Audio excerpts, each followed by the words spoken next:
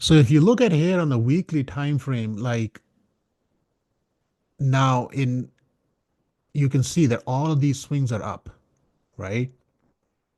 Now, in order for swing to turn back down, we need 3 weeks of lower lows. So keep that thing in mind. 3 weeks. So we're what 2 weeks into this month, right? So we still have 2 more weeks left to end the month.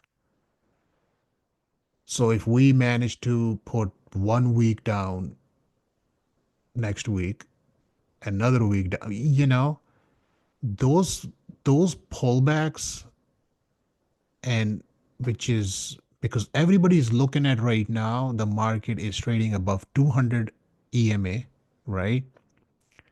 Or SMA, whatever you want, whatever you track. That everybody is basically is bullish. So it's just the question is like, are we gonna set back? Of course we will. I mean, we're just not gonna go, in go up in a straight line. You all know that. There's no such thing like we're just gonna go up and we're never gonna come back down. But it's just like at the same time, I mean, fighting one session is very hard because you just like sitting and thinking is like where the price is gonna hit the wall and I be able to buy some ports and we just have like a huge, down day, like down open that I can just cash. If you have that kind of a mindset, is that is very hard, you know, to position something thinking that this level or zone will hold and then the price will just back off and then I'll just get, my ports will just pay like, whatever that the risk that I laid out. That's not the way to trade, to be honest. You just like this is more like you have an opinion. You just basically throw in a risk on the board based on your opinion, thinking that this thing just can happen or might not. You just not. It's not what it's not what you see on the on the board. I mean, like I'll show you some of those, like some of these stocks. I mean, looking at this, there's nothing bearish here. There's absolutely nothing bearish here.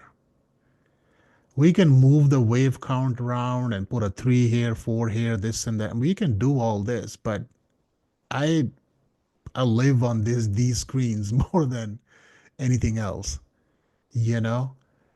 I mean, like,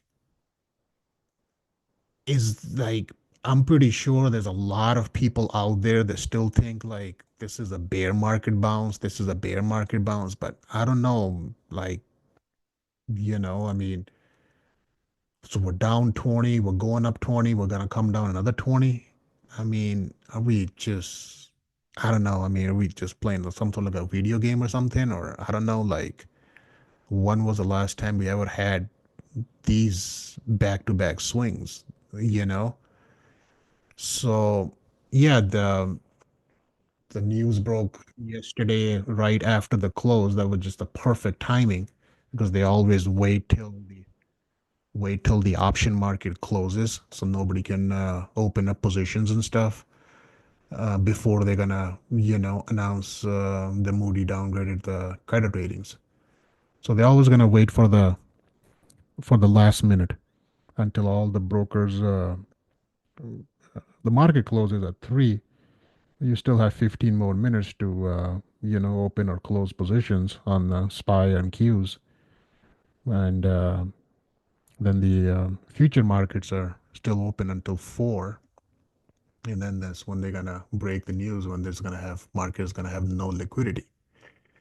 So timing is always perfect for these kind of news. So I mean,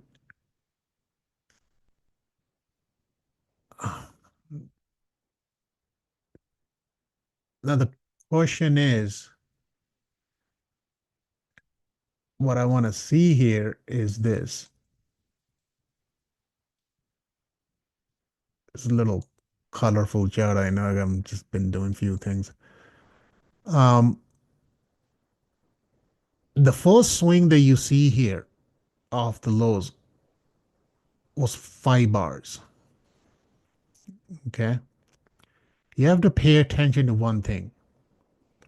When you have an uptrend, or if you are looking for swings, this is your first swing that had 5 bars. B stands for bars. Then you have four down. When you have and then when you have basically like, what you're looking for, this is the higher low. Now you're looking for a higher high. So that higher high right there on that swing right there should be greater than the first initial swing, which was bar five. You see, 5, 4, 9.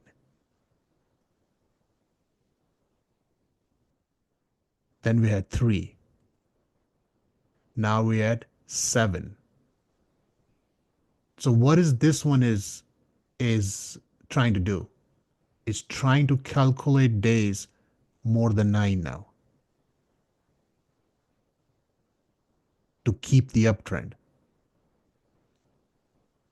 I mean, you could have one bar down. That doesn't mean the swing's gonna change direction, but it just has to be greater than 9. It's like the same thing here. That's how uptrend works. This is a great way for you to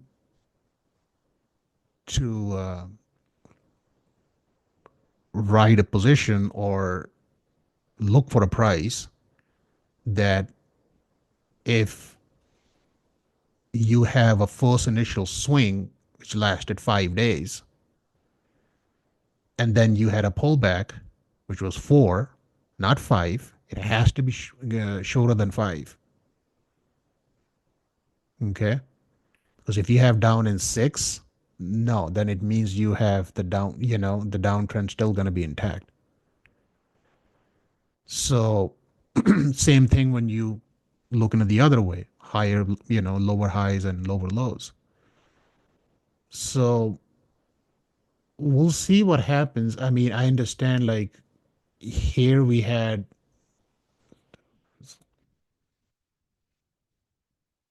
days up. Look at this.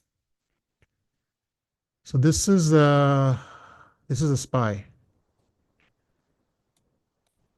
So we had 9 days here on May 2nd, which was from here, from this bar.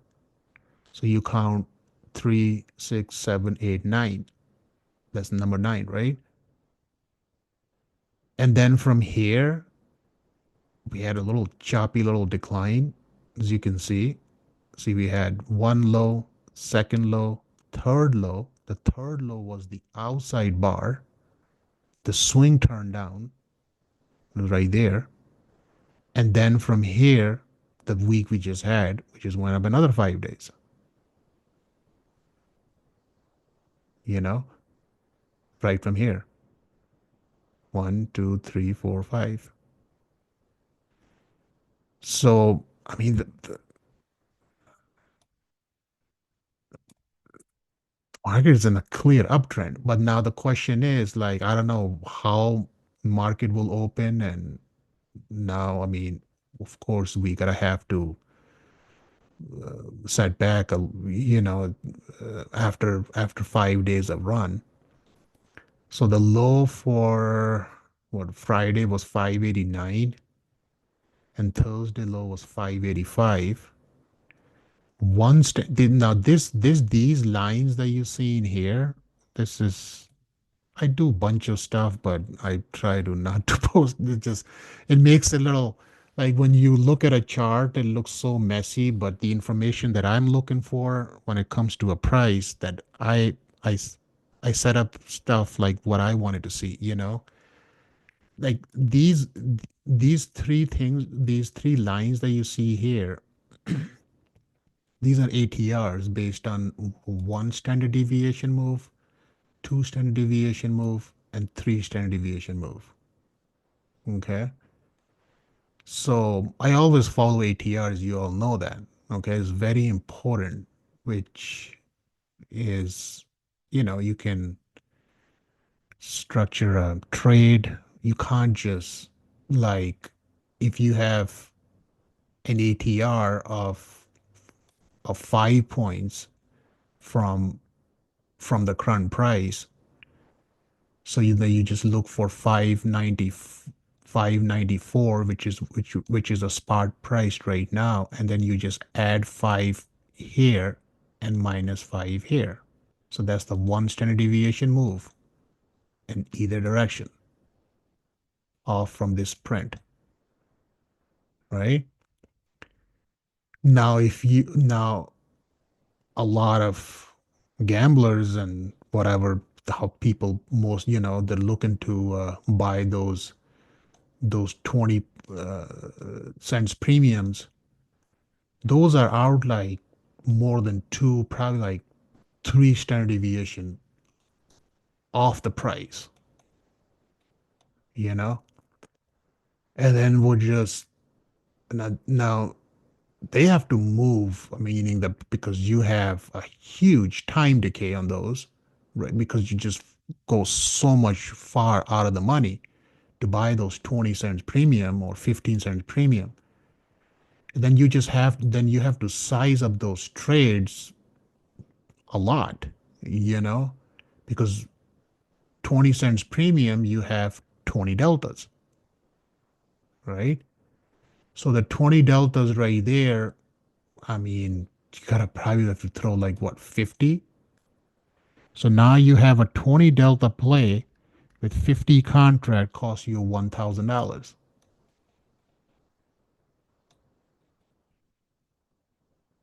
Now the $1,000 here with 20 cents premium by having 50 contracts, it's gonna have a huge time decay because you're going way far, going way out of the money. Yes, the reward is pretty good if the market pukes from here all the way back here. Yeah, those 20 can go up to three, four times in, up in value. So yeah, the $1,000 you can turn that thing into a 4 to 5 grand. But then if you look at something here at the money, it's always going to be roughly almost 50 delta. So the 50 deltas right there, you know, can only gonna gives you two contracts. Sorry, the for 1,000, I give you 20 contracts,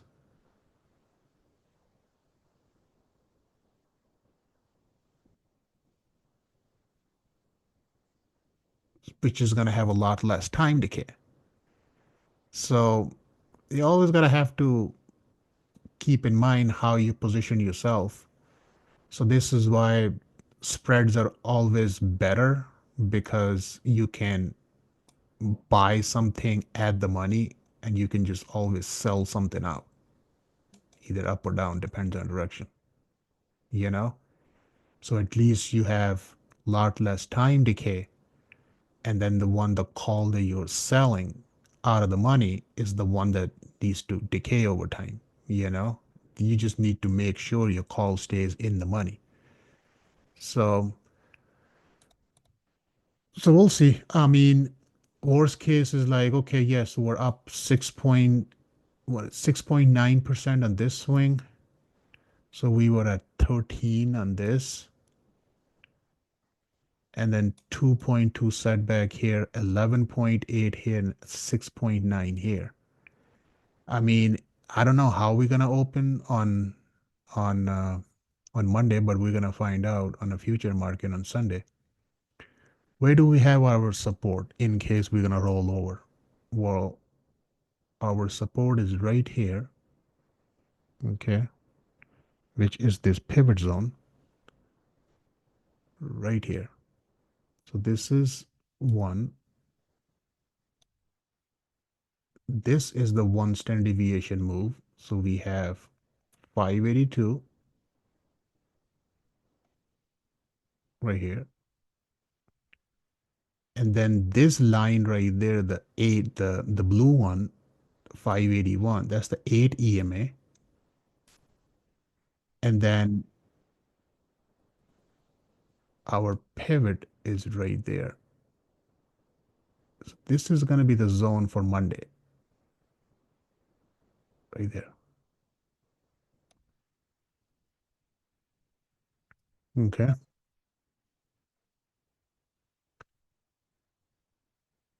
So that means is you have to look at this way, okay? I'll explain you a better way. If a price rolls over, makes a one standard deviation move, it's going to take off at least 2 days of the previous lows. Okay. If the price normally moves, like just if the price does makes a move and one standard deviation move, it usually takes off 2 days of the prior lows. Same thing with the upside as well. So either way, it depends where the price is trailing. When the price makes a move of a two standard deviation move, okay, it's gonna wash out at least a full week of the previous week. It can happen in one single day on an extreme volatility. Market is, US market is very stable. You all know that, right? I mean, a three standard deviation moves are very rare in the overall market because these are like very extreme moves. It's just where you're gonna see a massive spike in volatility as well. It's not like it cannot happen. Well, it did, and we've all experienced it, right? In March, in whatever, in March, in February and March, or whatever those 2 3 months that one are here. So those were those three standard deviation moves. Those, I mean, these are weekly time frame. So when you go to this is the daily time frame. So when you go to a weekly time frame, those will have wide, now you're looking at the weekly lows. So those ones will give you a much bigger range. But I'm just talking about from day to day basis. Okay. Like 6.5 hour is our, is this, everyday session. So 6.5 hour is the price can roll over, just make a one standard deviation move. Yeah, I mean, it's going to find support, somewhere around here, if that's the case, and it's just going to chop around, it's going to bounce, and just going to end the day. Now, if the market really going to push down hard on one single day to start off the week, making a two, I mean, yeah, we're gonna see some serious shakeout across the board. So that again, this is all based on one trading session. But then the band were right here, if you notice, like how well the price stays above this band, basically, so which is the same thing. You can use moving average as well if that helps, so I mean, these are two different things because you can see the band is slightly higher than because I mean, over time, yeah, it's catching up. It's it's moving up every day. So I mean, the cross happened here, as you can see. The divergence between the between the EMA. So it was all red here until this bar. So once this bar opens here, that's when is when you had the continuation. So it came back down here. See, it didn't broke below, it didn't break below here. It's a pretty good way to trade the market as well if you just follow this band. I think it's a pretty good way you can watch your trades that you have open, how the price is. Yeah, I mean, price will fluctuate, of course. You're not, no, everybody wants this, that you're gonna have one or two down sessions, but as long as the swings are up, you know, the the just if as the direction is good. Like if you take in a bullish position and if the price is above the EMAs, the swing is up, and if it follows the ATR band, I mean, I think you just have to just stick with the trade and just let the trade work. And you can see, then we can always project the upside because swings right there is not giving you any upside. That's when the fibs comes into a play.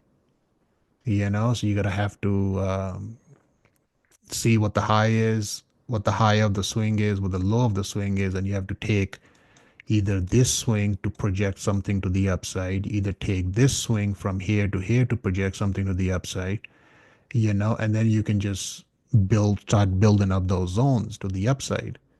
Because we don't know where the how because like the price stops here. Now everything here is all blank. I don't know what's gonna happen, neither do you. But it just but as long as another bar is gonna open here, that doesn't mean that if if uh if Monday the bar opens here, hit this mark, that is gonna turn red. No, it will not, because we still need three of these bars, 3 days. So we need Monday, Tuesday, Wednesday. So we need 3 days for this swing to turn back down like this. So I'm pretty sure that I don't know. I mean, I think that any weakness in the market, I think there's more buyers than sellers. If you look at the put to call ratio, is at almost at all-time low right now. I think so.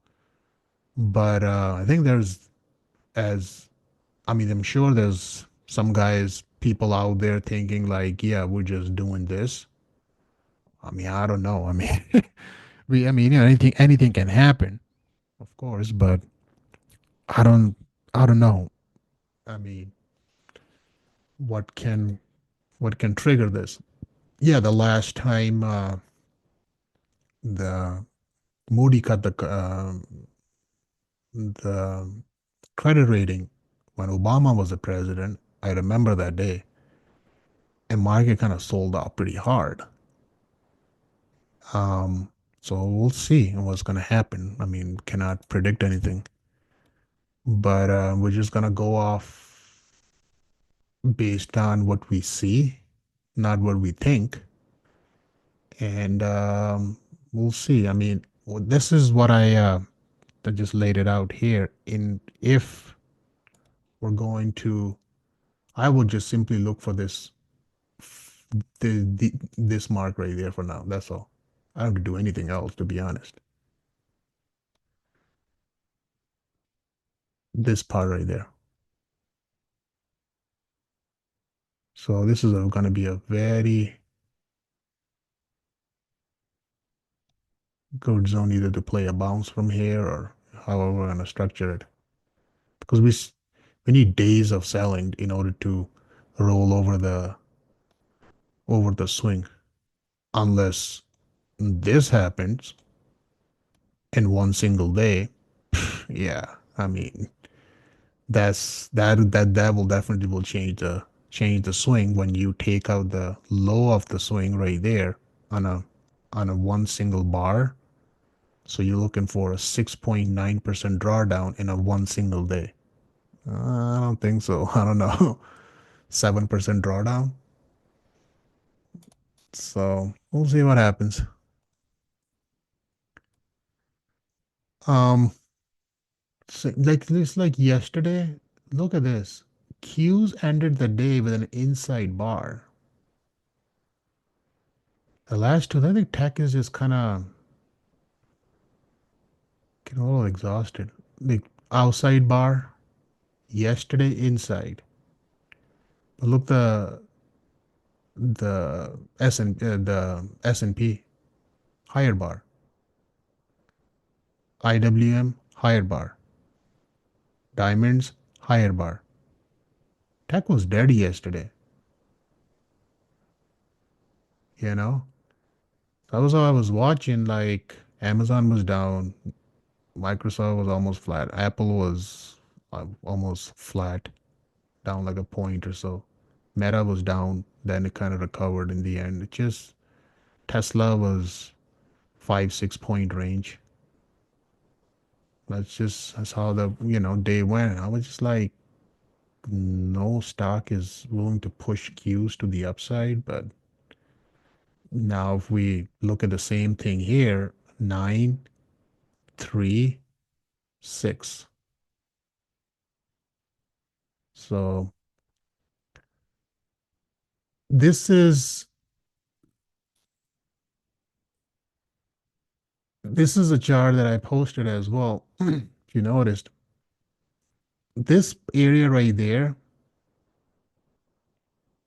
is the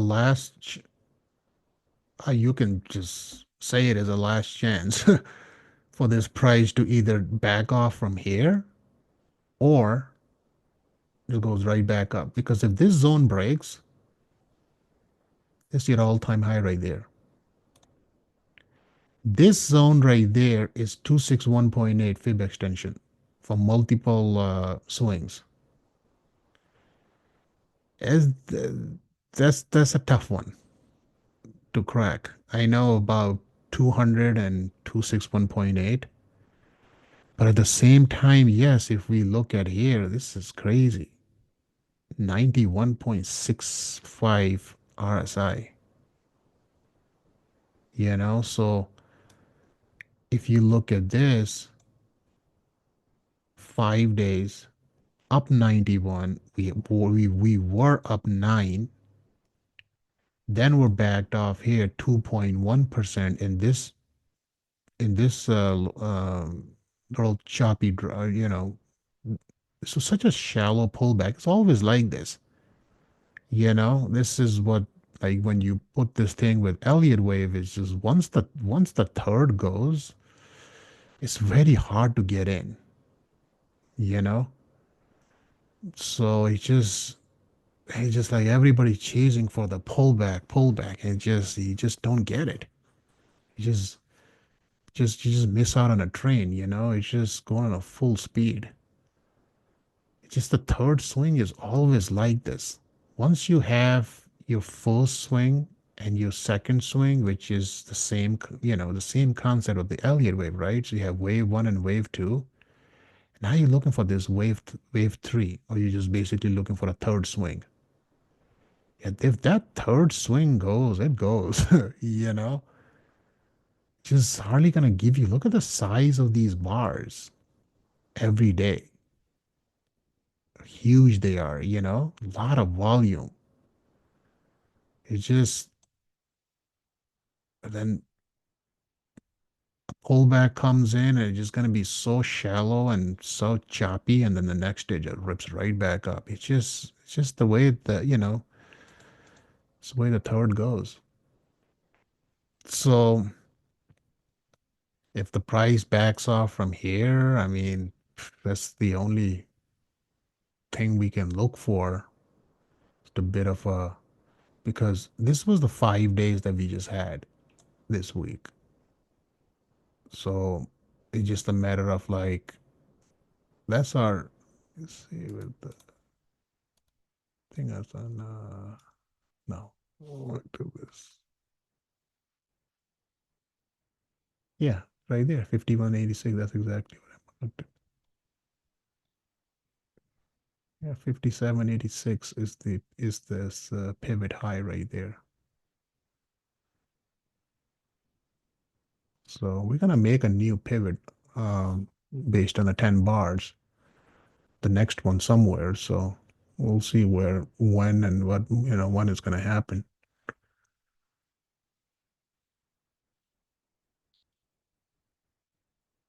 Looking at the wave count, so I put this fancy labeling yesterday. Um, Counting from here, not from here, you cannot make this thing work. Counting from this low, 49.10 compared to 48.35 low, you got five up, three down. From this three, now if we go three versus one, three versus one is sitting at 6,095. Okay, that's three versus one. So now this green three, we need five smaller waves to complete a green three. So we take this low. So now we're gonna count 1, 2, 3, 4, 5 to make our one. There we have a three wave correction down here in two. And then from here to this third wave, we need five smaller waves. So now we go back again. So we have five, three. Now we got another five in one. Then we got down in three. Then we need five to complete this three. Then we need this wave. Then we will set back in four. Then we need another five to complete five of three, because each smaller waves is gonna, so breaks into because all the smaller ones makes one higher degree, right? Now, if we're gonna take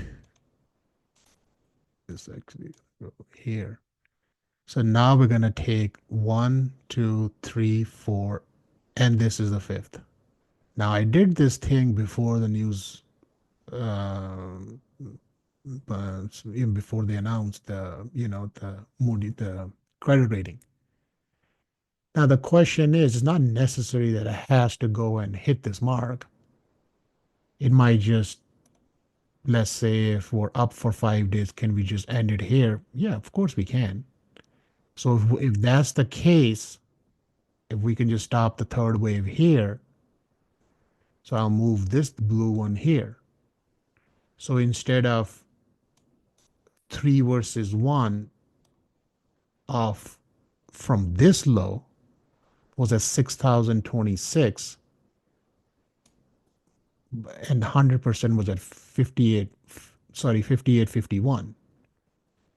So third can end somewhere around here. So if that's the case, if we can just end the third here. So this is the fourth wave we will look for on Monday and Tuesday. Okay. So now this fourth wave right there, we will fight against this one right there. That will have the invalidation here 57.20. Okay. It's a little tricky. I know third wave has a lot of smaller subdivisions, so you just gotta. You wanna. I don't. I don't think there's anybody out there can count this. This is very detailed Elliott wave work.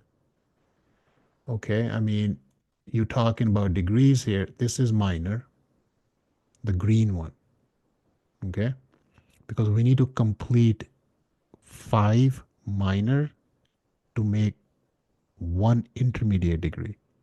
Then you're going to have five intermediate to make one primary degree. So that goes on and on. That's how you just basically looking for 5, 3, 5, 3, 5, 3, and just that's it. And you just keep going until the trend changes.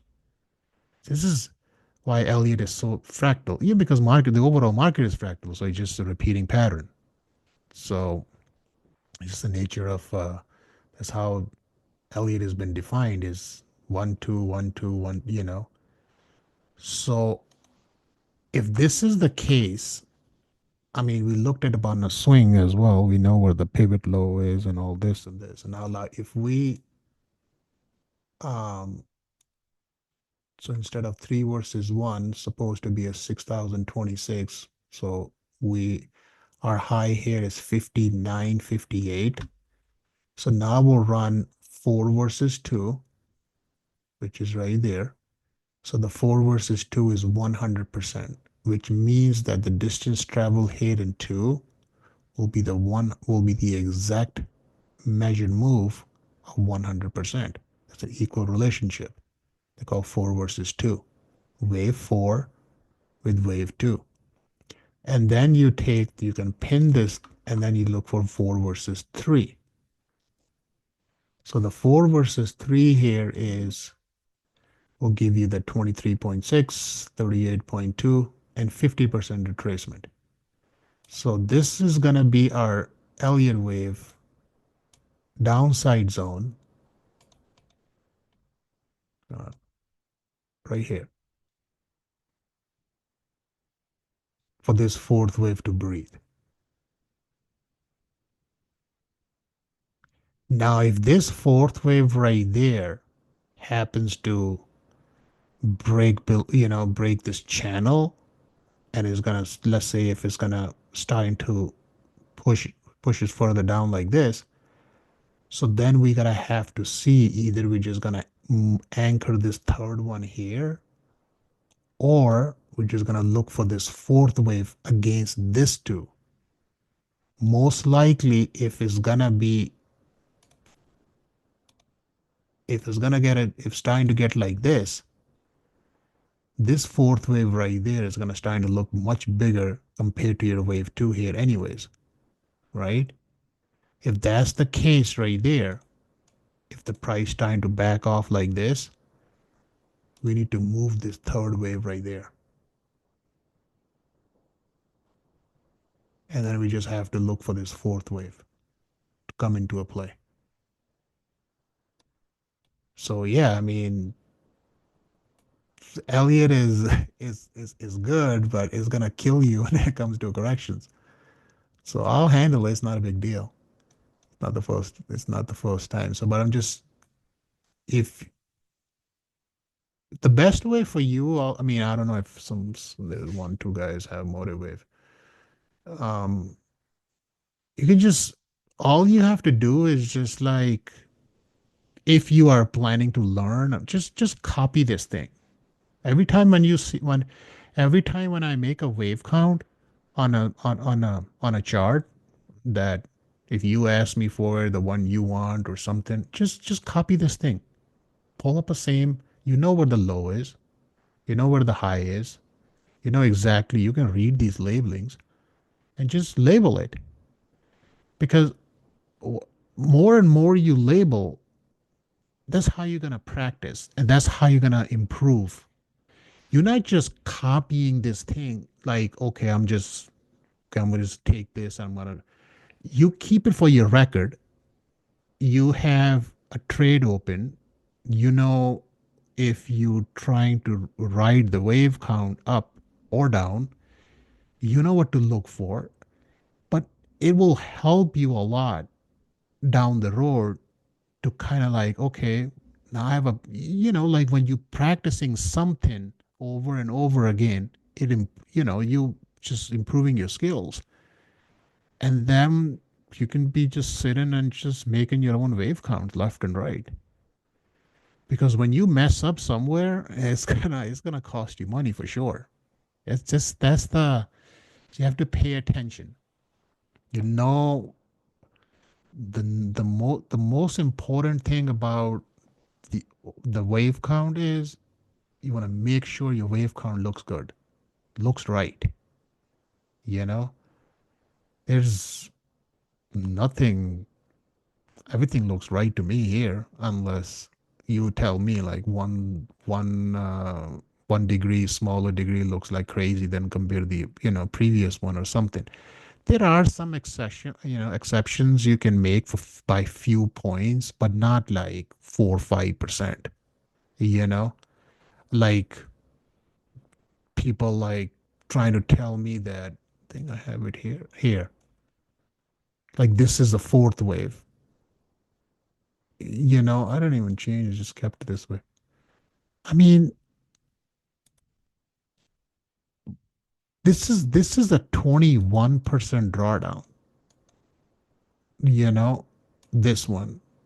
Making this four look, I mean, like your your fifth wave, like if you use a channeling technique, what Elliot has, you have to actually draw a channel from one to three to look for the fifth wave, and then you project it from three.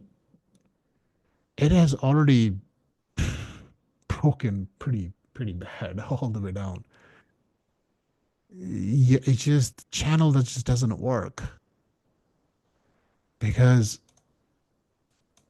this if this is the case,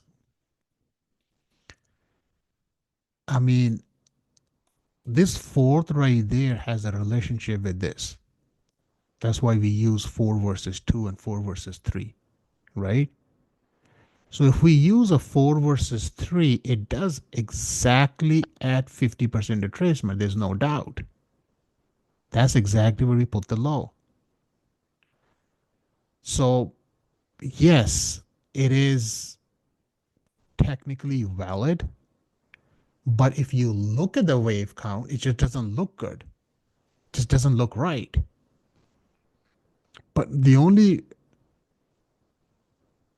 reason why it doesn't look right, because look at this fourth wave compared to your previous all these corrections. So you had one, two, three.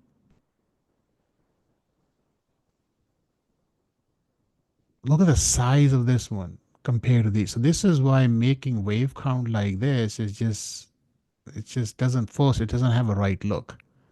Okay, and it's just no. I don't like that. So it just should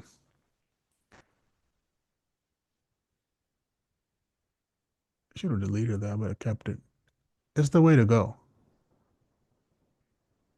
So now if you use this, look at the relationship here, 4 versus 2 and 3. See? Now if you draw a channel here, look.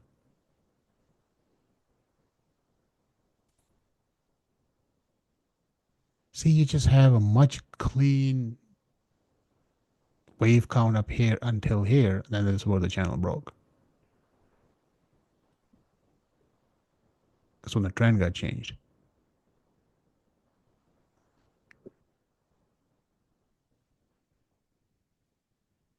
So in the bigger picture here, if this is all of an ABC, okay, well, that's how it works, right?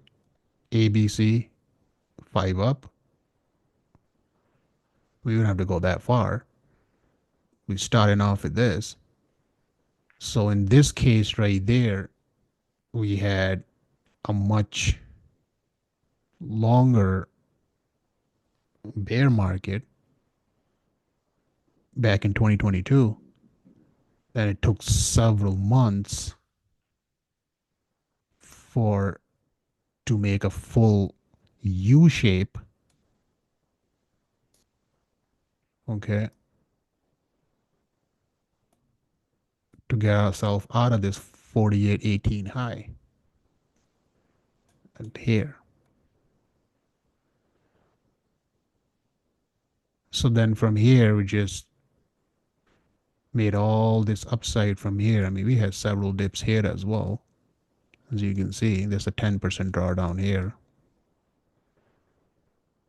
So then from here, we just rallied all the way back up.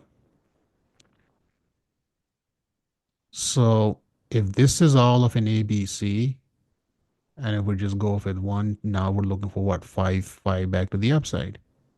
One, two, three, four, five. So the 78.6, 100% relationship, that's all got cleared out. So now the rest, so where we at here? 3 versus 1, 62.49. all-time high 6147. So now if you take 6147 of an all-time high, 3 versus 1, 6249, that's a 100 point range. So that would be the ideal target for 3 versus 1 of wave 3. Unless if the wave 3 will extends more, it can go up to 200%.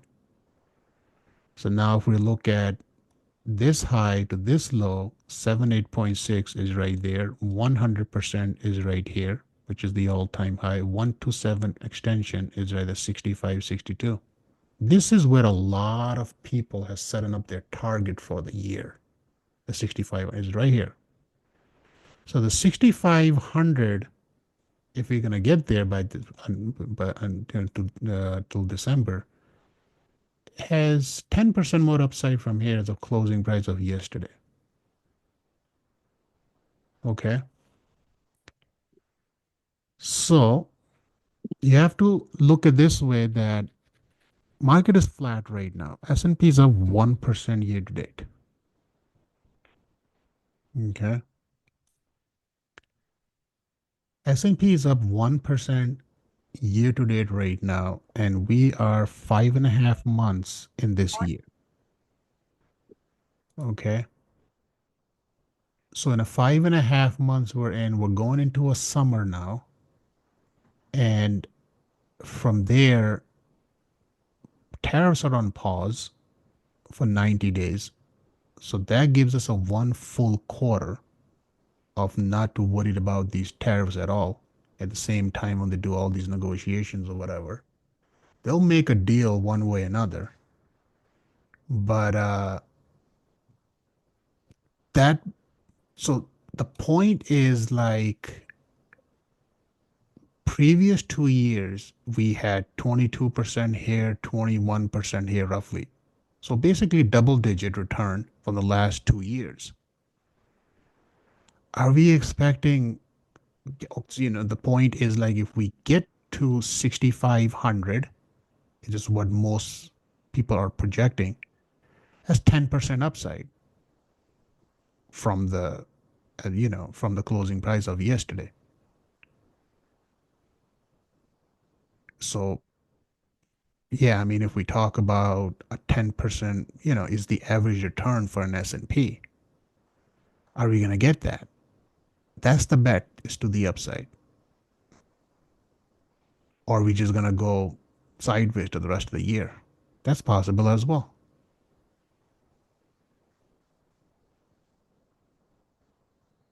Now, these are daily bars, which it's going to take a long time. But the way market is coming back, it's just, you're looking at 10%, like we're trying to make a case here for the next other half of the year. Market is moving 10% in a month.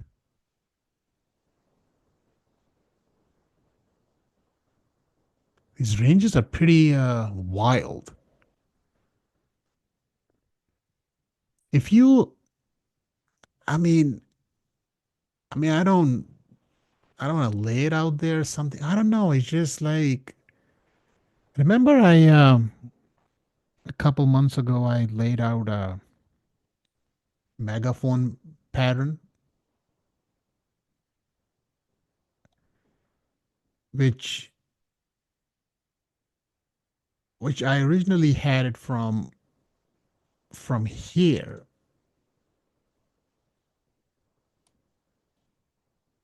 like this, but then it got invalidated because it went way back down. It just, I don't know, this range, the it just, I don't know. I mean, it's hard to say because if I look at this, I mean,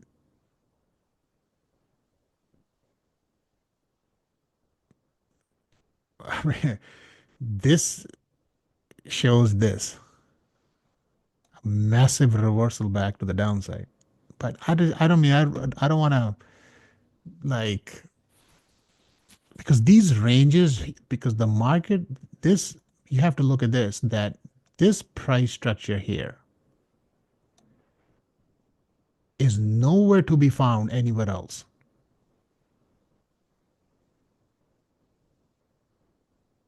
That you're down like 21 and you just rip right back 22, all like in a matter of like 2 months. If you don't, you know, it happens here. If you noticed, this was a 10% drawdown. Look at the reversal here. The bottom line is this, that this market has room to run, which I can show you on this.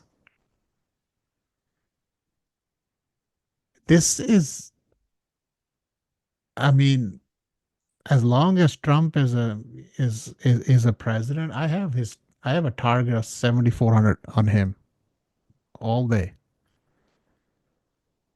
It just look what like look at this and look at this under his administration. It's the COVID. Look at the reversal. Look at this drop. Check the reversal.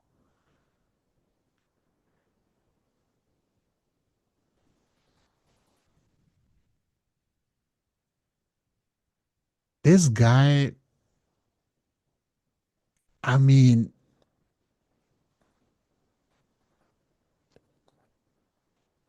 I don't think it's easy to bet against him. This guy knows how to pump the market.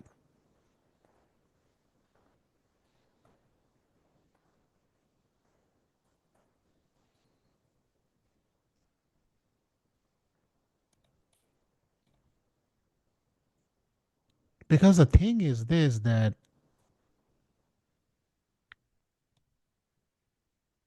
he came to the office right here.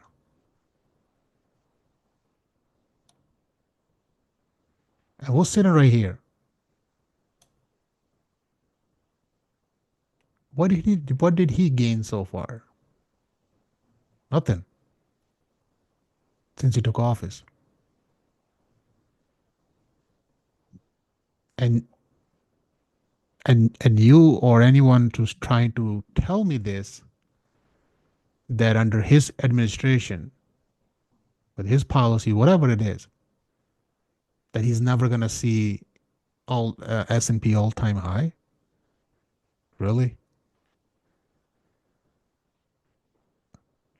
You see, like it's not easy to make the case. Well, I know that, but we don't need any um money, okay, well, look at the reversal here. Do we need Fed help? No. Market has enough liquidity. We don't doesn't Fed doesn't need to jump in, come for rescue. I just look how market rebounded just now. Market wiped off trillions of dollars and just recovered everything back just in a matter of like couple weeks. It's just it's damn impressive. I mean, yeah, if you look at the overall picture, it's pretty confusing for sure. I get that. Negative GDP, all these earnings came out. Okay, no guidance, because everybody not sure like when these tariffs is gonna impact their future earnings. And they say like, screw it, we're not gonna even give our nobody our earnings this quarter. That's what most of these companies did, and they have full right to do it. They don't have to disclose earnings. Look, Tesla not giving earnings for how long? Apple was doing the same thing back in 2008. They just stopped giving guidance. Yeah, it makes it very difficult to analyze a stock based on fundamental is like, what kind of even price tag I can put on this stock now for the next quarter? Company's not giving us any guidance. So yeah, I mean, Fed was this, and that. I mean, look, yeah, I mean, we have our debt and we have this and that. I mean, I don't know. I mean, there's so many different topics you can pick, but the bottom line is this, that we're back where we were before, you know? It's just, yeah, I mean, look, there's always gonna be negativity. Okay, there's absolutely, this is what the capitalism is, it's always gonna be something. CNBC is gonna be working overnight, just milking this thing. Oh, this thing happens, this thing, like everything is just bad. Just makes it looks like it's just getting worse and worse every single day.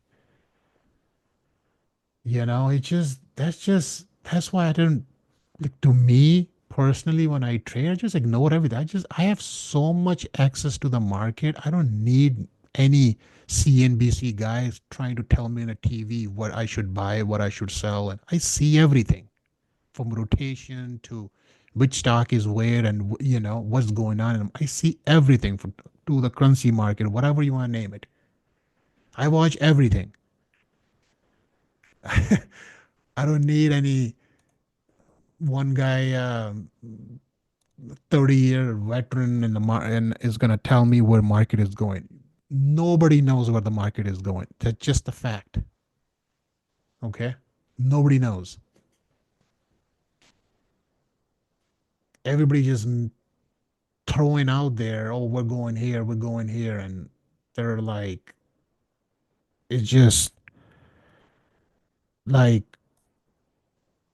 people comments me like, oh, we're gonna fail here, we're gonna stay down here for this long, for the 3 months down here, then we're gonna go back up, and then we're gonna come like that. I was like, okay, well, if you know all this, how do you even know all this? That we're gonna stay down for 3 months, and we're gonna go make a new high, then we're gonna stay down for 6 months. Well, like, how do you know that we this is gonna happen?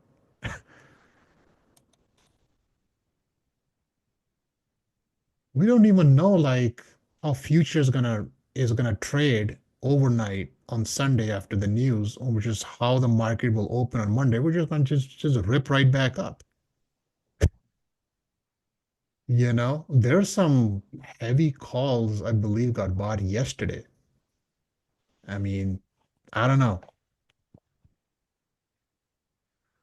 I do not know. Neither anyone knows anything about it. So here's your 6,500 target here. That's your 61.8. I'm just, if you look at a weekly picture, I mean, all I see is this, that COVID, Biden, 20, you see, they're getting smaller and smaller.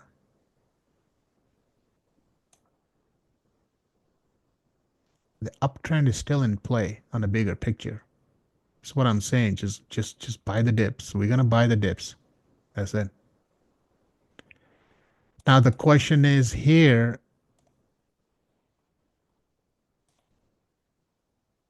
I mean, if we back off here, came back, retest to, like if you drop like 300 points or so, whatever, it doesn't, I mean, yeah, then we're just gonna start looking at here. So it's it's confusing. I know that. I mean, it's just, well, trading is not easy. You just gotta go through all these. I have my plan A. If my plan A fails, I know what my plan B is. Okay, because both cannot be wrong at the same time. It's just impossible.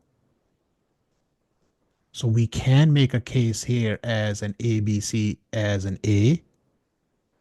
This is an ABC up here as a B.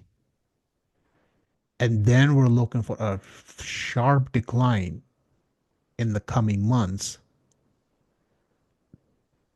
to come back and retest these lows. That's what they call expanded flat. If that's the case, is for the expanded flat to come all the way back down to 48.35 to complete or slightly lower. Okay. If this expanded flat, this is the how expanded flat works, or running flat. A running flat is where the C will stop somewhere around here. So you still get the 5 waves, but on the expanded flat, you retest always the prior A wave low. On a running flat is where the fifth wave doesn't retrace below the A wave low and it stops here. And then from here, it makes its find way back. So that will come, they're called ABC as well, the so-called running flat. So then from here, the complex correction is you can consider that as well. When A, B, and C will make a W. A, B, and C connector X. Now from connector X, you're looking for a Y. So the Y wave will have another A, B, and C. So now you're going to have an inner A, then you're going to have the bounce back up in B, then you project the C. Now the Y wave can be 61.8. That's a typical retracement of a Y wave. Then you have a 78.6 and 100%. When you have an extended W here, your Y wave right here is going to be shorter in magnitude and length compared to your W. Okay, complexes are very tricky. So you basically, what you have is you have an ABC, ABC, another ABC. So the only difference between the complex wave structure compared to an expanded or running flat is this all about this C wave. Is the C wave comes down in 5 or it goes down in ABC to complete Y. This is the complex wave structure. This is why I had them, I laid out both of them. Yes, we have a, a pretty thick zone here, but the way market is going up, it doesn't, it's just no signs of backing off. I mean, we just literally sliced through 78.6, even 100% here. This is a gap up here, and we even get above 200 as well. Next is right there, 261.8, along with his 100 is at all-time high. So this is where everybody right now is trying to see, like, at the same time we're looking at 9 days rally. Now we're up for 5 days, and we're just like, okay, give up, give back something, you know, 90 RSI. Like, we gotta back off somewhere to cool off a little bit, right?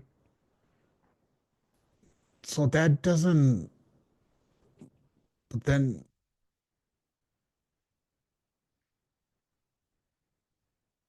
we go back here.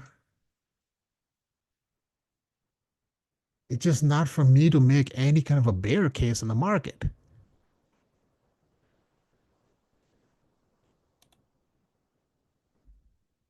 You see, that's the thing though about if you have a short-term trading mentality, that's different.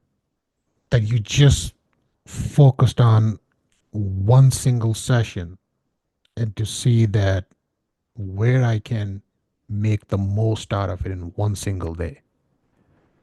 If you have that kind of a mindset, but then what you seeing here is pointless. You're just literally wasting your time. You just because your focus is on a very shorter time duration. You're just looking to see like, okay, I just buy puts and I hope I get lucky tomorrow. You have a very short term thinking because you had a risk and you're just thinking like, okay, I can just try to see if I can cash it out as quick as possible. If I can just get a big down move.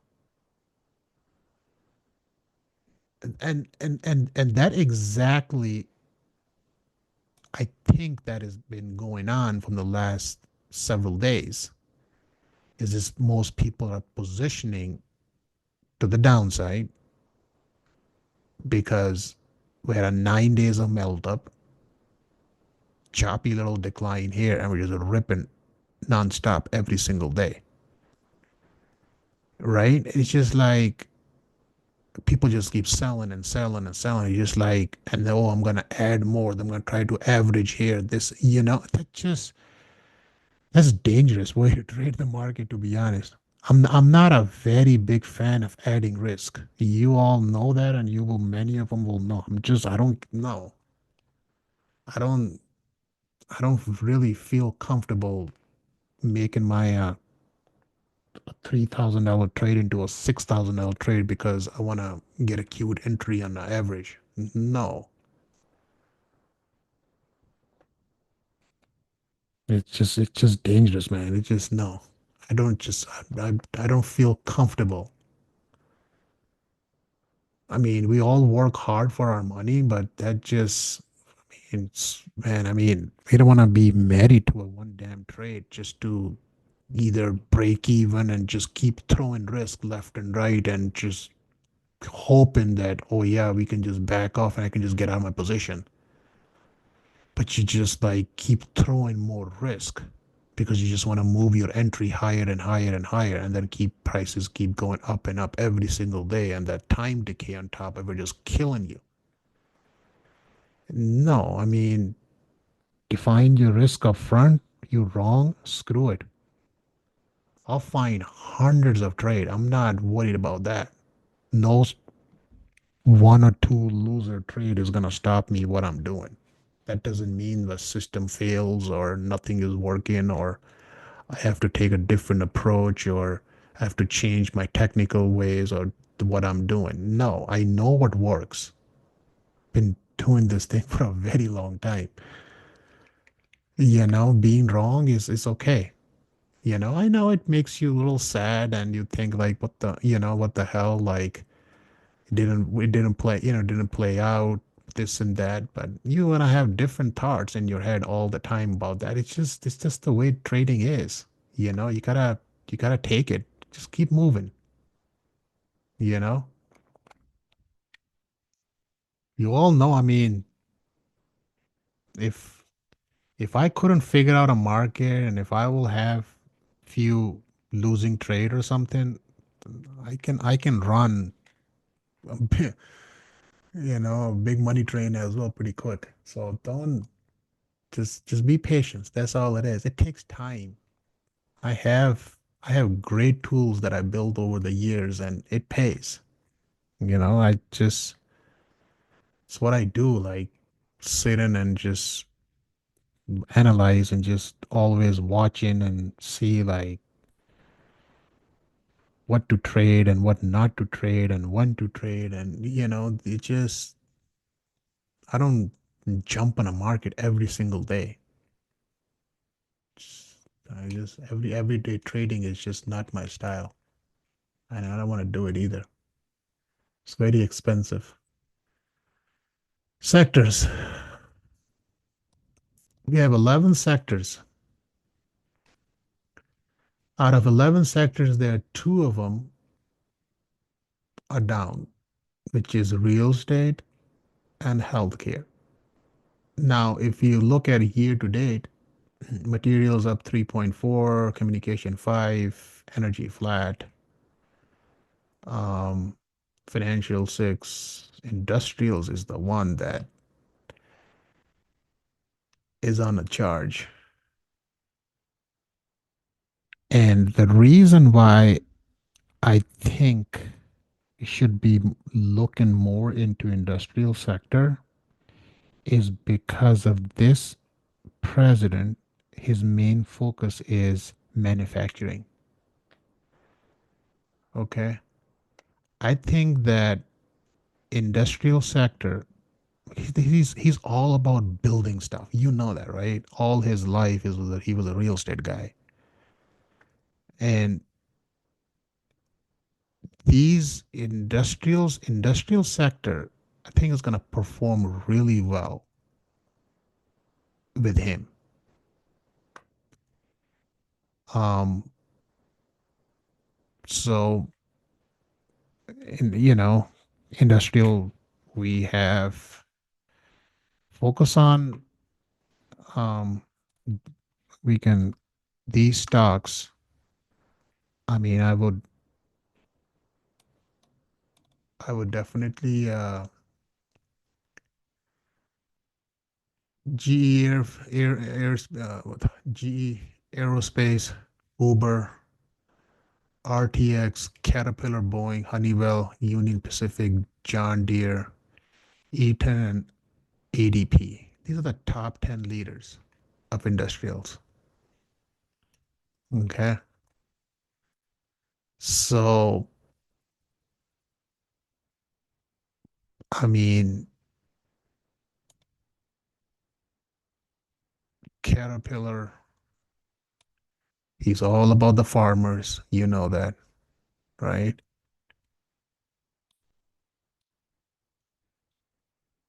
They just got a massive order from Qatar of the plane. They have a pretty big backlog as well. Honeywell is good. Uber, of course, is this sector is gonna do well with him, So I'm gonna put all these stocks in a one folder and then look them up. If we go back here, I gotta have to set it up.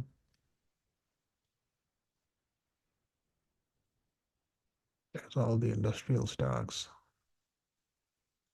So now if we look at the rotation here, I mean, it looks pretty good. A lot of them are here, Caterpillar, though they're all here. Let's say like FedEx and UPS and all. I mean, they're all here. They're all industrial, but they're like much smaller market cap. I like UPS. This big is just tough. Um, Boeing is here. Uber is here. This is all industrial stock. Now, if you look at, there's only these stocks right there. Their swings are down right now. One right there, this one, 'cause it has 3 down days right there and a pretty big pop. So these stocks right there, that all swings are down. Rest of them are all up. So let's say which stock is doing the best. Uber, 52% year to date. Oh boy. Howmet Aerospace. Jeez. There's no turning back here. Look at this move. Wow. GE right there. Oh, oh, GE, of course. They're the one who makes the engines for Boeing. And this is just crazy. Isn't any lower? Oh, right here. So this stock is up 3, 6, 7, 8, 9, 10, 11, 12. 12 days. 3, 4, 5, 6, 7, 8, 9, 10, 11, 12. 12 days. They haven't even had a single lower bar in 12 days, over 2 weeks. Every single day, the stock is making new highs, except here with the inside day. Damn, that's the full swing. It's going to be eventually due back here for a second, and then it's going to be a third to the upside.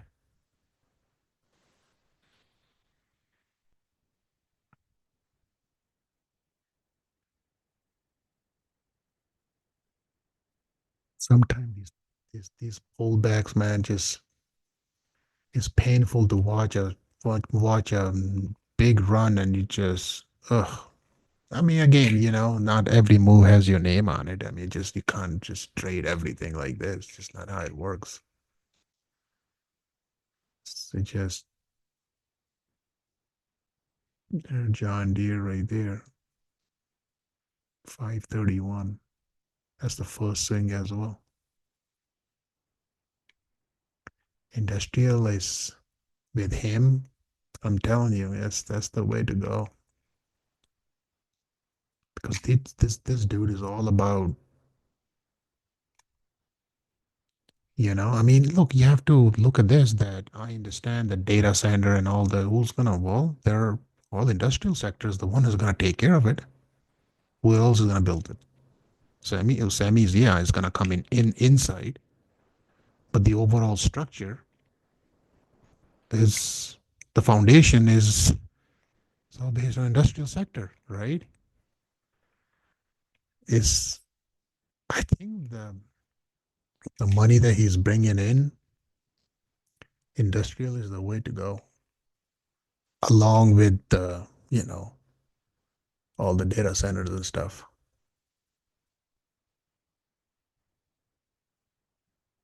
Is I mean, the sector is doing pretty good. Yes, up like 9% year to date so far. So the lab, what was the one in the beat up one? UAL. Why this thing is?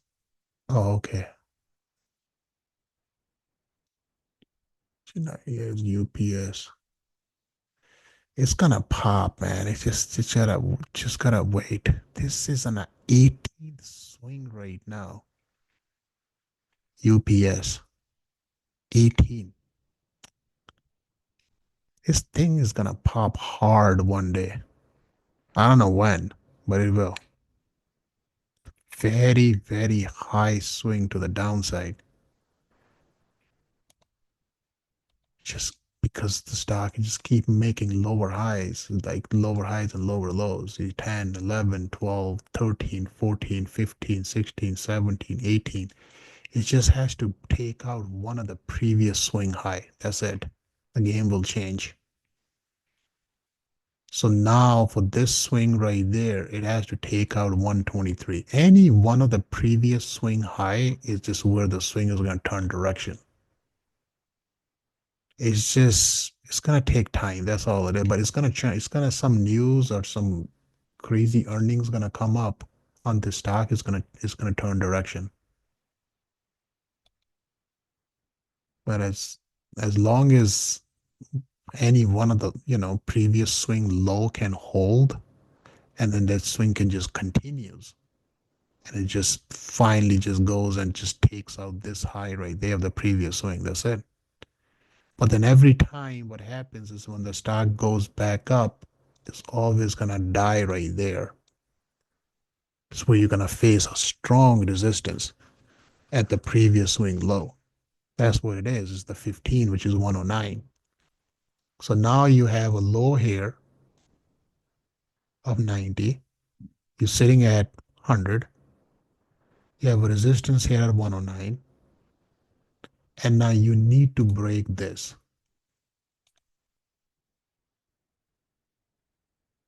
You know, this will change the entire swing count to the upside. Then you're going to start one, then two, and then you start the new sequence to the upside.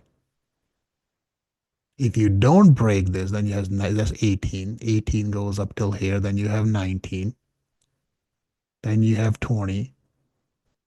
and then so this is 18. So when the 19 will come, the 19 has to come all the way back down to take out the this low.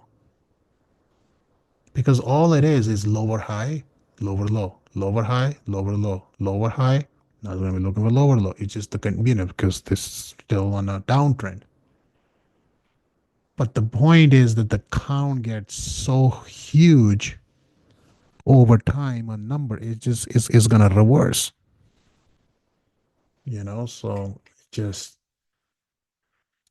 just gonna take time. That's all. Company has to come up. It's gonna break some news or something, or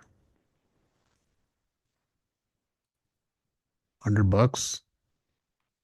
I mean, it's a great company, pays dividend as well. Um,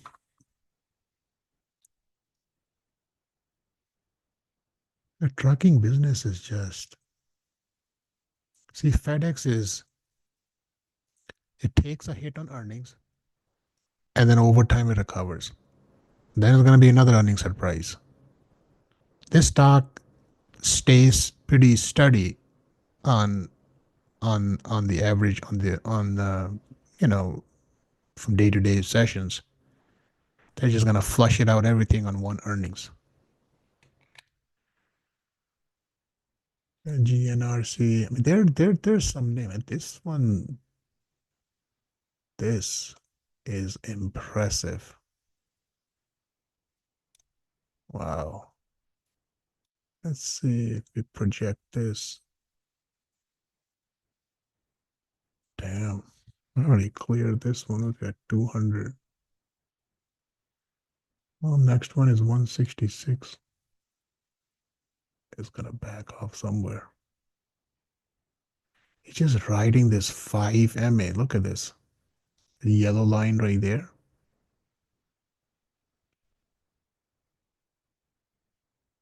But again, you don't, it's 19 bars so far. So we have two here, 7 and 19.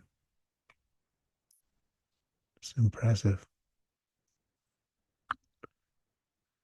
Um, we look at what was I looked at there. This one right here. I was uh I was up I don't know, it was Tuesday night, I believe, or I was up to like 1 o'clock. And it's been a very, very long time because my family is not home. They're out of the country. Um, I wasn't really planning to work, but I don't know. I was just like had a dinner, this and that, went for a walk, kind of move around a little bit, and came back, and I was like sitting downstairs. There was nothing really on the TV. I was like, screw it, I'm gonna go upstairs, turn the computer back on, and I'm just start working. Went downstairs, made a tea, came back, turned the TV back on in my room, and there you go. When I'm working, I don't really look at the time, to be honest. I'm just looking at a bunch of things. So I came up with this one. I have a very good friend of mine. She's a PhD, very smart woman. Um, I know her for a long time. She moved to Vegas permanently. Like she used to live here in Illinois. Now she lives in Vegas, and she sold her house. She's crazy about Bitcoin. And she sold the house, made money on the house. She put all the money in Bitcoin. Okay. And when she did that is when the Bitcoin was around like that 53, $54,000 range. It is when I start screaming about it, it's like, okay, this Bitcoin is gonna move. We're talking about last year. She did really well. She retired and she's hooked to this Bitcoin. So, anyways, um, I talked to her on Tuesday, and she's like, "How's everything?" This and that. Like, it's all good, And she was like, "I just got home from Bitcoin convention here in Las Vegas." She was out on convention there on Las Vegas, somewhere in a hotel. She says like, "Look at this MSTY." I was like, because she don't know much about technicals. And she told me that like this is an option income strategy. And then I started looking, I was like, this thing that much yield? I mean, this is crazy.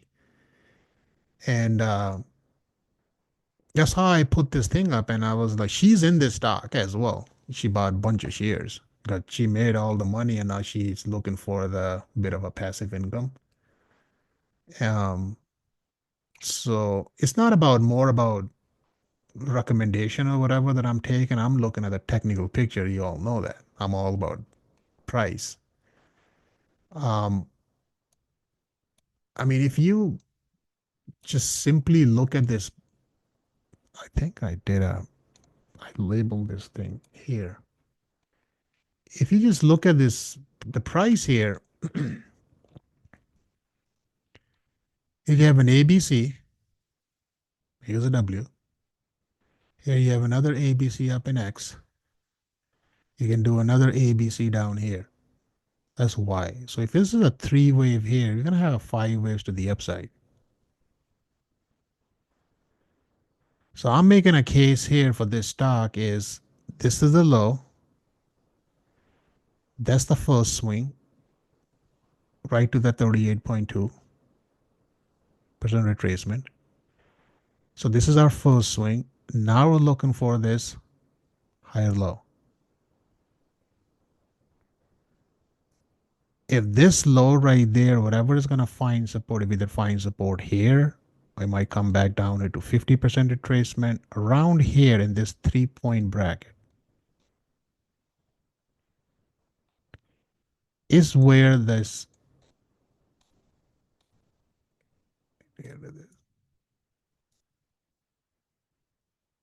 come on, get out. This is where this second swing right there will settle.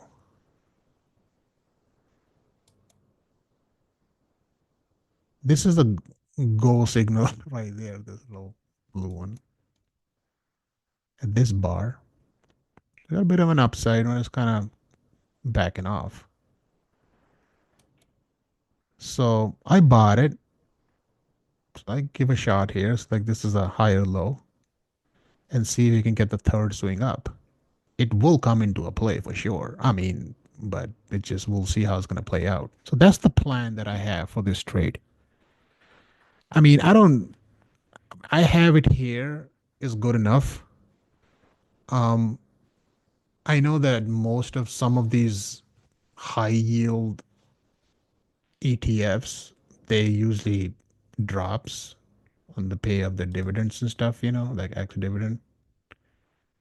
So it's just a matter of like collecting few bucks if we can. I think it's good to have something in a portfolio. Just to have this is all, you know, I'm already in MSTR. We all know that. I mean, I have position on. It's just have an ETF on a side that pays dividend. Hey, just we have a stock that can appreciate more, but here we can collect some dividend. And this is on monthly basis. So that doesn't mean that you're just gonna have to go all fully heavy into this stock in this ETF, but there's always a risk as well because all ETFs they're tied up to the actual stock performance as well. So there's always risk. So I mean, it's this thing is yielding like two, I don't know, 2.5% or something. I mean, I'm just, I don't know, if anybody has enough funds or whatever, you can put $1 million here on this, can pay you $100,000 a month. a month. Worst case, you can get like, depends where the stock is at. You can still get like 70, 80 grand. That's a lot. And $1 million for a single month. Just to sit on it. Yeah, 6 to 8, but there you go. It's very high. But as long as it's high, well, try to take advantage of it until it until it will not. You know, I think it's a very good way to have this low risk ETF that is yielding that much just to have a bit of a passive income for all of you. Okay. So,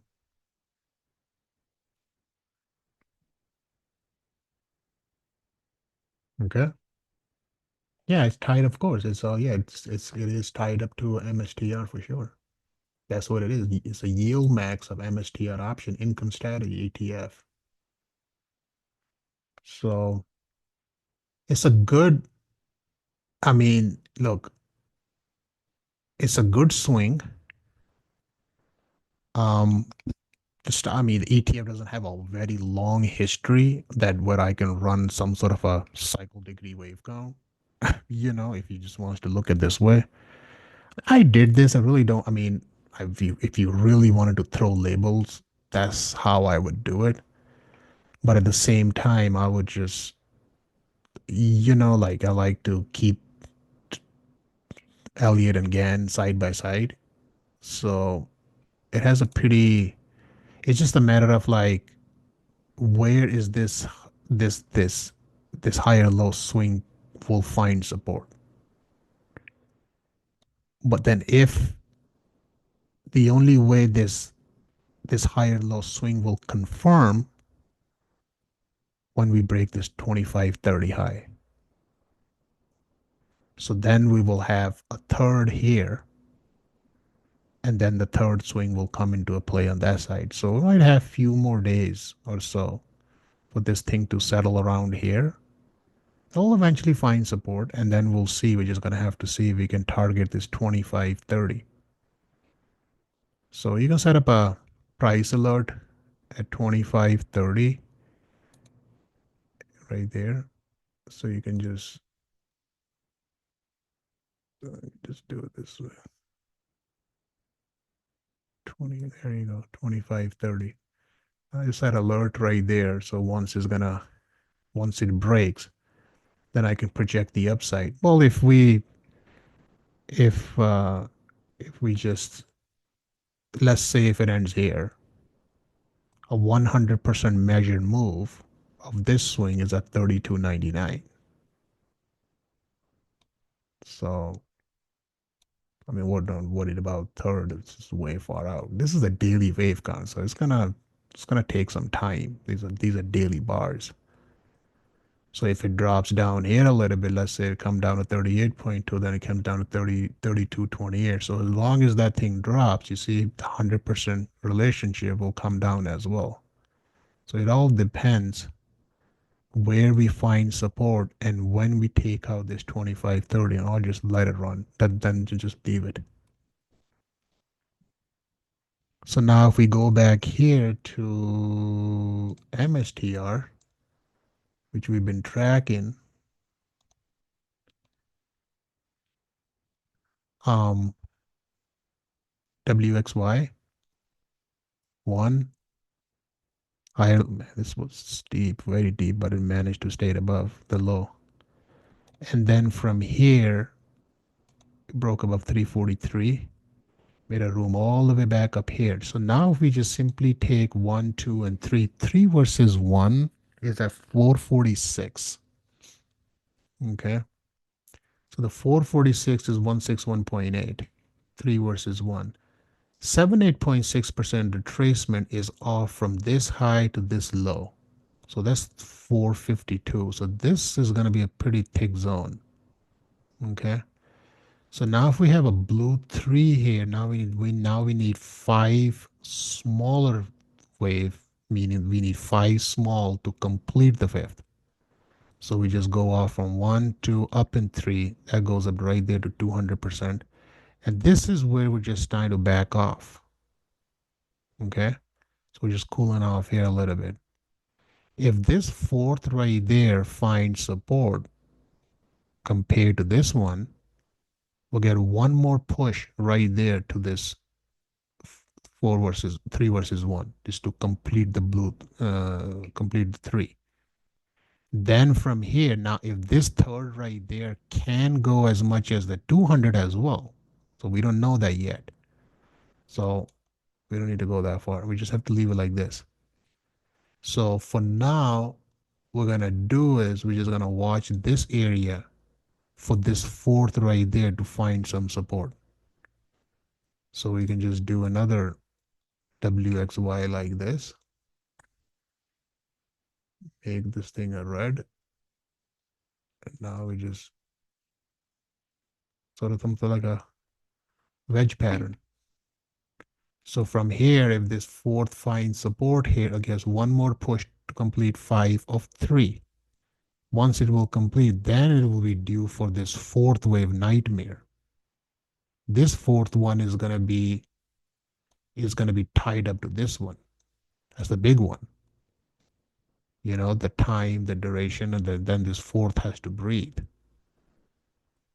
And then that fourth right there, it must stay above 343 mark. It cannot come down here. You see, there you go. Well, here comes a warning. Here comes a warning. So now from here, then you get the final push back up here. This stock is making a U right there, as you can see it.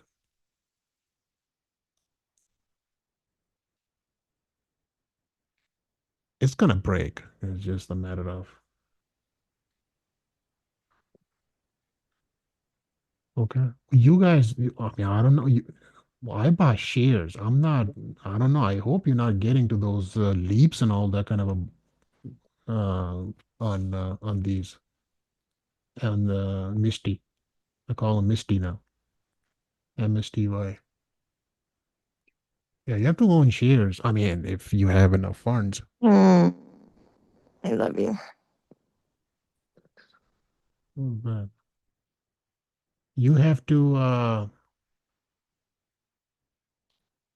Yeah, you want to collect dividends. You gotta own shares. Try. I mean, I don't know. I mean, I cannot give you nobody any financial advice here or something, but try like a couple $1,000 and see. Just gotta wait for a month and see what the payout is. Mo, my point was they recently, this week or last week, they changed their prospectus that before they would synthetically get exposure to MSTR, but Okay. now they recently just changed it that they can actually own shares, which is a real big change because it might actually reduce the decay. And it actually makes sense that MSTY actually might perform really well on this next leg because they'll get better direct exposure to MSTR. Correct. Correct. Yeah, it's good. I mean, I think it's a good. Hey, $22 for a stock. I mean, I think it's cheap. And If this thing can ride, we can ride this thing up to 45. Here's the thing about this stock. This stock right now has a double top. It's gonna break one day. I don't know when it's gonna break.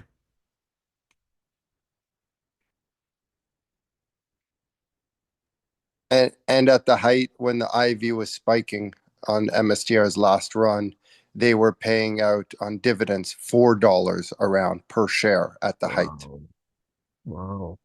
Wow. I've been in this stock for a long time. Are you in the But stock? I own MSTY. Yeah, I have 2,000 shares, but I'm looking to add more. Okay. It, it, it it's out of all the out of all the income play ones, the Yield Shares is the company. Uh-huh. This is out of all the IV erosion, Mm. this one is way better. Like if you look at Coinbase's one, which is CONY, Yeah. that one has been obliterated. Like it was at like $15 and then it went to a low of 7 So you getting dividends every month? every month. Yeah. I have coin Y too. I have a smaller position there because the chart's not as well. This is the only one out of all the income ETFs Mhm. that trades more in a horizontal pattern and Good. is not just decline, decline, decline. So Right. there's something going on that's different with this one, Wow, that's which good. So you get so which you which is collecting your juice. ER, obviously, right, with Bitcoin. Um, Good. I mean, as you know, again, I find I came across and I had a conversation with my friend and stuff, and I just like, and I start looking the technical picture, and I'm like, sitting at 1 o'clock in the morning. I was like, okay. I said, like, this is I'm looking at this double top from a technical point of view, right? It it's gonna break one day. That's all. I mean, if this thing is sitting at 2289, I mean 44, double it. But that doesn't, I mean, it doesn't mean that there's no guarantee. It's not like the stock cannot come back down here. Of course it can, but it will eventually find a floor is where that it will start moving up on, either on swings or we could just get the eight swings to the from off the lows. So right now, I mean, what I If can I say one more yeah, quick yeah, point? yeah. Is just two thoughts here. If you think this is going back to the highs, the first thought that comes to my mind is the projection on MSTR needs Mhm. to be higher. That's what I would think. I have a That higher projection.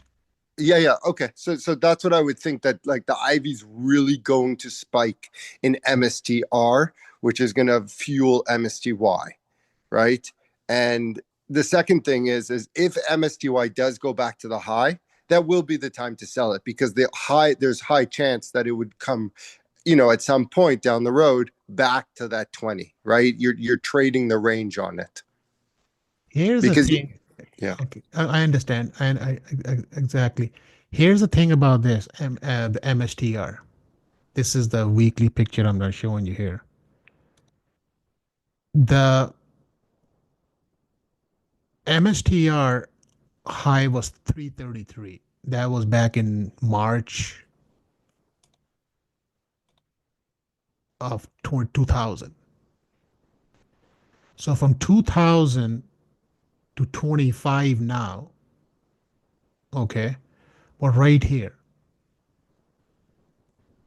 Now we're at 392. This, I mean, if you look at the price here, what the stock has been doing is where I mark this 333 here, right here, 3-year high. Oh, I bent back with a small time frame. So this is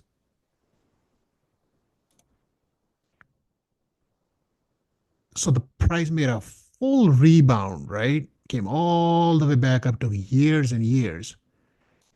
This bar right there, which was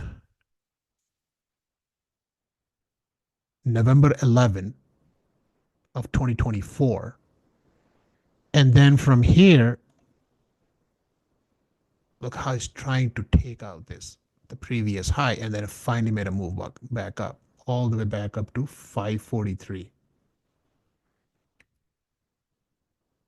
And then from here, look what this stock has been doing.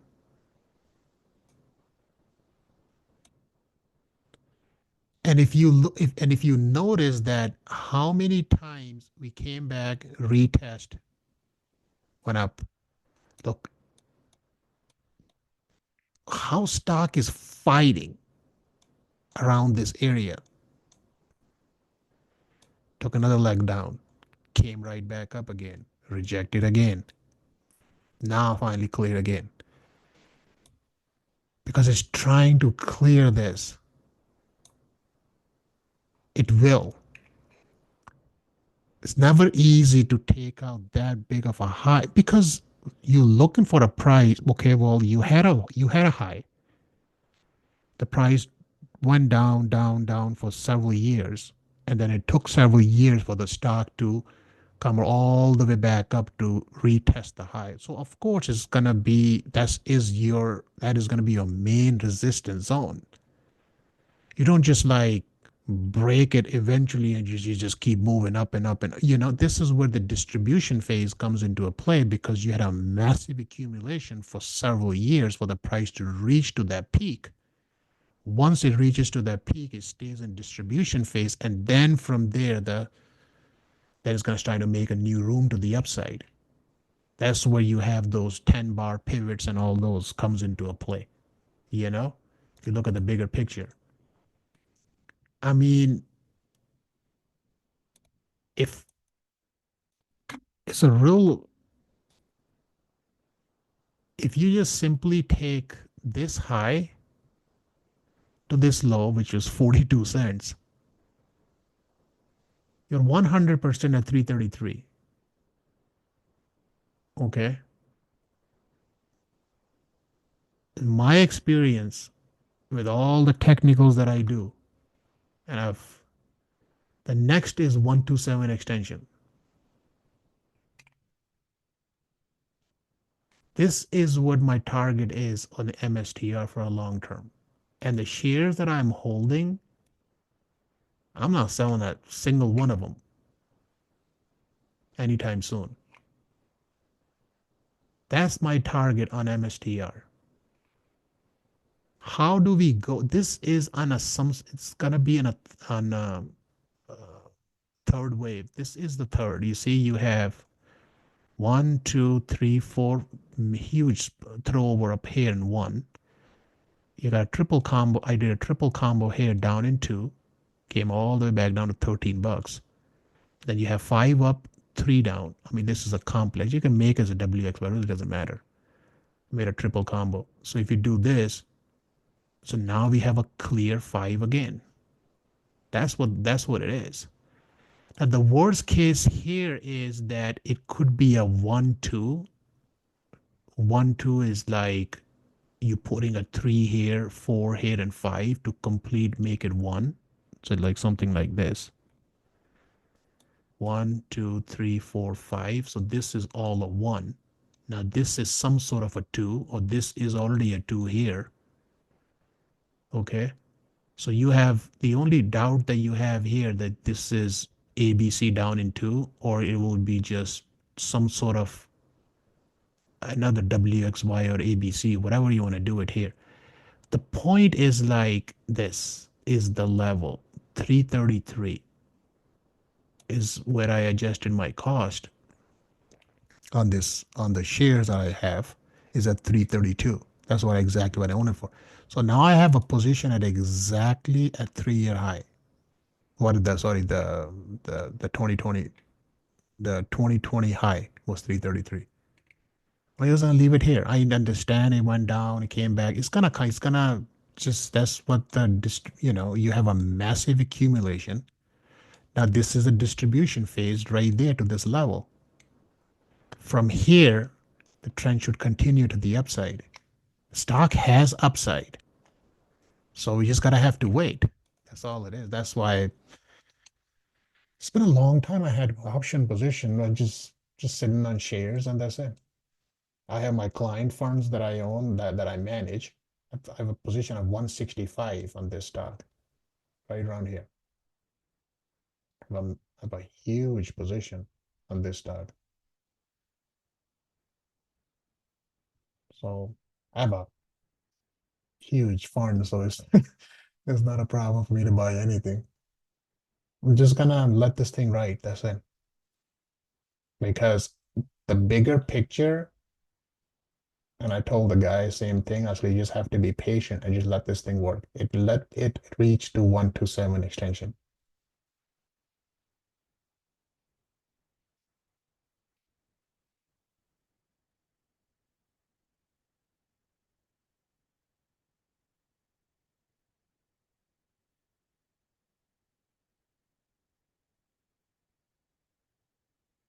The square root of this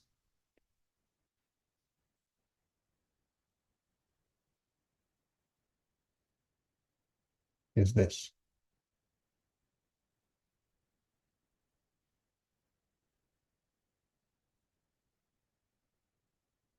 All my trading life, I've been chasing this and this every single day.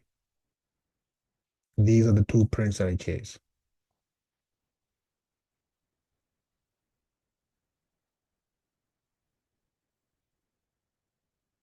If I got lucky with 200, I'll take that all day long. These are my daily, weekly, monthly, whatever you want to um, put a price in front of me. I'm going to be after these two prints. That's it. If I can reach on any trade to these mark, I'm good. I'm happy and I'm out. If I don't get there, fine. I'll find something else. And if I get to 200, if I get to 261.8, I'll take it as a, you know, I'll take it all day long. Um, yeah, I just gotta give some time. That's all. Nothing.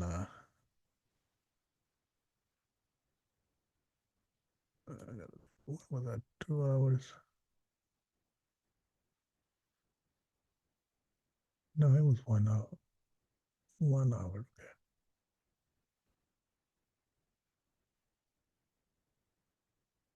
So we'll see how it. I don't know how. Jeez, come on.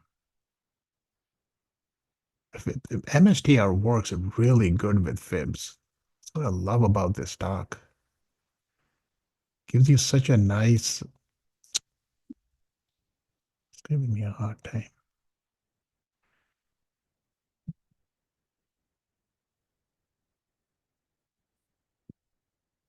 Where all the fourth can come into a play. Fourth is always a sneaky one. You see how this 200 is gonna stop you right there. Look at this print. 1, 2, 3. 430.35. Look at 200 was sitting at 429.22. You see now if you sit in here and thinking like, okay, I put one like this. See? Now you're off. Because you can do it this way as well. You see? You can just easily make this thing as a diagonal. Watch. There's nothing wrong with that. But you see, that's why you need to practice. You know how to count.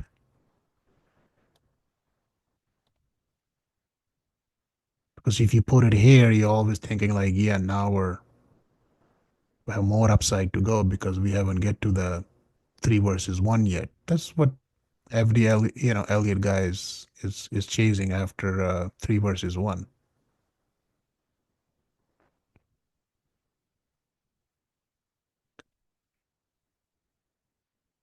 I've hit a lot of wave counts that just goes almost to the penny. Look at this. Look at this low right there of ABC. This C versus B, not a C versus A. C versus A will be the equal distance of A. So you always run two of them. So there's, see, that one goes way down because that C versus A, the distance traveled in A projected from B to give you the same equal distance in C. This is a C versus B, so that measured this swing to this low. So I always run both. C versus B and C versus A. Both will give you a zigzag of 100% relationship. If it gets there, but look at the low here, it's double bottom. So I'm gonna give some time. GLD opened a position yesterday. Um, Gold has taken a bit of a breather at a massive, huge run. I don't have something like I'm expecting a massive move to the upside. I'm just trying to play a little counter trend play for now because this is the all-time high for GLD at 317. This is the prior swing. Well, this is the low. That's the first swing that we have to the downside. Now, if you look at this is a three-way move. There's no way that we can say this is a five-way move, right? So this is a three, this is a three, this is a five. So this is looks like some sort of a flat three, three, and five. So if that's the case right there, what when I got in yesterday was that this 100% time relationship. So this was like I was like, you know what? I'll take a chance because GLD daily swing is down, but the weekly swings are up. Okay, and monthly. It's just a small, just like that's fine. So there's 100% relationship of 493, and there's 100 met here around, well, I don't know, 10 o'clock or so. And I watch gold on a daily basis, and then I was looking at the GLD. There's a VWAP sitting right there at this 290-ish kind of mark around here. And let me see what that here. That's the VWAP 291.37. So you have 291.37 VWAP, and the swing is down. And then I was like, my 100% time relationship of this equal measured move of C versus A as a flat reached around 293. I was like, that should give gold a bid from here. A pretty thick, from Elliott point of view, is this. From a swing and just looking at the weave up, is this. And then on Wednesday, I know that it triggered this mean reversion signal. Okay. And then the next day the gold pop. But then the next day, which was on Thursday, and then yesterday it kind of sold off. And another one triggered. I was like, I got two of them. So I got two of them along with the VWAP with the time relationship of C versus A. So we'll see what happens. So the issue, the the resistance of the GLD first is gonna be as this. You always gotta watch the prior swing low because you're making a new low here after taking out the swing low, right? So you want to make sure, and what I will be watching, I want to see if we can close or like we need to open a bar, okay, above this print and close above this print. And if we just poke above this print and we just back off, that's not going to be a good sign. So we're just going to have to make sure that if we get a pop, like yesterday, I was looking at the futures. So the GLD trades because an ETF. So it was trading at 297. So it was already there. So our net, first or like a one standard deviation move from whatever the price one is 299.39, which is this line right there, this band. So now we have this EMA is coming down as well. So that one is at 299. So at 300. So this area right there, it should be the upside for now. From here. So well, I don't know how gold is gonna open. So I hope, I mean, if this C versus A, and if we manage to close above this 27 290, 295 print up here like this, we should go and hit this area right there. So from 295 up, that's like a 5 point move, give or take. 4 to 5 point move. It's gonna face some resistance here for sure, because the swing is still down. We need 3 bars, something like this, to for swing to turn back up. So we're gonna take Monday, we're gonna take Tuesday, so it's gonna take few days. We need three of them. And then we have a weave up off the highs sitting at 303. You see, it's just this gold 3000 looking little sticky level. Um,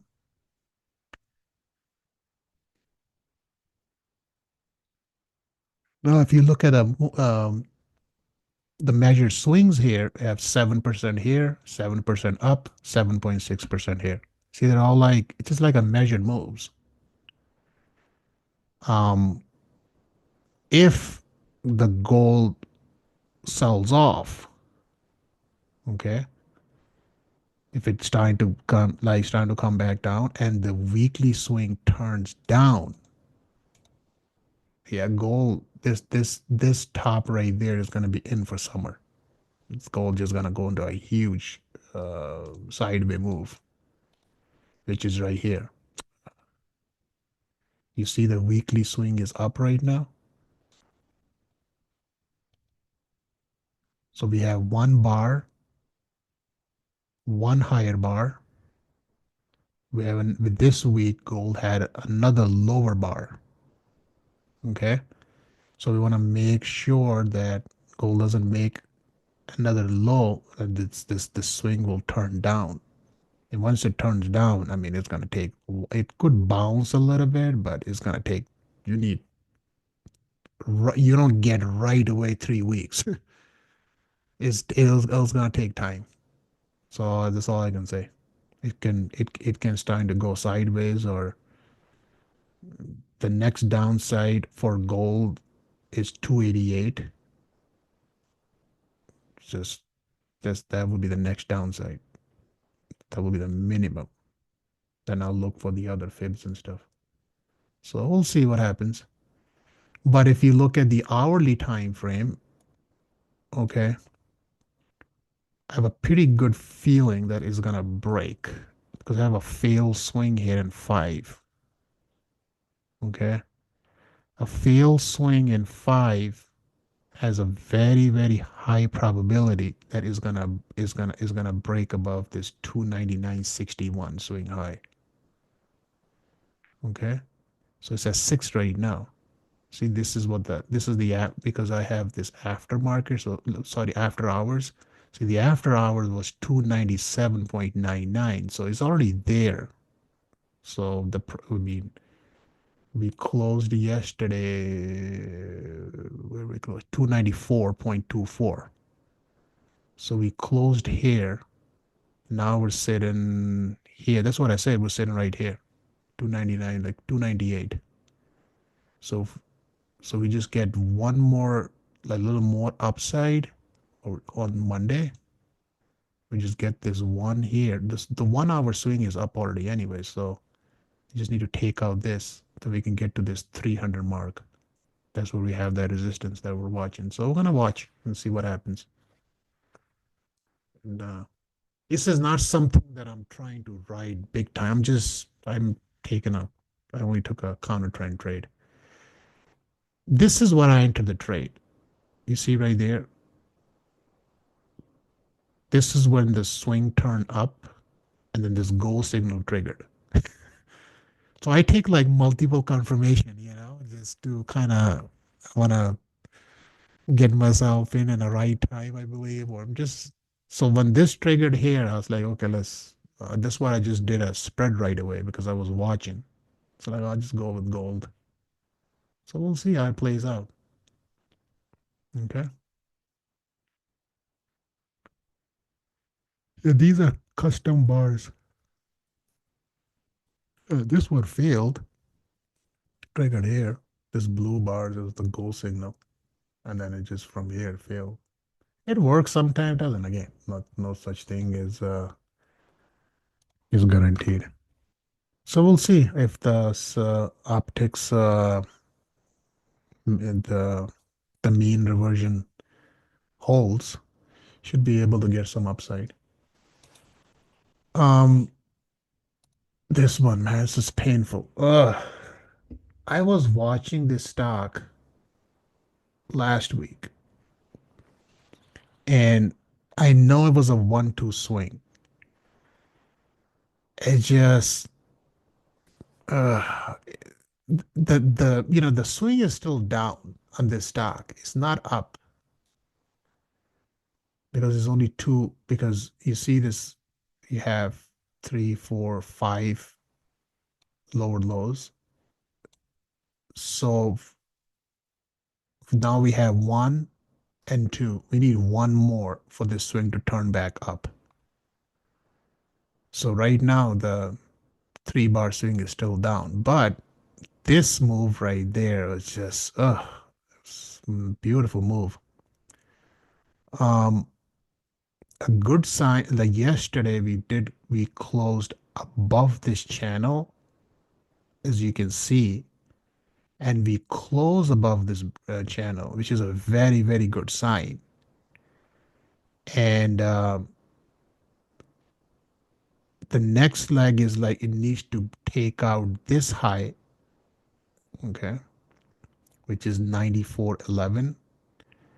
Once it takes out this high, and then we have a high of this swing at 96.90, and then we have 97.85 from this. So this is gonna be our liquidity zone up here. So you got some work to do from here. Once it's gonna sweep this thing through, that's when you're gonna get the third. That's where you. But this is already starting to work toward the third swing now. So you have one here. This is the two. That's your go signal. And this is there's still upside. I can definitely throw another spread, but it just I hate chasing big pop. This is where the money was, you know. But it's a little difficult to put a trade down on a swing that is. Oh boy, what happened here? I got the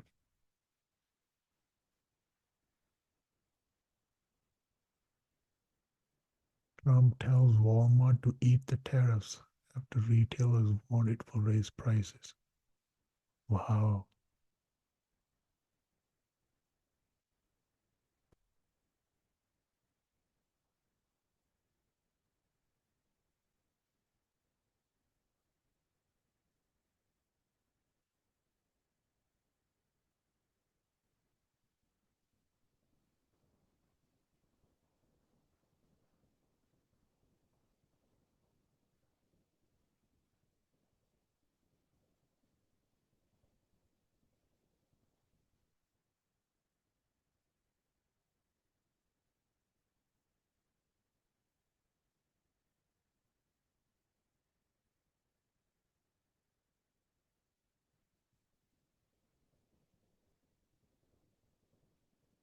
Hmm.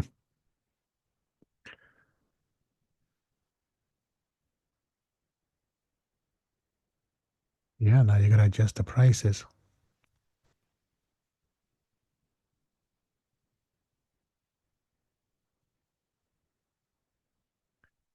Renegotiate all your contracts now with all your suppliers. Go back on a drawing board, sit down and say like, okay, buddy, we're gonna have to sign new contracts now with new pricing.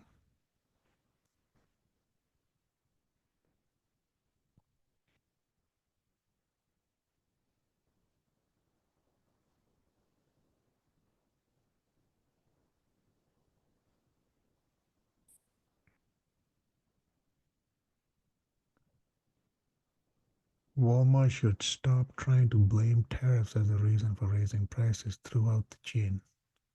Walmart made billions of dollars last year, far more than expected. Between Walmart and China, they should, as it said, eat the tariffs and not charge valued customers anything.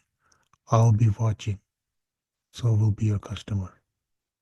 Yeah, because Walmart's in China as well. I think, yeah, think so. Yeah, yeah, they open a store in China.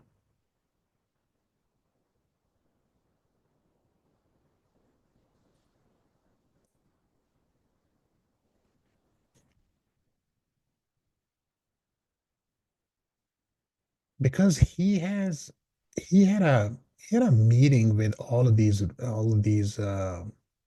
retailers CEOs a couple of weeks ago in the White House, where he brought over Target and I believe they said to him like, you need to go a little easy or something, otherwise we're gonna have empty shelves, pretty soon. So it's, I don't know, something probably happened. So we'll see. I mean,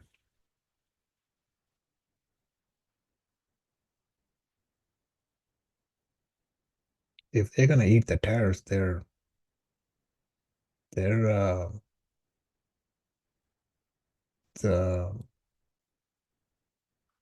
it's gonna hurt their profit margin.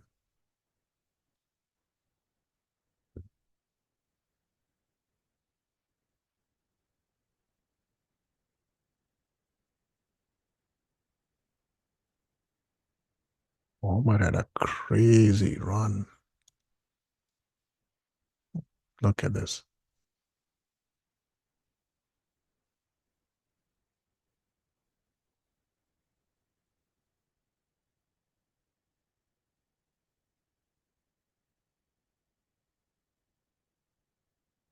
I might, we might, we might short Walmart.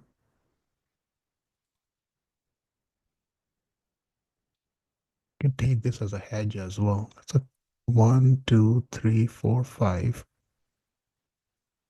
It's a clear five-way move up. That's the three. And now you should look for another five down, a simple zigzag.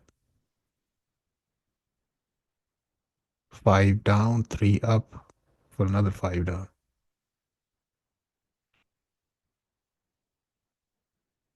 Against this, the uh, oh yeah, sitting right there, 78.6. Get rid of all this.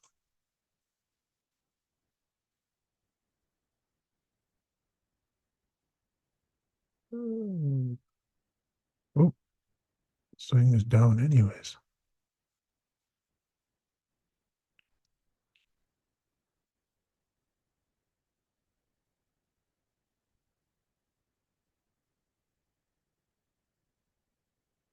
Gap here.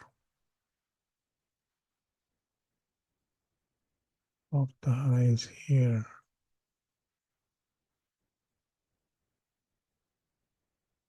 93. I would, well, I mean, I don't even know how we're gonna open. There you go. That's your resistance right there. I think we can short this one. Swing is down anyways.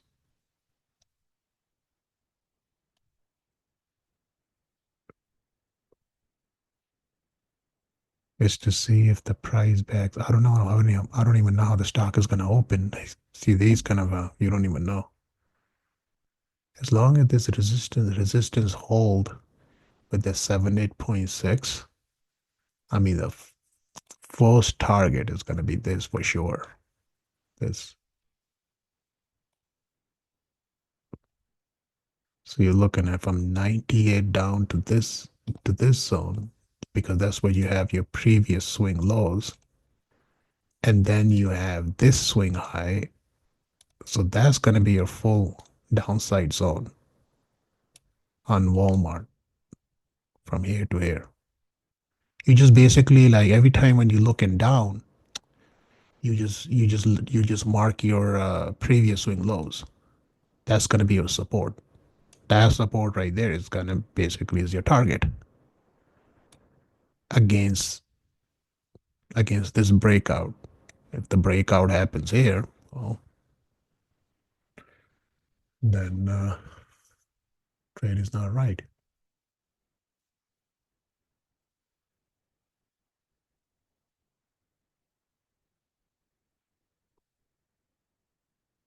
Right, we'll see. We'll see how the stock opens. We'll keep an eye on this. I had you there. Had you this one. We'll see. I'm gonna see what happens on Monday. If we kind of back off here again, I'll see if I can open up a spread here. Do like a 95. We can do 95. It's 97 to 95.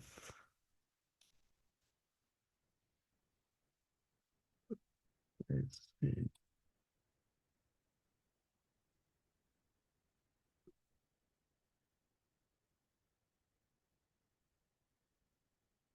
We need to target this high anyway, so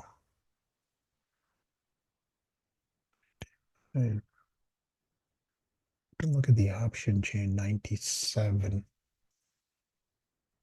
It's 93, 95 can do 9500. 5.5 point widespread. 95, 95, yeah, 100. Because the measured move of this swing is going to be is at 103 anyways. So if the trade plays out from 95 to 100, I mean we're gonna be, if this thing goes right there to 100% measured move, I mean they're both gonna be in the money. So uh,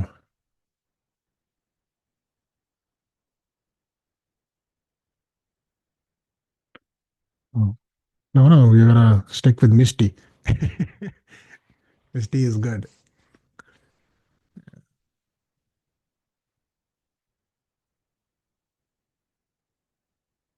Growth value, they're good, but you see right there, growth is starting to lose some momentum here.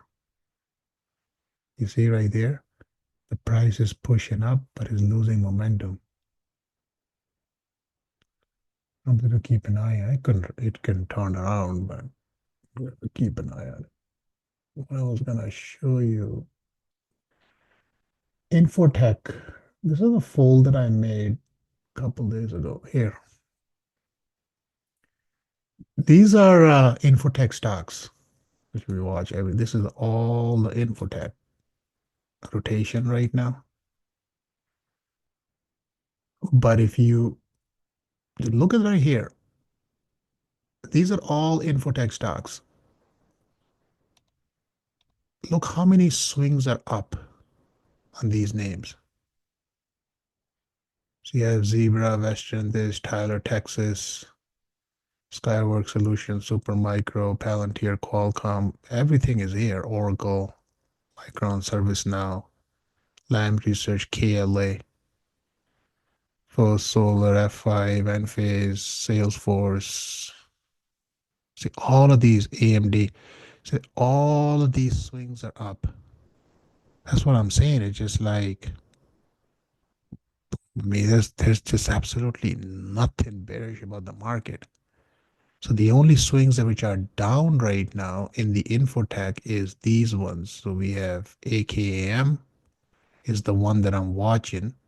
This one looks really, really good. Look at this. This is a 1-2 swing. It's down right now. This is the play.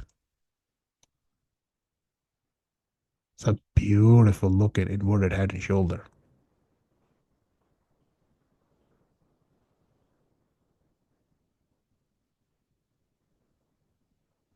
Oh, the which ones are up on a weekly time frame? I have to change it. Hang on.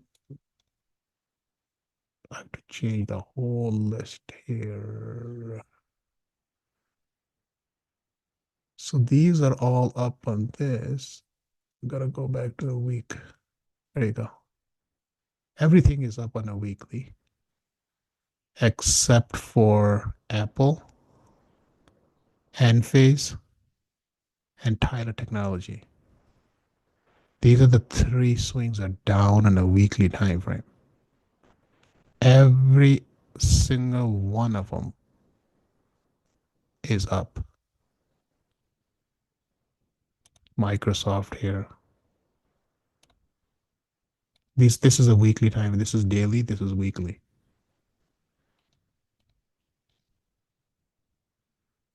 So you have they're all.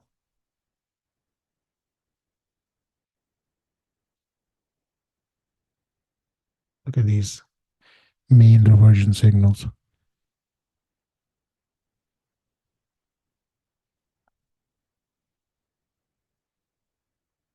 I can take so many trades. I mean, I'm just I had only tried to trade selective pairs. I mean,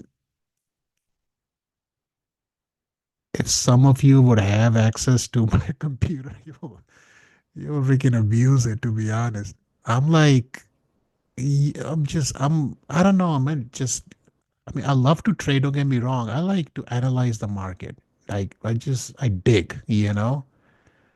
It just, like, this is their one. I mean, it played out. I mean, you have to look at some of these, like, when they triggered, and look at this, Adobe. The point is for the these signals are like once it triggers on a weekly bar, you just want to make sure the low holds. That's then you keep projecting the upside. Because the thing is this triggers on a downswing. Keep that thing in mind. Because this is what the mean reversion signal is. It reaches the maximum point that is where the potential low should be in. Now, if you go back here on a daily time frame, you see it triggers here. It gives you an upside for 2 days, which nobody knows, and then it rolls back down again. So these ones failed. But this mine has a much better return on indexes. It's because stocks are volatile. That's the problem. They're sometimes you gotta miss.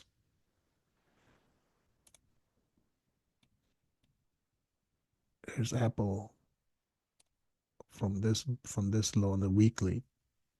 Got a little choppy, you know, the upside here so far. I mean, but I'll catch up. I'll catch up. It's kind of lagging behind. Microsoft has took over um, Apple market cap. So we'll see.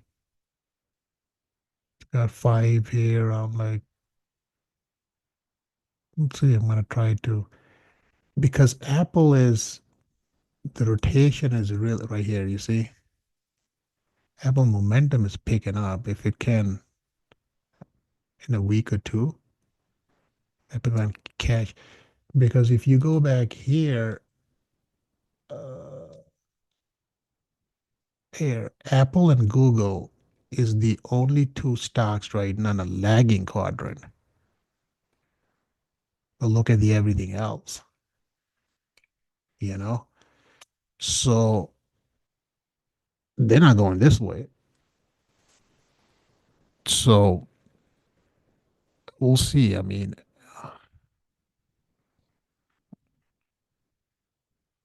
Apple should we'll catch a bid. Because Microsoft was way up there after earnings, and if you look at here, all the Mag 7 daily swings are all up. That's what I'm saying. It's just like it's so damn hard to bet now to the downside unless you just were gonna get lucky on a one or two sessions. But the overall picture is just not bearish at all. I just showed you the Infotech, which I just made these are weekly. So in order for these weekly swings to turn down, you need 3 weeks of lower lows. Think about that. You know?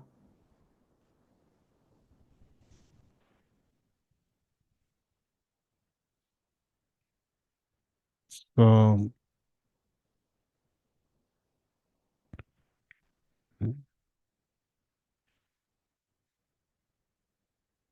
yeah,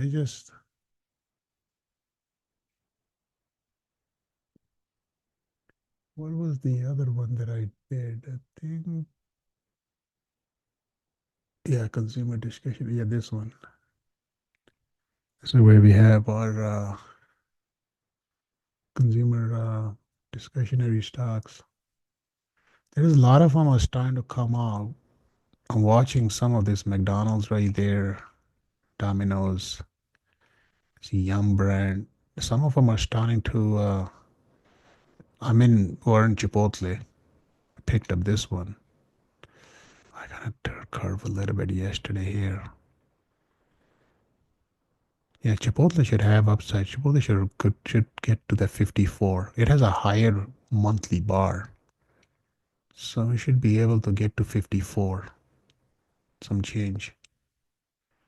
But if you look at a Chipotle has very um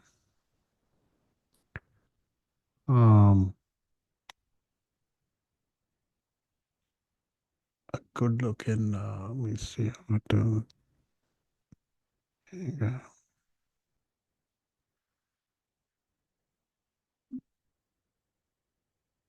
It's a very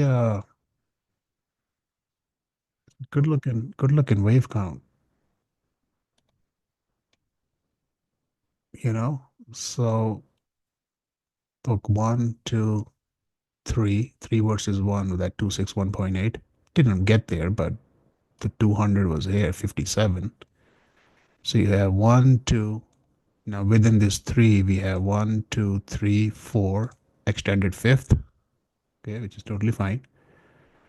So 261.8, 261.8 time relationship with this fib ended here, got 3, 5, 3, some sort of 5. You can do a WXY, it really doesn't matter. Now, if you look at um, fourth wave is a little bit bigger than this one for sure. But if you take a measured move, A, B, and C, zigzag at 46.20, sorry, 46.25. And then we have this 4 versus 3, which is this 38.2. Didn't really hit the 50 mark. So 38.2, only 48.25. This one right there is the diagonal 100% relationship. So that's what the support was. So if this is a three-way move, we should be able to get a five-way move back to the upside. Chipotle is a good hold. It's a very good hold.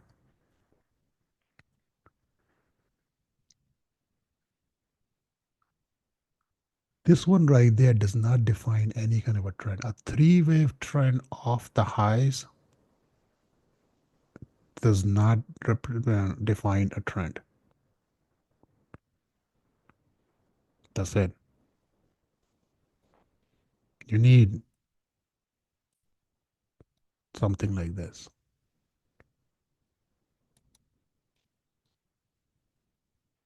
This is not a trend. This is just the two measured moves against this. this is a daily time frame, so it's not gonna take months. So where we at? 5266, which is 38.2%. We're trying to get to 50, which is 55.49. Okay. That's going to be the next leg up.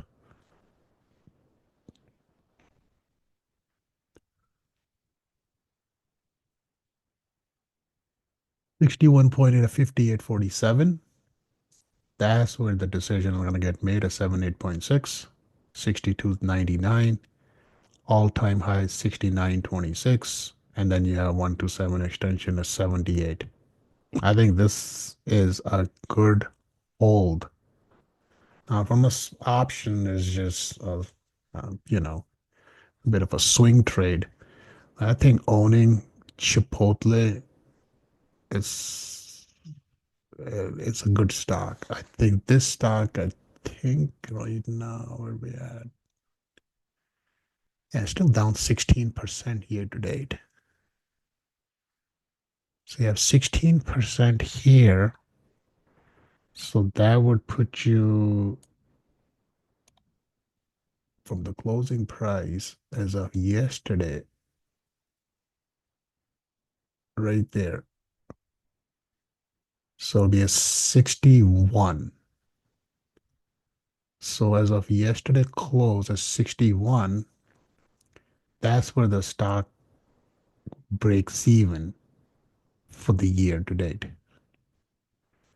So when it gets to a 61, if it breaks even, and then we're going to have to get the upside from there to see what much the stock will manage to hold by the end of the year. So you're still buying something that is already down for the year.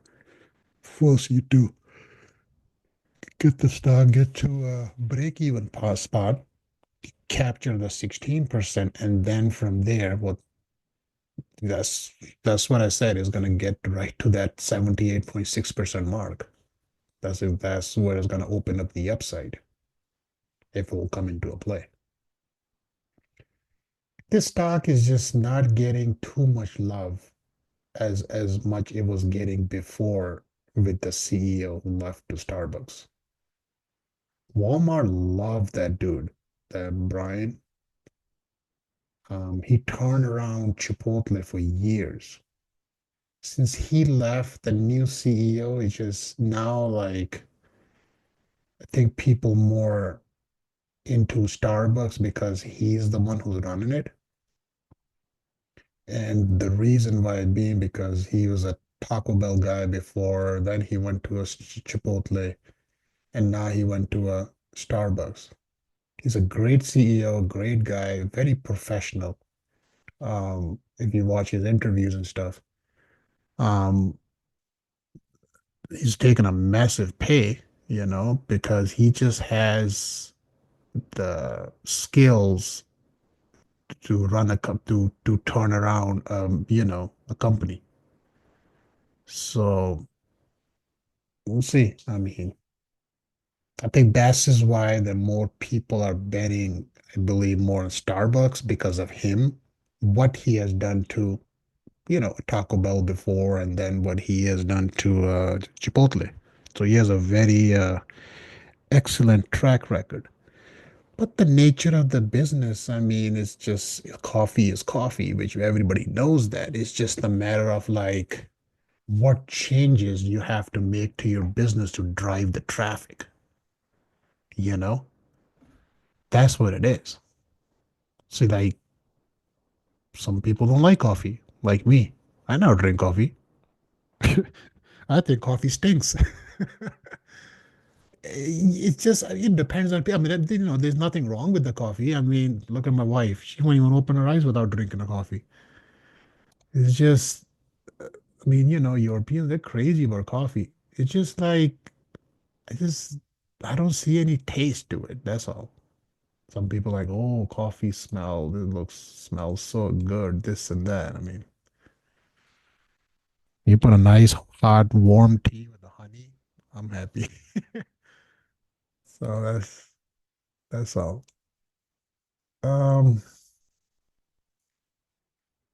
everybody has a different taste, different style. Doesn't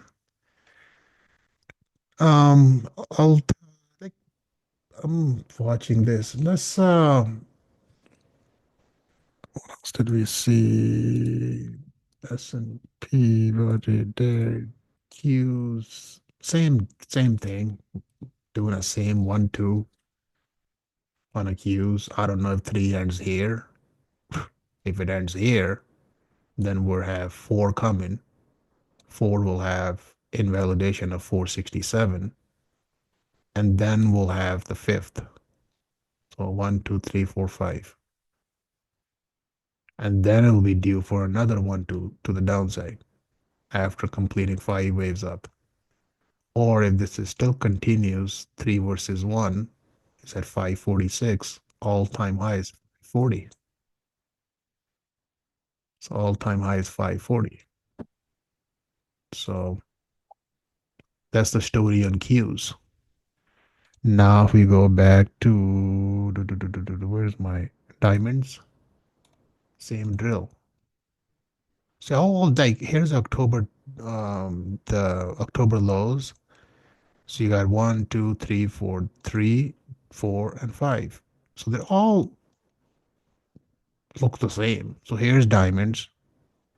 Here's the Qs of the October lows, and here's the S&P. 5 up, 3 down. So that from all of them right there, the only debate is like either A, B, C, or W, X, Y.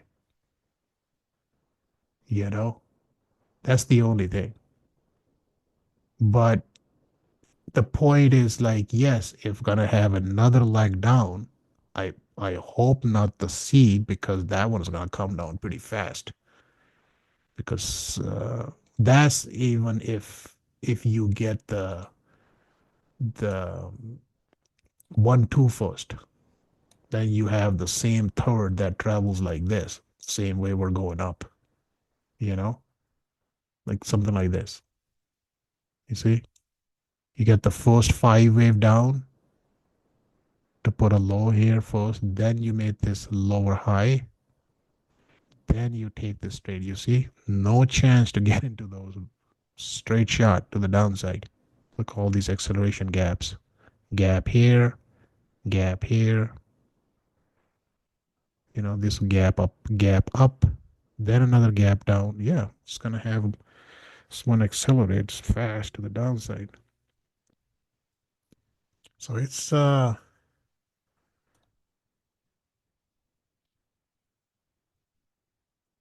doesn't, I mean, again, if okay, I don't know that, but everything will confirmed from his screen and this screen.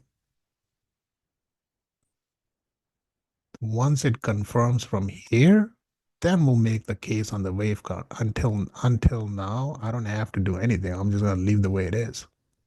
This is up like this. This is gonna stay like this. If those swings turns around, then we're gonna go here.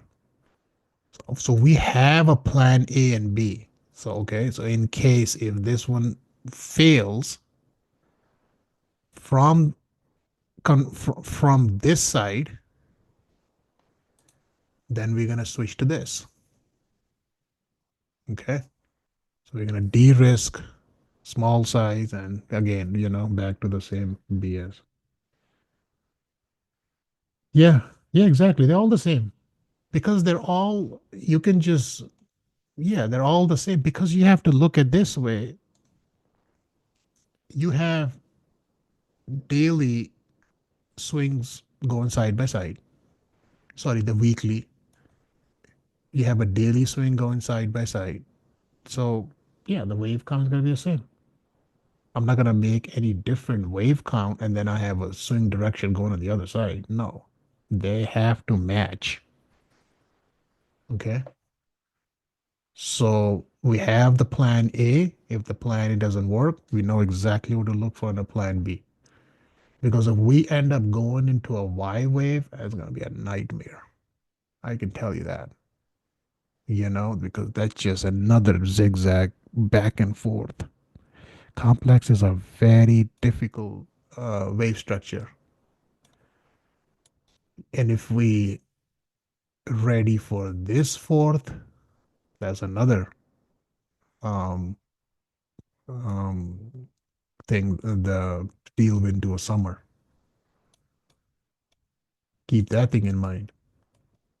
It's just a matter of we don't know where this third ends. But then this fourth will come, which we have to measure that fourth with this one. You look at the size of this. Look how much time and price this fourth chewed on the clock. And then you have to put the fourth like this for this green. And that fourth right there is going to come into a play. It's going to have this invalidation right there. This four. This is why the price is pushing up. It has to make room for this four to breathe. Because this fourth right there, 7% here.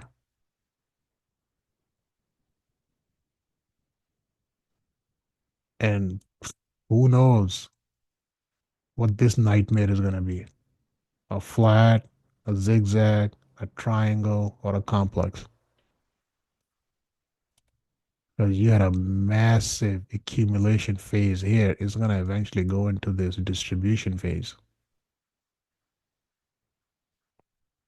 If I have to make a case, what I think is that whatever that we're doing here, to see if I mean, I would love to at least complete 5-wave sequence somehow toward this third wave. There's so many subdivisions, it's just why I don't really like to post this anywhere, to be honest, because it's gonna change really fast on any kind of a dip or something, and then you always like, is it this four? Either should I move the three here?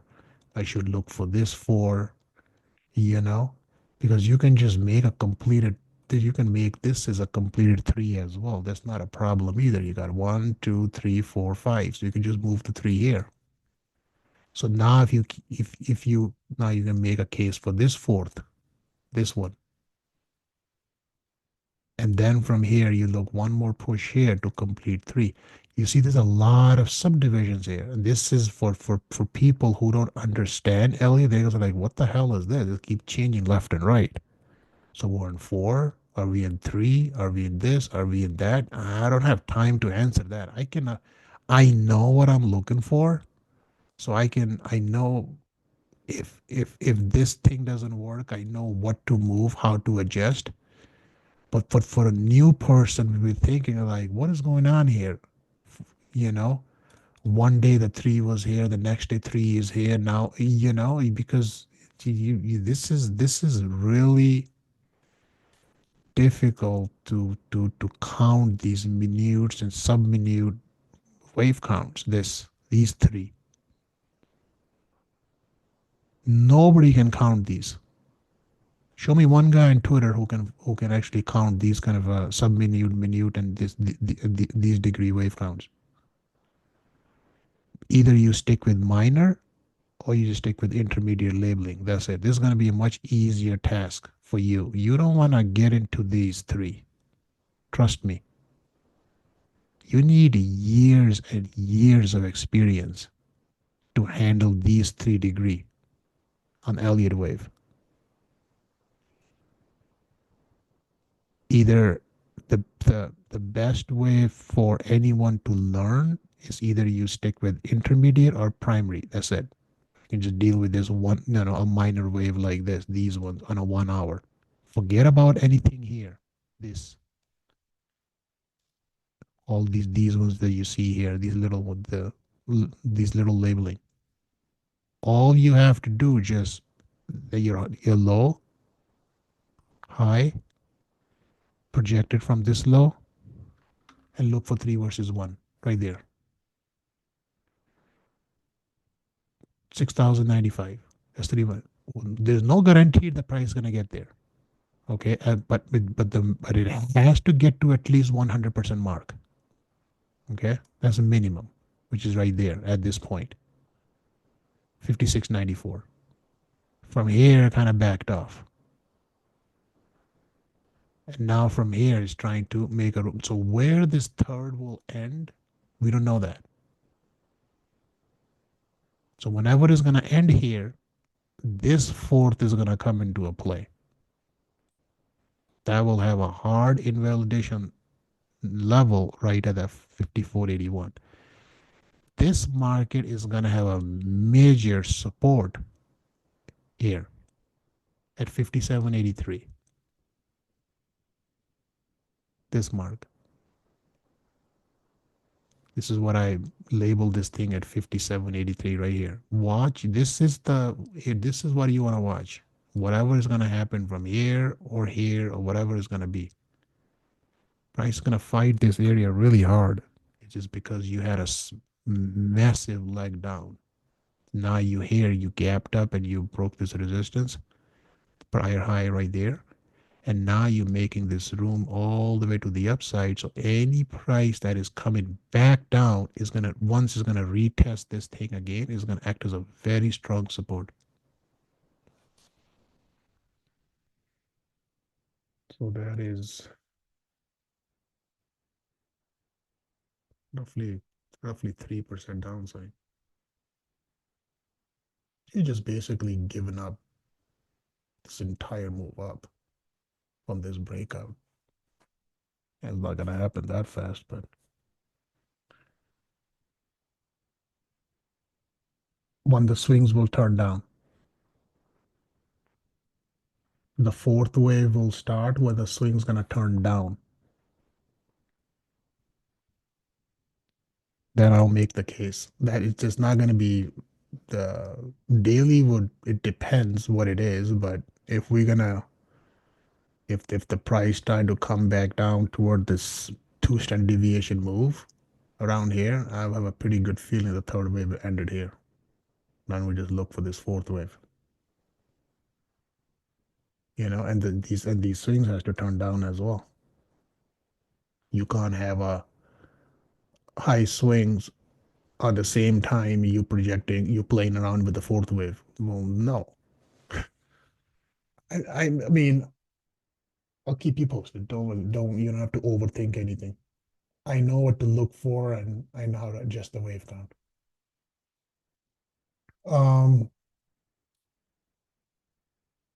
I don't know, run a scanner, I believe that's it. I believe industrial healthcare is terrible. Let's do a full month where we at in the monthly.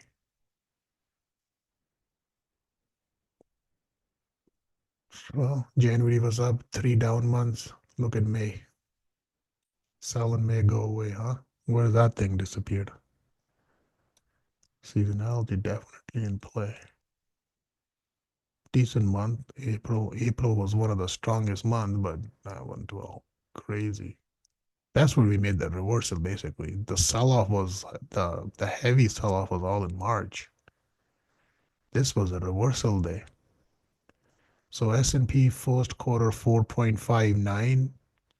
Right now we're still in the second quarter, 5.78, sitting at 1.30% year to date. We're just sitting on a flat line. That's what I brought this thing up is because every day I look at this chart, where the heck it went. This one.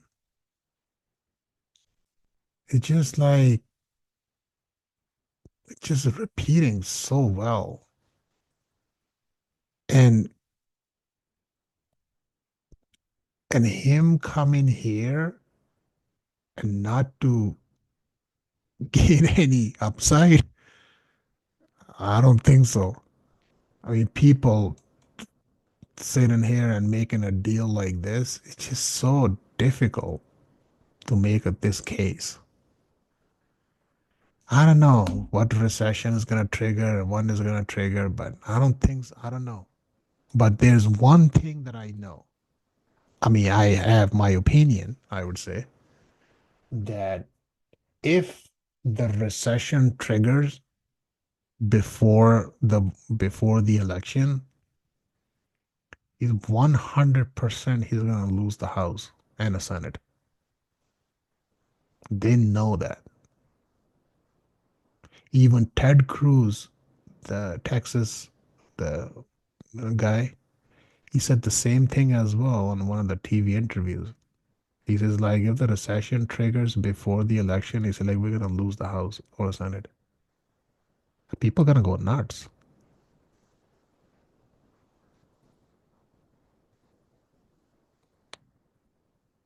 People will definitely go nuts. Whoever voted this, saying like, oh, there you go. Now we're in a recession. And now he's gonna turn around. He's like, oh no, I inherited this thing from the old administration. Right away. There comes political game. Blame each other all day long. Politics is nasty, man.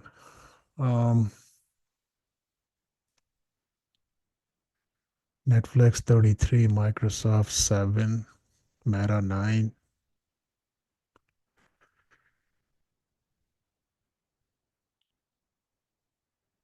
Google 12, Amazon 6, Apple 15, 13. Tesla made a pretty nice recovery for sure. But look, Tesla monthly swing is down. That's one thing keep in mind, okay? Because you had this month, this is the first monthly bar, higher bar after 4. So just pay attention to this part. It would have 350, which would basically add the resistance right there of the all-time high low. Sorry, the all-time high bar that we had. The low was 348. Okay, so at 350. So the next upside of Tesla is 373. You take out this low of this bar. So this is your zone for now. Right there. Okay.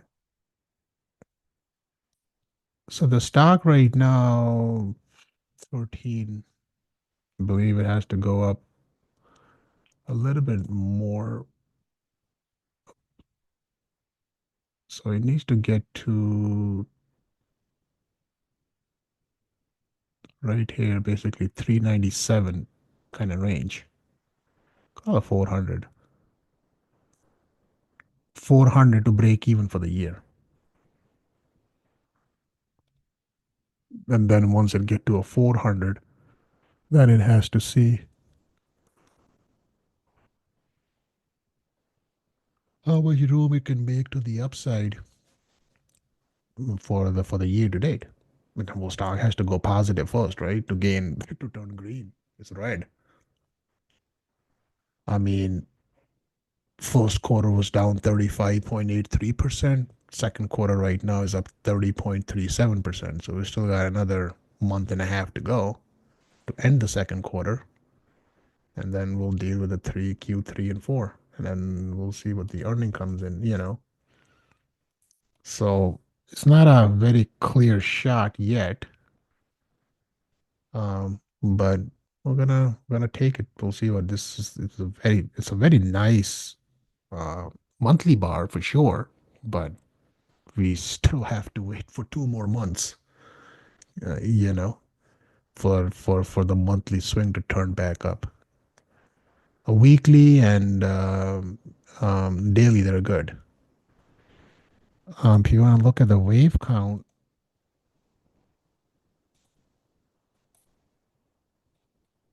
I did 2 ways.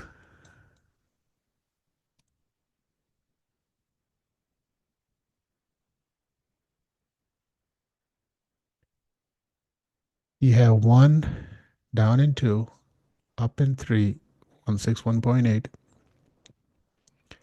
If we make a case here for a triangle, A, B, C, D, and E, and lift up the count from here, counting 1, 2, 3, 4, 5 waves up to make a new higher high.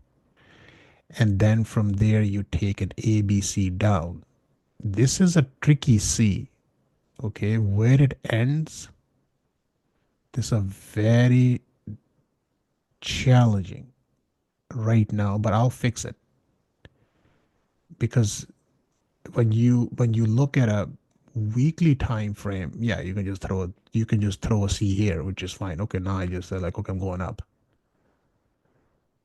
So I really don't want to label this thing yet. I just want to leave the way it is because it looks like, I mean, I would just either something leave it like this, which is fine. Make it all the subdivisions extended W shorter Y. There you go. Something like this. Okay, so from here, right to the 78.6. So the 78.6 are the two against this low for this completion of the triangulation. And then from here, now I'm looking for this third wave. But the point is that it's so difficult to make a case for this third wave first. I mean, daily is up, weekly is up, not the monthly. Okay. Monthly swing is down. But 78.6 sitting at 409. 61.8 sitting at 356. Okay. So the high right there that we had before is where 414. Okay. Which is this high. So this high, 78.6% retracement at 409, 61.8 at 356. So it's so, I mean, my point is like, it is not easy to make a case for a company that has missed out earnings really bad and nobody buying their cars. They have a slow age. But now that everybody right now they are buying the concept of a robo taxi. If that's the case, then the price is getting baked into the stock right now. If the stock is moving based on all the robo taxis coming. The stock has upside, but it's just the company has to show the results. Okay, because fundamental point of view, there is absolutely not a chance I'm gonna put a $800, $1,000 price target on it. Okay, I mean, is the stock ready to explode 200% because of robotaxi? I don't think so. Okay, so it's gonna take time. So, anyways, if we go 1, 2, 3, triangle 4, then 1, 2, 3, 4, 5, that's the plan. Okay. So you're basically looking for a post triangle thrust. If this is a triangle, there's a 100% you can say the fifth wave is going to be, you're going to have another fifth wave because triangle only forms in wave 4. Okay. They're nowhere else in the trend. So if you have a triangle in 4, you have wave 5. The other thing is this is diagonal. Oh, I'll change that one. heck happened? I didn't update that one. So the other one, what did I do with that one? Oh, we deleted that. Let me see if I can find that.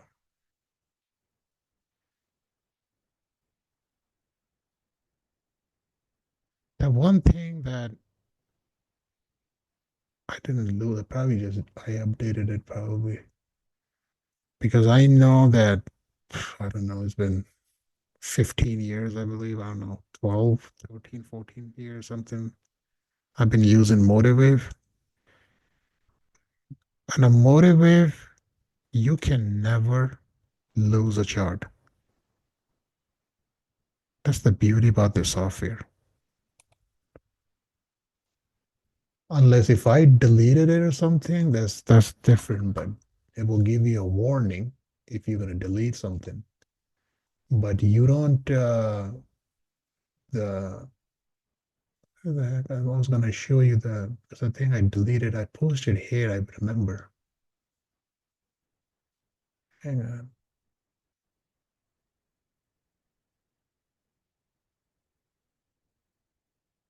Here. So by keeping this here, like this that I had here, remember?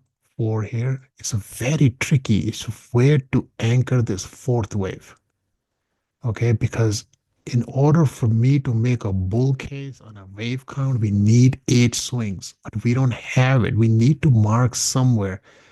And this is what I'm fighting, where to anchor this for this fourth wave. Should it go here? Does it go here? Does it go here? But then from here, like, if you leave the 4 here, just the 1, 2, 3, that 161.8, and then you come down in 3, we need 8. This is a 3. This is another 3. That doesn't work. Now, if we move the 4 here, okay, and count from here now, 1, 2, 3, we're missing 4. That doesn't work. Now, if we put 4 here at this low and make this thing a triangle, now it works. 1, 2, 3, 4, and 5. 1, 2, 3. Now from here we need 5 more. So now we have 5 here, 3 here. Now we need this fifth wave to go to the upside. That's what I have there on that wave count toward that third wave. 1, 2, 4 goes here, and this becomes a triangle.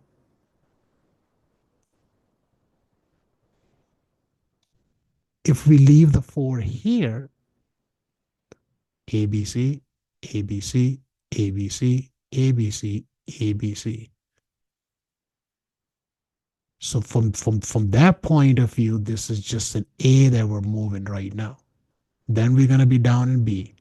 Then we go up in C. Because the market sell if market is gonna, like, take a 4 or 5% drawdown or whatever, you think Tesla's gonna run to the upside? Everything is gonna be pretty much it's gonna start backing off. So this is the tricky part about this damn fourth wave. You see, it's just like from like so if you count swings, well, they're different highs and different lows. What I'm seeing is just like where you want to mark the low for this fourth. It fits everywhere. You can fit them here, but from anywhere you mark, but you need this from this fourth. So it really doesn't matter if it's going into a third wave or it's just gonna go like this. It doesn't matter. But the the path and the resolve is to the upside. It is also the upside in the end. If I keep the 4 here, look for this fifth wave, or I just simply look for a third wave, I'm still gonna get to this mark anyways at some point. How long is it gonna take? I don't know that. The target zone right there for this 600 kind of mark, it is a little more aggressive because this is a third going, you know?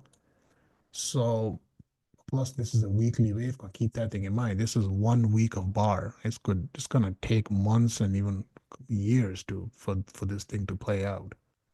This is not something that's gonna happen in one single year. You're looking at almost 200% upside. Stock don't move 200% upside and based on look at not the no. It's very hard for me to make the case for the for this fourth wave. But this looks perfect. I mean, it looks fine. It's just a matter of we'll see how it's gonna go. Now the tricky part is this decline. Okay, now you anchoring this thing from this low. When you look at this thing on a smaller time frame, that's a mess. Okay, that is a complete mess, which I'm going to show you right there. This is what I was working on last night to count this damn thing, how we can make this thing work.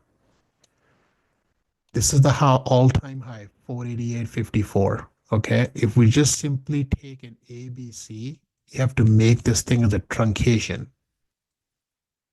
Okay, there's no other way you're going to lift this thing up from here. If you leave, so basically what you have 3 down, 3 up, and 5 down, extended fifth wave right there. So it's basically like a flat.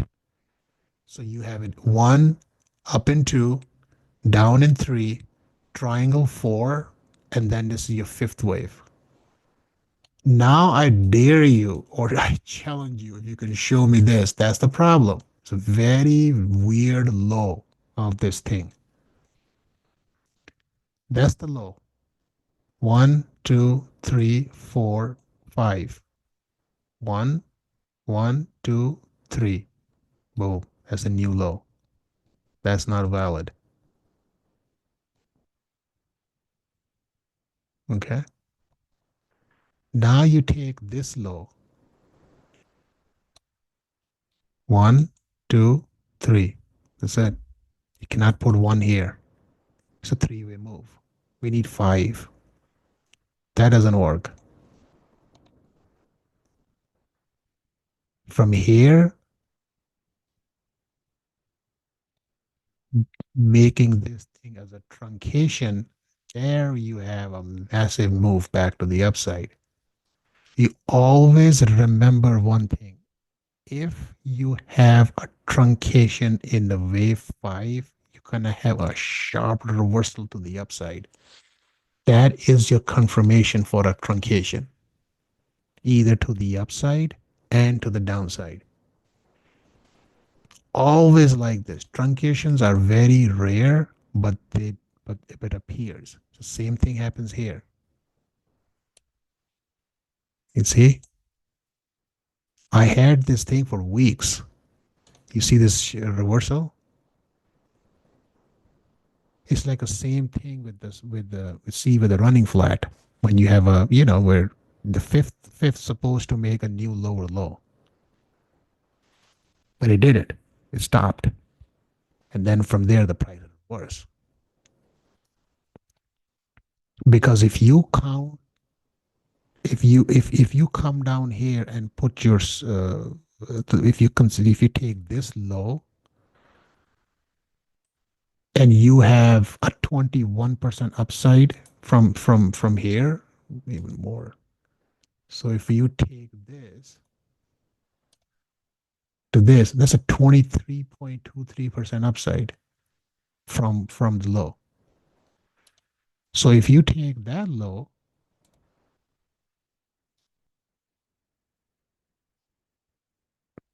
it's a 3-way move. That's 3, that's 1, and this. So how are you going to put 1 here? Where's your 4?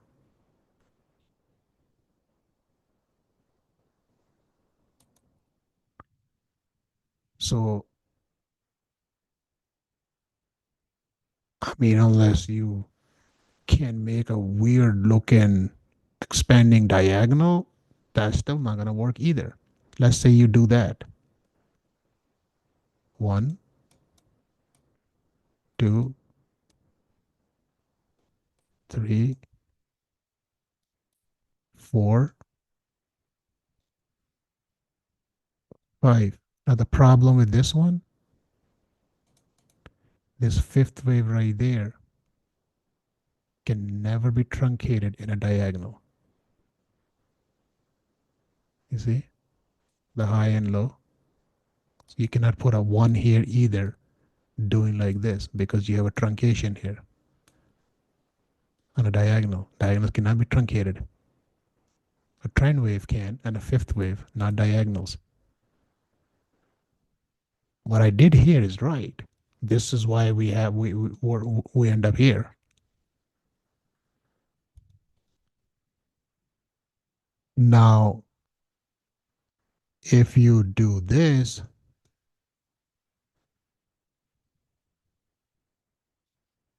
that's a different view of looking at it. Or if you can just simply do this,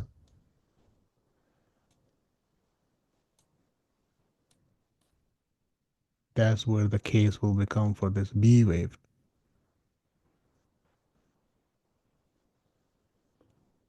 So there's, but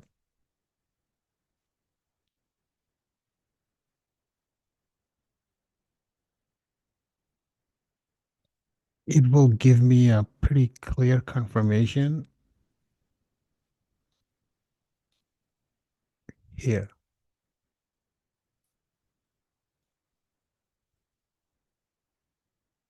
I need to wait 2 more weeks. I'm gonna have a way better picture.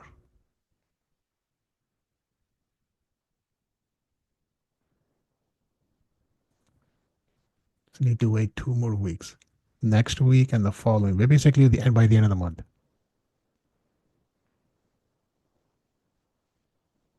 The reason why it been is because the drawdown here was 7 weeks. The upside here is 5 so far with time.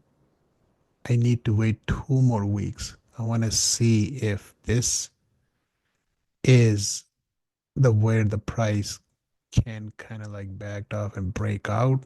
It has to take 2 more weeks. Just first, it has to complete 7 weeks. You have 7 weeks down. You have to minimum reach 7 bars to the upside.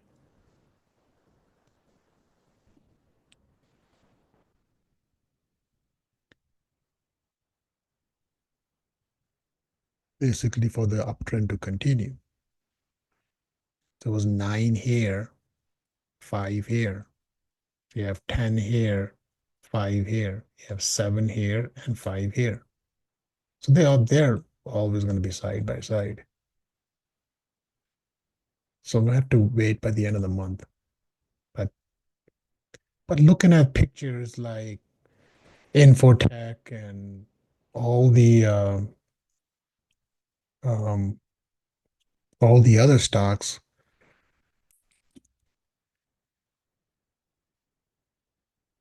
weekly time frame based on, you have to look at this way, that all these stocks that just had a big pump to the upside, they need 3 weeks of rollover for swings to turn back down. So this is why I watch these. I made a separate folder for this. It's just to see like, hey, if we could just, let's keep tracking and see that how many stocks are there, they're up, like, and how much are down. Look at down, compare how many are up right in front of you. So what does that tell you? So now if you're going to tell me this, that a 1 or 2 sessions is going to just change everything across the board, I don't think so. No, it doesn't know. No, not when the swing is up.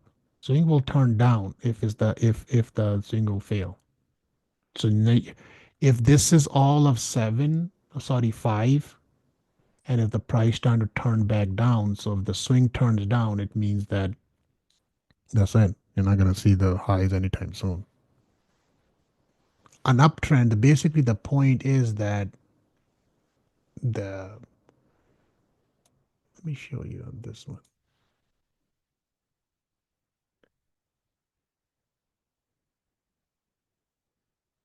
Hang on.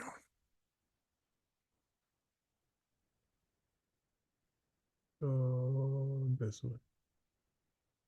Make this thing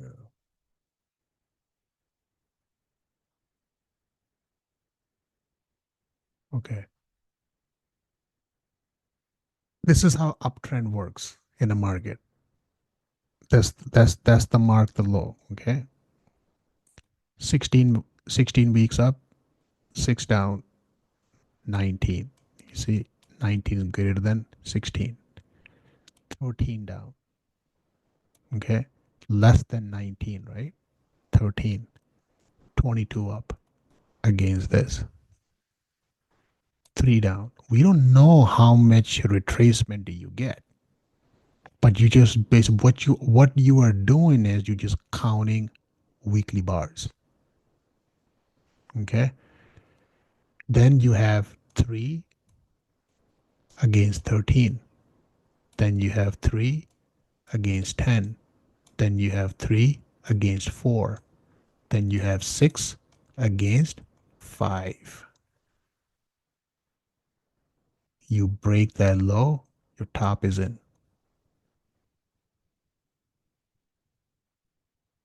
It will fail at some point. The point is that your upside is always greater than your previous swing.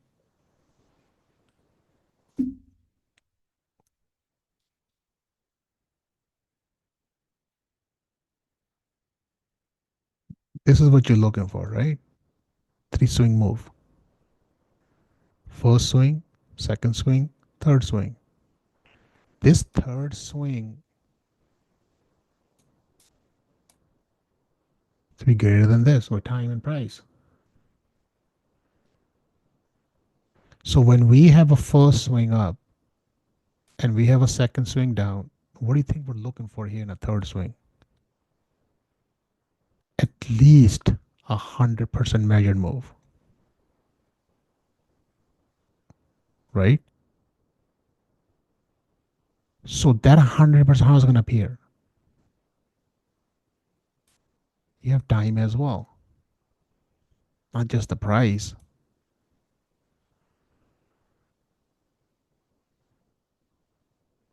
So when you have an uptrend that goes and then it fell short, well, you don't know that.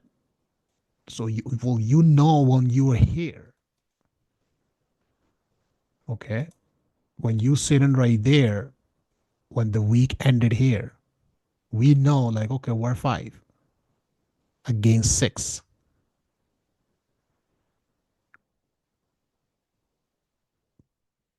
But we need one more.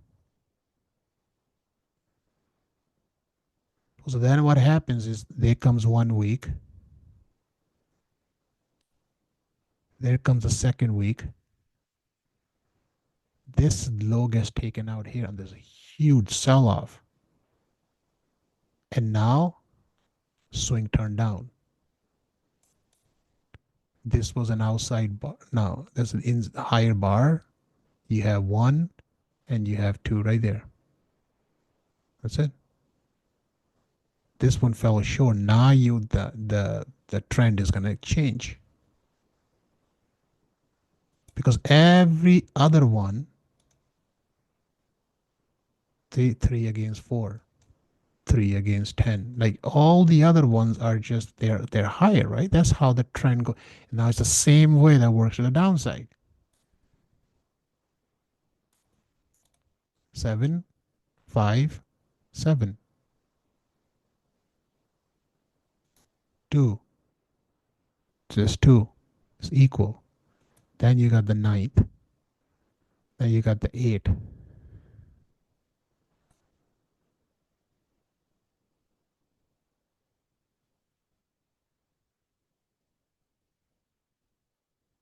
Yeah, something just like time is just, if all it is you just counting bars. How many weeks? Yeah, but not nobody. Um, you can put a calendar day here. You can put a bar there. You can put a high and low. Put a range here. Exactly what the range was. Percentage, the percentage by. Sorry, the range. You know, price retracement. You know, price extension. It's your time ratio. You just want to look at. If you look instead of counting bars, you can just do a ratio time. That's just like the point is like we're up 23. So that's it. This is where we're gonna get to decide either we back off a little bit or make our way back up. But again, we're gonna set back at some point at somewhere. To me, what it looks like that whatever happens here, this is coming for summer.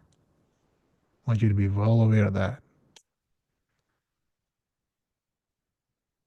The summer markets are the most brutal markets to trade. I'm not gonna lie. This is the time in the market that most traders lose money in summertime in the forex market and in the stock market because it's a mid-year. Summer is a lot of the kid, school kids are all gonna be off. They're gonna be start jumping on trading from their parents' accounts because they got nothing better to do. And then we're gonna have Russell 2000 index rebalancing that will come into a play. So there's a lot going in the mid-year. Mid-year is just like you made it halfway through. Now you got another half to go. I mean, we're just like sitting in a just a flat line. But if you look at a like the actual um month, I mean, it's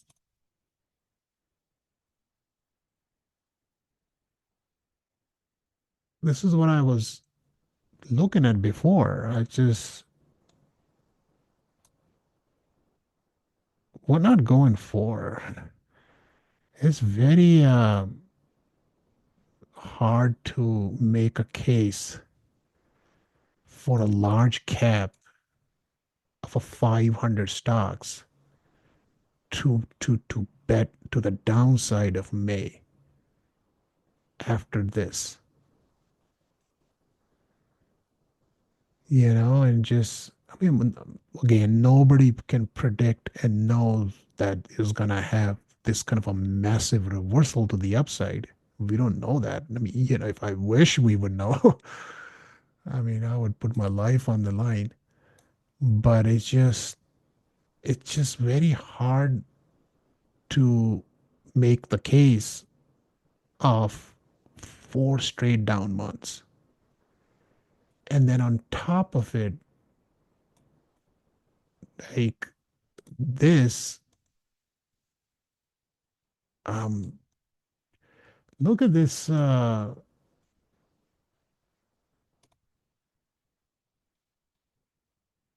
This is a weekly time frame. This was the last time. Well, look how many years it took for this signal to trigger. There's a COVID low. There's a bear choppy market here. This one was this one next week was good after this. You have to look at this way that which bar that signal triggered and what happened after that week. So they triggered here, that week was up. So if you bought something for this week, basically what it tells you, the next week you end up cashing out or making something, right? That's what that means. Because you want to make sure that next week, like if you buy something off from this, look at this pin bar. This is crazy.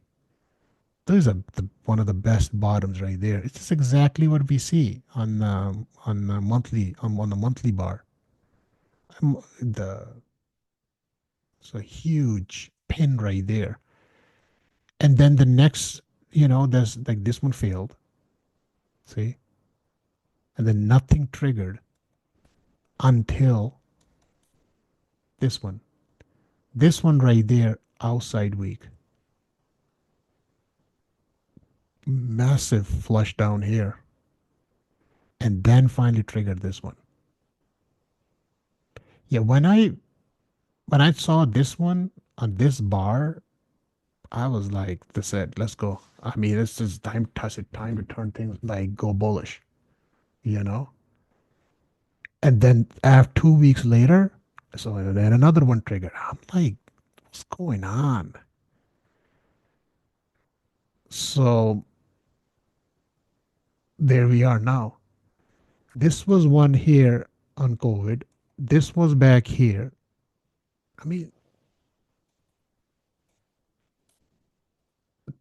this one gives you some some crazy upside. It's one of a kind. Here, you looking at from 2016, the next one at 2018. Nothing here in between. There's some hard conditions on this. That's why. So, um, next time, I mean, now if we look at the daily time frame, same thing here. Same part right there that failed. That was the flush down here. That's when it finally triggered here in the bottom. Triggered for two here.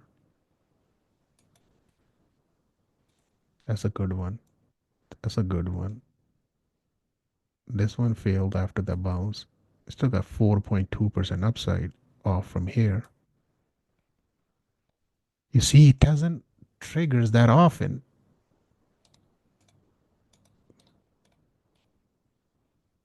Look at that. Indexes has a pretty good, I mean, like let's say like this one. I mean, here. So you had S&P has these bottom formation, a lot of them. Like you see, look at this.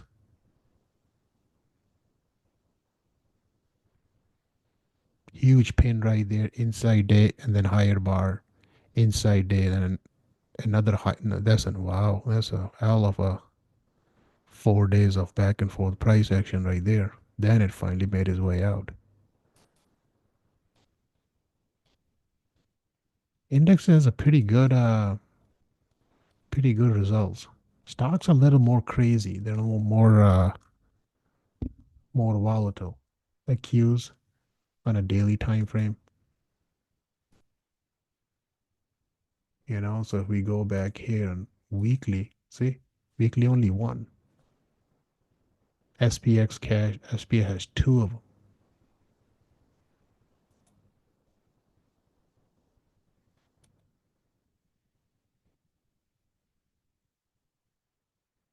They fail and sometimes they go. But the point is like nobody knows this and nobody knows like, if when I see this, that's the week I'm gonna buy something. 100% for sure. If I get next day or 2 days from there for the next week, if we can get a pop, it makes something. I always act every time I see one. It's the same thing that I've been using this on sectors lately that which sector to get bullish, you know, is healthcare. So healthcare triggered here, got a choppy move up, but again, you managed to play the upside for a double bottom here. So just like consumer, so a bunch of failed utilities, one on the bottom right there. Real estate, nothing here. Consumer, nothing here. Technology, there you go. The bottom. It's gonna match the cues anyways. Industrial, right there. Things on a freaking full charge right now. It works really good on ETFs, financials.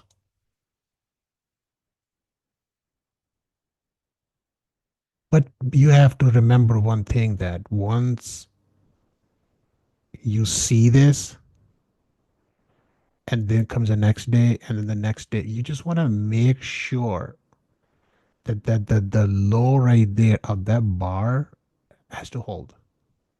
But you being meaning that you don't want to close, open and close another bar to the downside. It will stay there where it is, you know. But the best ones are like this. That's it, and you never look at this low, and you just that's it. Keep going up. That's just beautiful.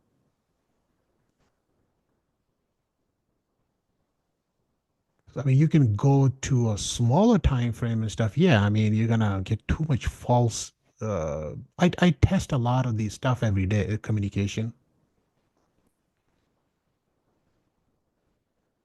Now imagine trading just based on Elliott. If I don't had this, I would have never changed my view of like, hey, should I just stay bullish or should I go bullish or should I just stay bearish like everybody else is?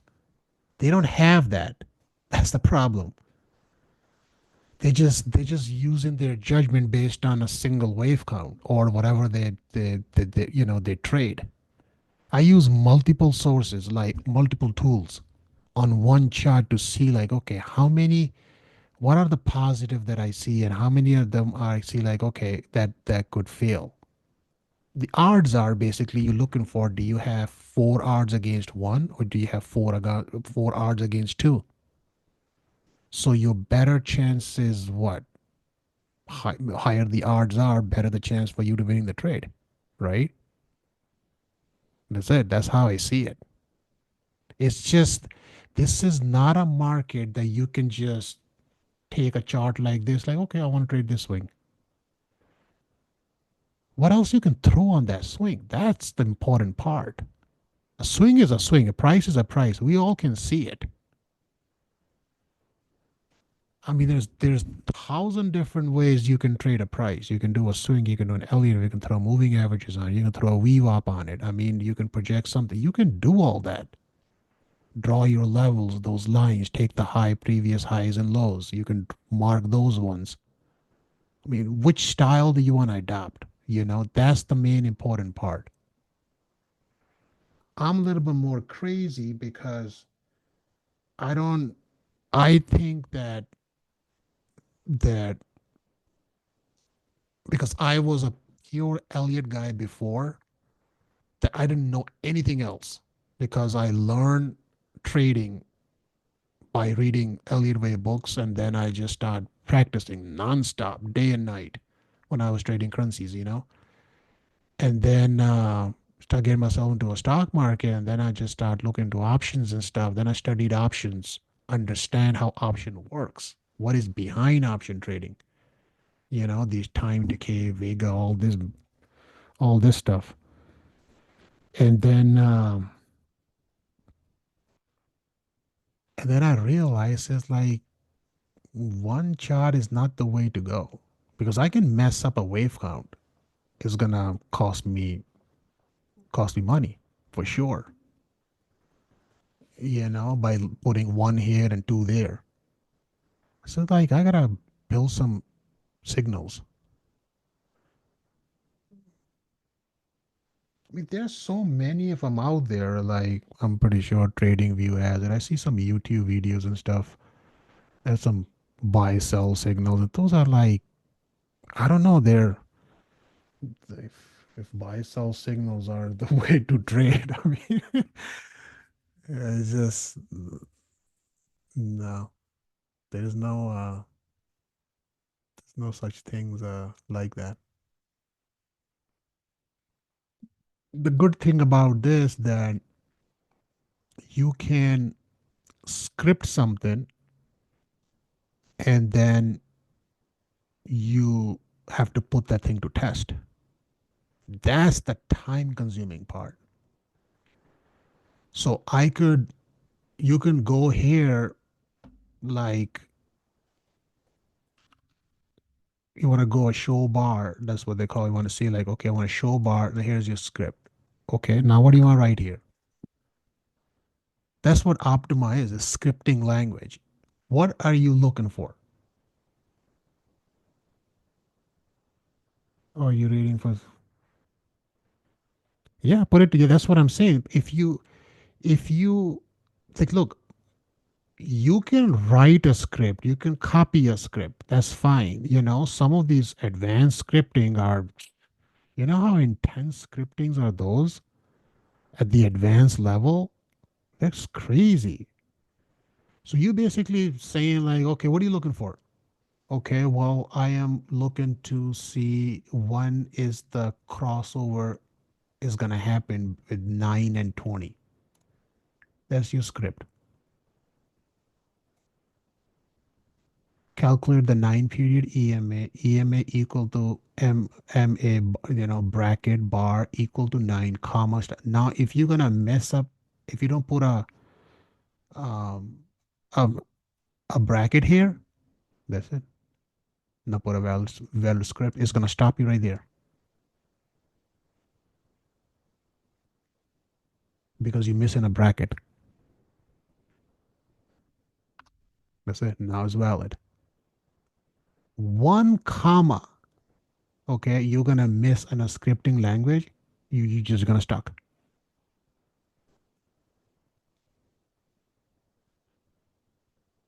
Look, if this is a semicolon right there.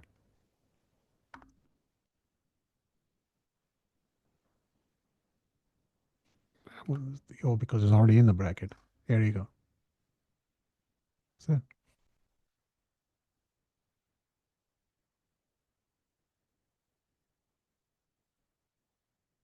You just write calculate 20. Now you're calculating a 9, and then you're calculating a 20. Now check if the price crosses above the 9 EMA. Then you have to cross above EMA 9 equal to close. Is based on the close, or you're doing on the open price. You just have to, you see, I have to set the time here. Now you can offset it by the value. It's so much. It's not about paying money to get yourself a software. You're gonna have to sit and learn. That learning is gonna take you years. It's not something that you can just sit down and start writing, writing scripts left and right. So when you have that script, then you have to put into a price. Now from that price, now you gotta have now how you gonna test it?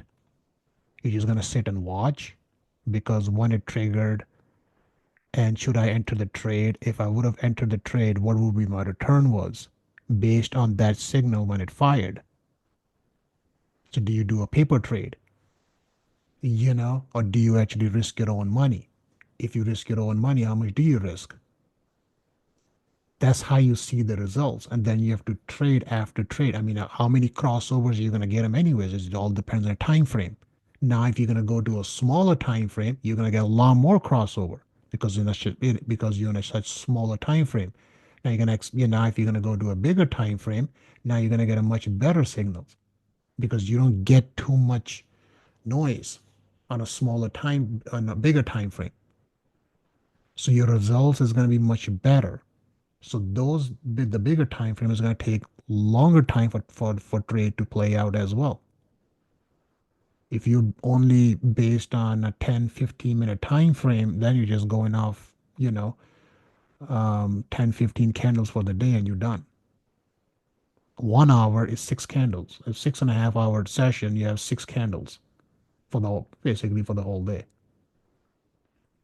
So you just, remember I showed you all those charts. You basically filter all the noise. You want to trade something, you have enough time. You just have to let the position work now and see how it plays out. I mean, some position instantly moves. Some of them, they're going to torture the hell out of you. And some of them takes a day or two to move. So once we're in, we're in. We don't know what's going to happen the next candle bar or, Look, Google, we enter a trade on Google. The next day, Google took a hit based on the news came, remember? And now Google trade is break even. It's up like $16 now. Oh, after a week on that on the whatever the fake news was. Why? Because I have 2 months. This is why I'm buying time spread offset the cost by by buying time. But if I would have panicked, oh, I just want to, the stock is down. I just want to dump it. Like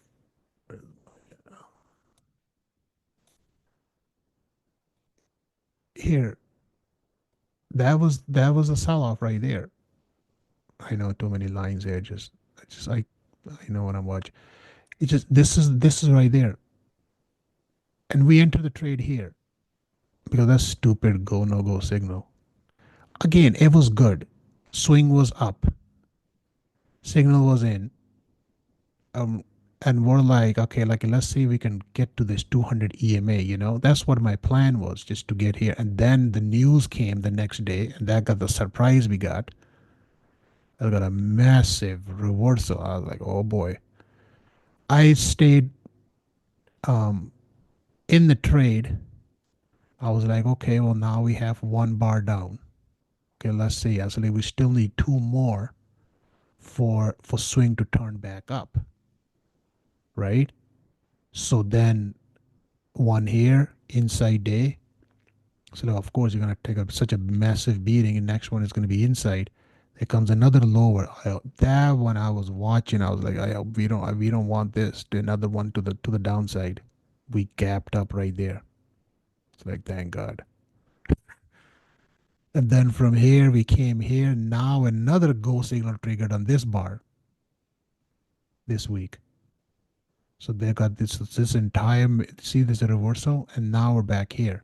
So yesterday before the open, I was like, okay, here. The problem now is we had a VWAP at 164, 200 EMS sitting right there at 168. Okay, so it went up to 169 and kind of closed right there. So it's facing this 200 EMA now. It just kind of has to clear this one up. I don't know. I mean, we're sitting break even right now. It's just, I don't know. I like I like the upside, but then if you look at the weekly time frame here, look at the same thing here. This one trigger, this one trigger. This is not. This is mine. This is theirs. The black one. That's the Optima I made there. The mine kind of triggers a little late compared to theirs. That's the go no go. That one failed. But this one was good. Then 2 weeks later, another one triggered. But the point is, like, you see, like the what Google is doing off the lows of 140. Look at the outside bar, which is fine, makes sense. Higher weekly bar, outside, inside, outside, higher. Just very ugly upside for sure. At 20% upside, fine. It's really good for 5 weeks, but it just, mm-mm. daily showing definitely some different signs, but if you look at like weekly, no, it's that really, really ugly. Like if you go here to NVIDIA, see outside bar, there goes the inside bar, see higher bar, higher bar, higher bar. That's what you wanted to see is green, you know? You bullish, you want to be green, you want green bars. Or make the price you want to, for price to make higher highs. It's Tesla. So Tesla has, look, these are my signals. That's the no go signal triggered here. I mean, it's just better to stay bullish. But the thing is, these are weekly bars. There's a lot of fluctuations, in between. But now, if you look at Tesla, 1, 2, 3, 4, 5.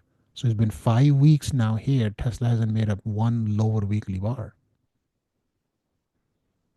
This stock is like this. It's going to take a beating. It's going to find its way. And then once it goes, it moves, it moves. It's not going to let you anyone in, so, but monthly time frame is down. This is all I watch, you know, 1 hour here, daily time frame. I have a weekly and I have a monthly. Monthly, I really don't even care much. I just keep them. It's such a long time. The monthly, it's a go no go signal triggered here and monthly bar. Some of them are good. Don't get me wrong, but they're like strictly based on indicators, you know. So some of them are really good. There's some I've seen some really good um, um, upside returns on these ones. So just Netflix, what was that? Meta, yeah, Meta triggered a go no go on this week. That's the first one for the year.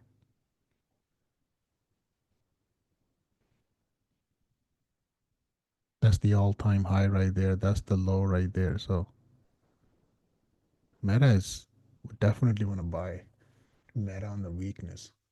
Any weakness we can get on Meta, man, we gotta buy this stock.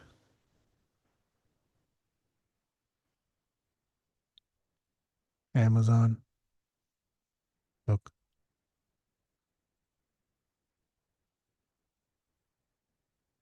When I'm just that's what I'm saying. Like these, all the stocks. Well, Amazon cost us trade as well for sure. Remember that this big just declining like a non-stop puking right here. This my signal even failed as well. Right there. Non-stop. These are some of them are green bars, but these are custom bars. So don't. These ones right there, the 1 hour, it changes color based on the swing direction. Okay. So the best way to look is this. See, anywhere the swing is up, it's going to stay in red. Oh, it's going after hours as well. Yesterday. So everywhere the swing turns down is going to stay red. Once the swing turns up, it will stay green. It will stay green until the swing turns back down. So I custom those bars based on the swing. So that's just AMD. AMD, look at that. I was just watching to see. I was like, this pig is gonna fail. It's on a 1 hour, on a 15 swing, on 1 hour. I was like, really? You go in that 13, then 14. I was like, it's gonna fail somewhere pretty soon. And it finally did. I think that's the after hour right there. See, it took out the 14th low. Now it's gonna start a 1, 2, 3 to the downside on a 1 hour time frame.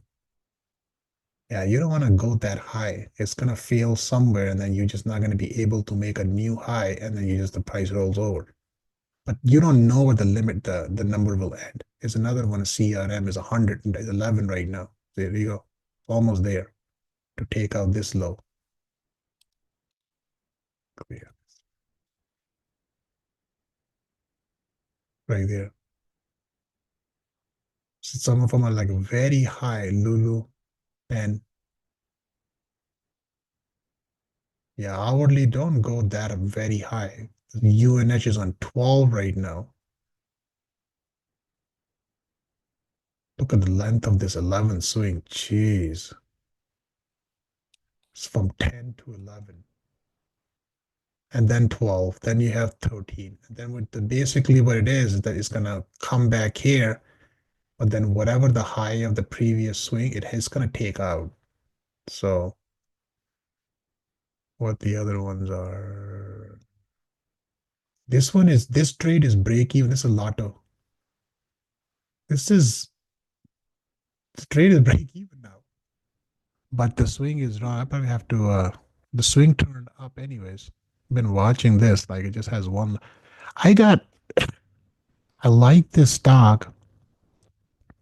It's gonna take some time. Look at this on a monthly time frame, one after another. That's one thing. But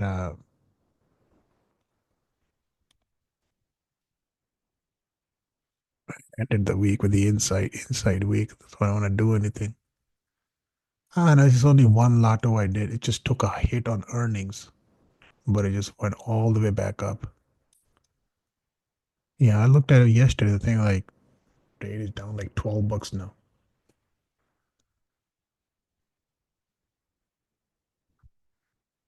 Got a few. This is the one that I missed, man. That's the move right there. Ah, Dollar General. This one. I like this stock. This thing is gonna break out to the upside. Okay, too much stuff. Um, let's Do you run. have now? Do you have now chart? The previous one? Yeah, now. Yeah.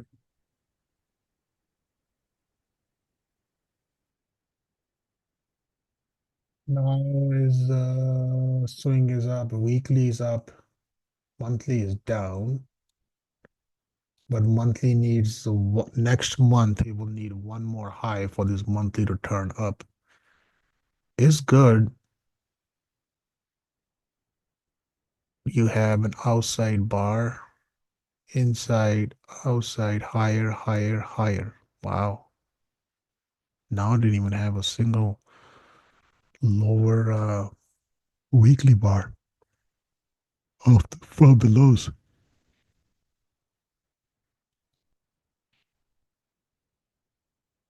Yeah, this isn't a fail swing here as well. There you go. You gotta watch 1015. Watch this mark. Yeah, this is a failed right there. You're gonna have a pretty good chance that it's gonna come down to this 1015. I mean, it can go up to 8 and 9 and do all this, but the sequence is just not gonna end until it resets back. Yeah, this from here, then it's gonna become if now this 8, and if the price managed to go back up to 1043, it's gonna become number 9, and then it's gonna pull back, see what the 10th is gonna look like. Well, one of these low is gonna get taken out eventually at some point. Yeah, all the high swings are very hard to trade. Like right there, the CRM is ready to take out this low. Yeah, I come. Zscaler. Huh? Zscaler. 3. The stock is scary as it's like I look at that. 95 RSI. Stock has upside. It's a great weekly is excellent. Um, I've been it's a very good cup and handle pattern as well. Um, but it's just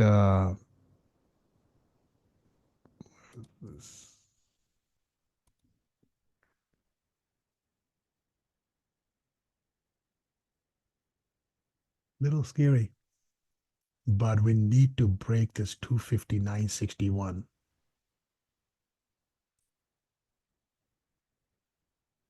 This one right there, then you have 78.6 is at 273. That's gonna be a hell of because this 78.3 is from this high to this decline. That 78.6 take you to the all-time high 2127 extension. So I mean this is gonna take another year or two, so if it don't get hit or something. So we'll see what happens.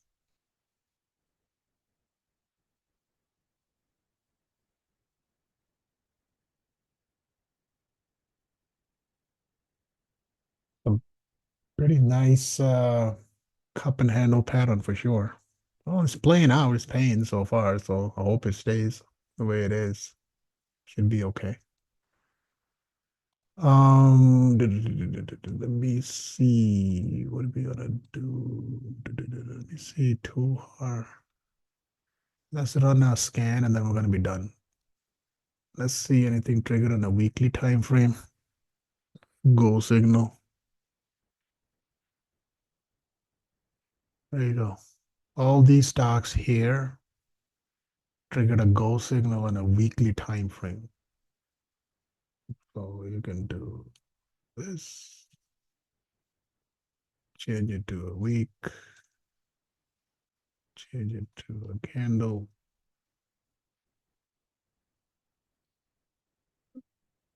Weekly. And then there you go. So these stocks here triggered a we can confirm which swing is up and which swing is down. Consultation Energy, CPT, Camden Property. It's a little choppy, too many back and forth. You don't ignore that. That's a huge pin bar. GS Goldman Sachs.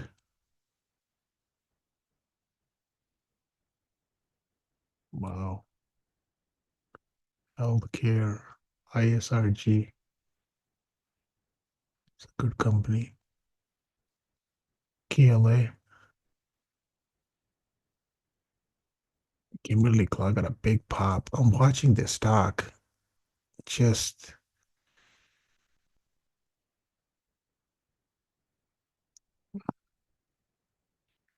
this Meta. We already looked at them.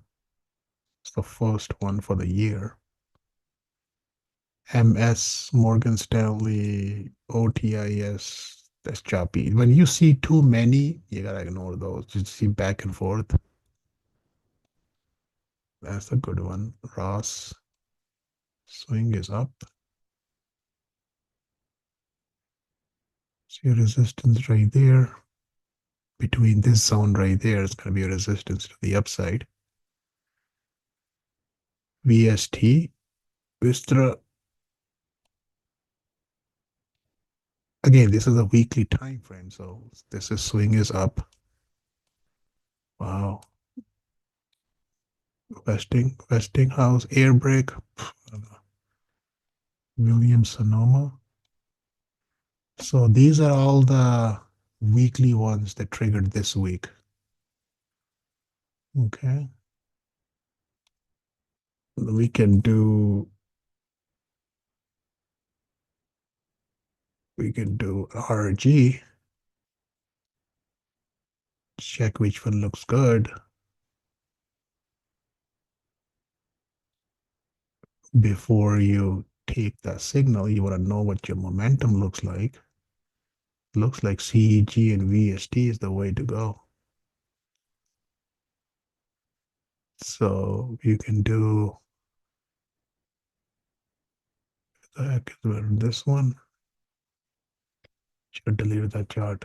Anyways.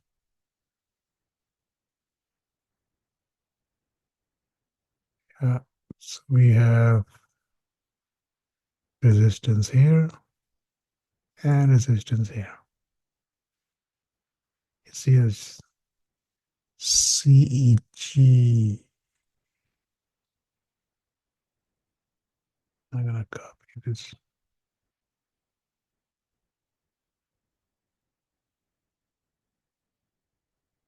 The other ones are kind of roast is good.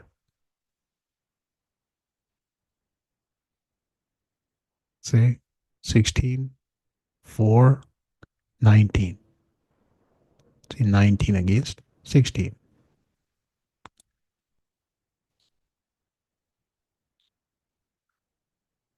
Okay, so this is go, no go. Okay, now you can go. Um, we didn't sell off, so I don't think anything triggers here. Oh no. Oh wow.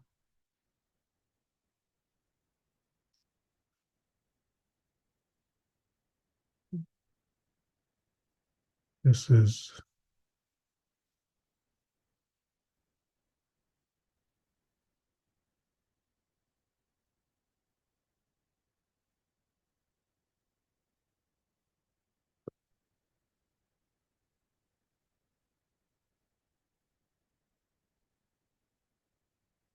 there's some there's few of them triggered here. There is one, Bristol Meyer.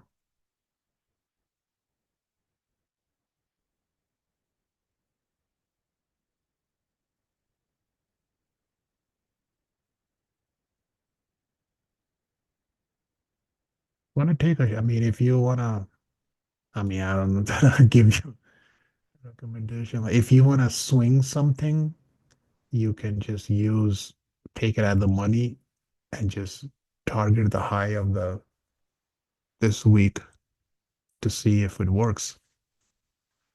That's how I test them. I just throw one contract. Just now I trade differently, but I was just take like one 50 delta trade at the money. Just because these are the weekly ones, you just buy like 3 months, you know, sometime like 2 months. The weekly bar, so it's sometime in 1 or 2 weeks can kind of keep you sideways because these ones are in a downswing now anyways. You see, they're not going to be in an upswing to trigger this. So then just to see if any money, this one is going to go. This one is going to go. See, the swing is up as one after another. This is good. I don't even know what is that. No regions right there. Why this stock took such a beating as well? Nobody's oh man, this is ugly. Oh boy. A very sideways price action. Too many back and forth swings. 44, 67, 25, 37, 28, 33, 28, 50. Wow. This is, and it made a new low. I mean, 1 or 2 weeks, yeah, stock can take a breather, but this is very choppy. Back and forth roller coaster. Thermo Fisher, man, this thing is, I think this bottom is in. This bar right there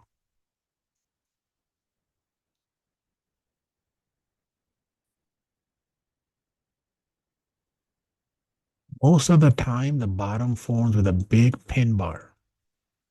See? You always pay attention to this when it comes to a price.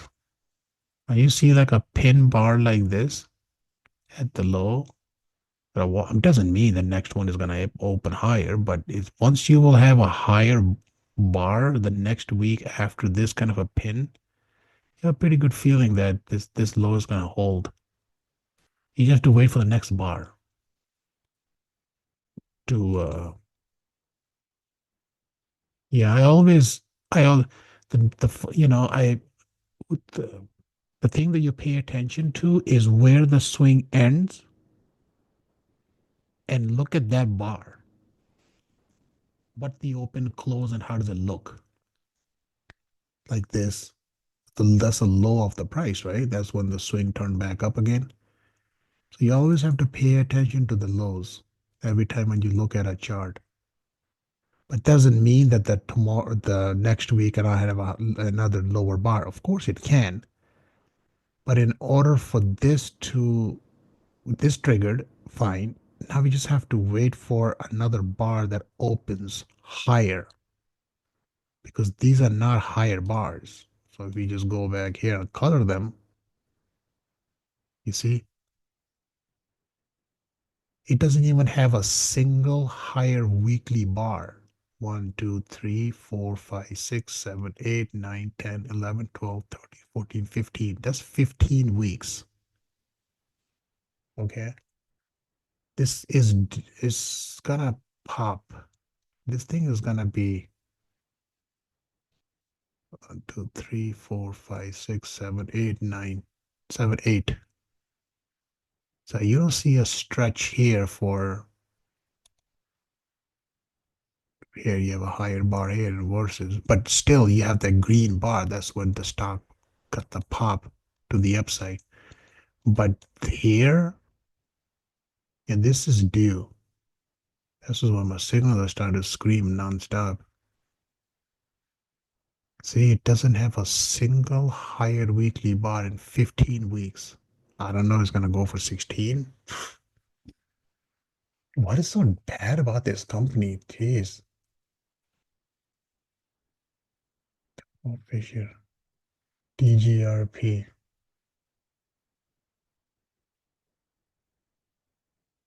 This might go.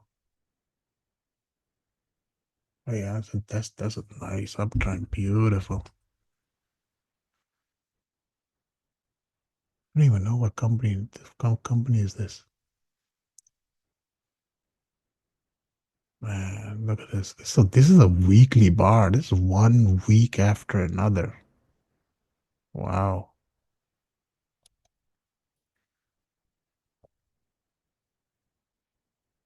What else? Uh, let's see that oh boy, how many stocks has put a 2 weekly higher bars, but their swing, oh boy, 278. Let me show you that one.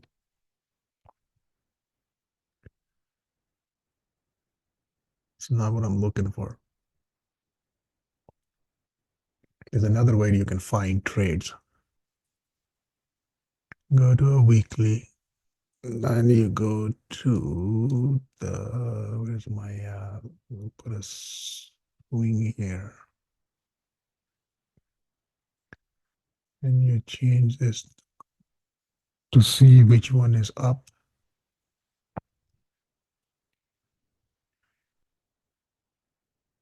Pick a value of 1. And then you have downswing. You can leave the value as 0. Okay. We want to focus on. So what are we looking for now is we're looking for 2 weekly higher bars. In order for swing to turn up, we need 3 higher bars, right? So what I did was like I wrote a script to see if which stock has a potential to turn after having two bars. So if we go here, now these ones already have two higher bars. So now we're gonna go back here, put a 3 bar swing. So now these ones already have it. So that's why. What? So this way,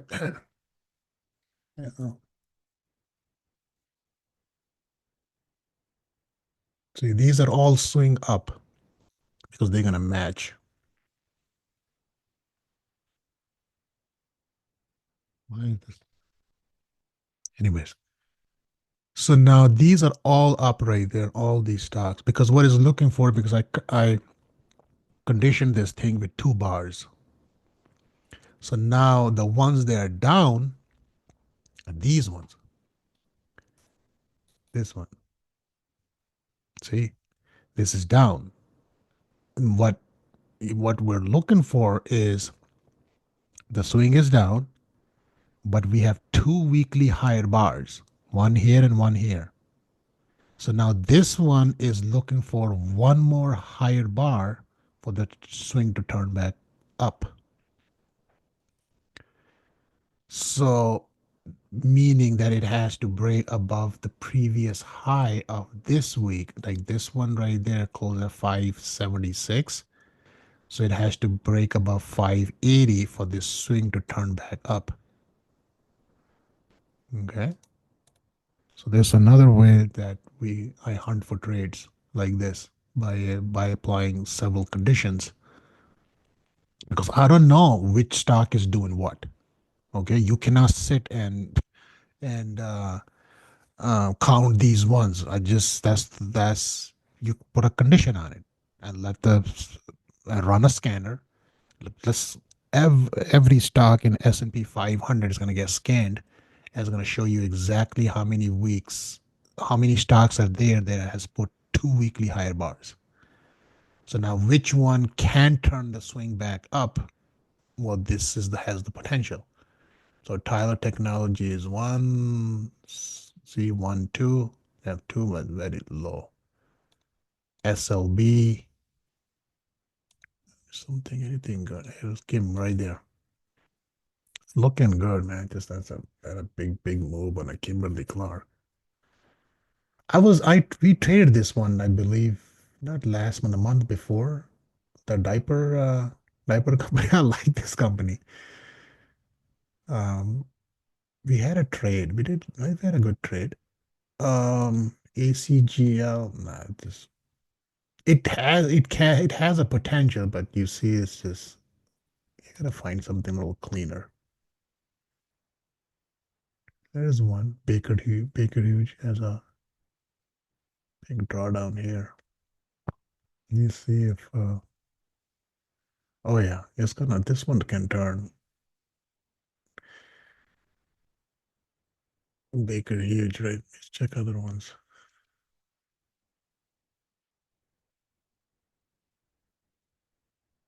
This has a potential number. So you have 2 bars. You need one more, and then the line will go like this. Because you see, it's not getting two. See, one here, counting the inside, one here, and down. Doesn't count. You need 3. So now if I do 2 bars, that's going to be different. See, 2 bars turn after 2 instead of 3. 3 just filters the noise. 2 just changed too fast. You don't want to, it's just, I've tried trading it and I have better results on a 3 versus 2. So you can put it one on top of each other. You see, this is still a 3. You see how fast the 2 moves because it's looking for those 2 higher bars now instead of 3. So once you have two higher bars, swing is going to, you see, one here, two here, and then one, two down.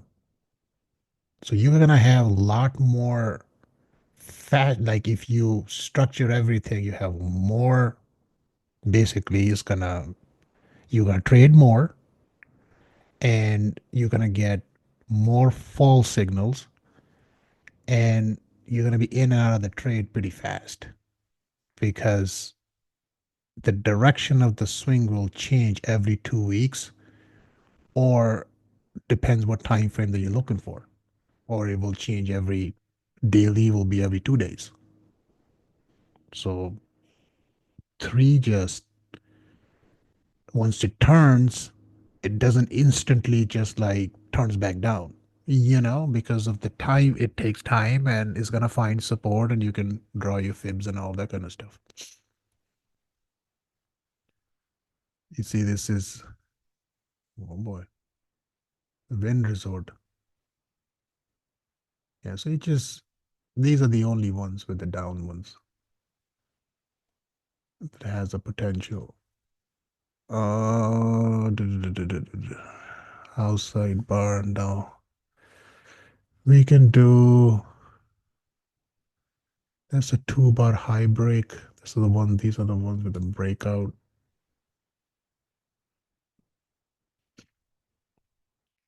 I have a crazy scanner. This,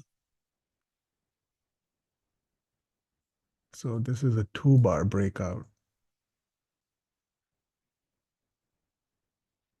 See, every time when the price will take out the previous swing high, that's what the breakout is. So you're looking for a previous swing high breakout. So I conditioned that one. So these are that happened yesterday only. So it scans by a day by the last bar. See, this price is higher than this. So every stock here is going to have a higher price than a previous one. So these were the stocks that did it yesterday. Uber is one of them.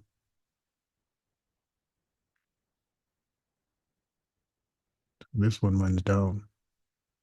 It made a new high above this, you see, but it reverses back down. These are the 2 bar high break. This is all scripting. Like I just tell a system what I'm looking for. It's a 2 bar swing count. What is here? On a weekly time frame.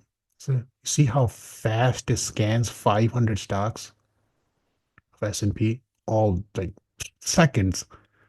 It took what, 4.53 seconds. Shows me 20 results. This is where I save myself time, you know? So just I this is why I ignore doing any charting. I wanna sit, I wanna find trades for everyone.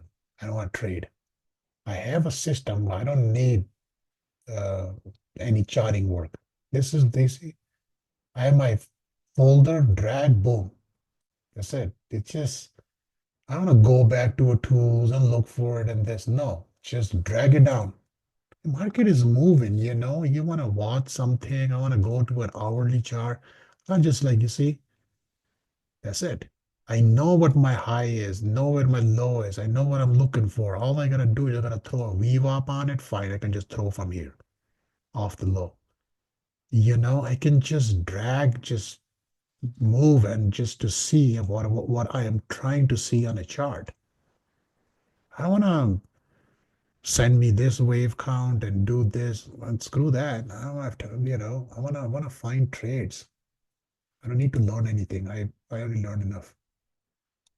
I just I set up a system. It just scans, find trades, good swings, throw the risk, and let's go and wait. It's Google. All these months, like we think I'm just, uh, what is this? and bar. Oh, this is the one I want to look at. Improving heading quad. RRG.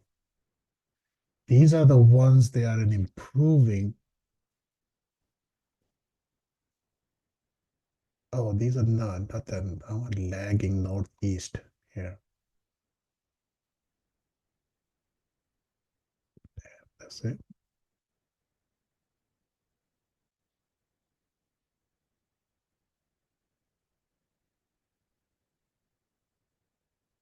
Okay. These are the stocks. They are in a lagging quadrant, moving northeast. Okay. So you don't want to be too close. You want to be here, further away from the benchmark. A Yum Bread. You got Big Mac. Ooh, Big Mac ready to break out here.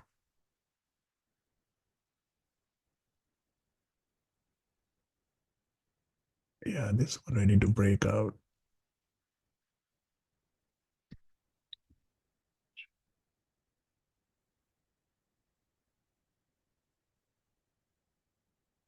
Just to break this line.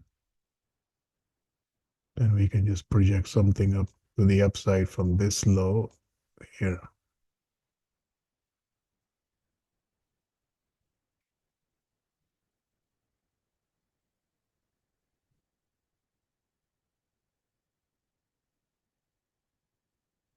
You know, if RRG is picking up,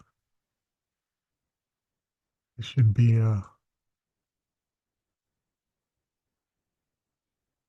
let's see how the market opens on Monday. I'm gonna put a NVR. What stock is this?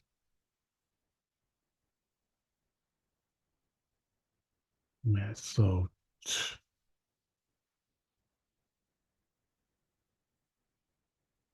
oh, that's a Mohawk industrial, yeah, industrial stock. I'm getting bullish on this. I've been watching industrial sector. It's just with all the bill the what he's been doing with this bringing money here. Industrial sector is going to do good with him. You should all focus on. I gotta spend a little more time later today to see the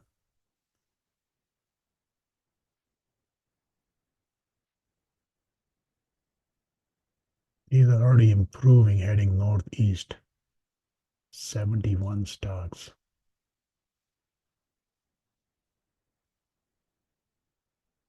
There you go. These are all the stocks. There are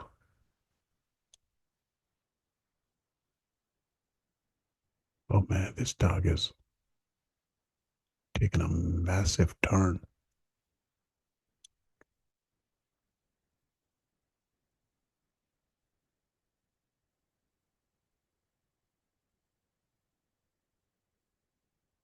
We can narrow the search 500, just wait because some of these companies we don't even can do 100. There you go. Top 100 is good. That's it. It filters it because nobody trades those. Like these are at least top companies. Something to Visa, BlackRock, Qualcomm,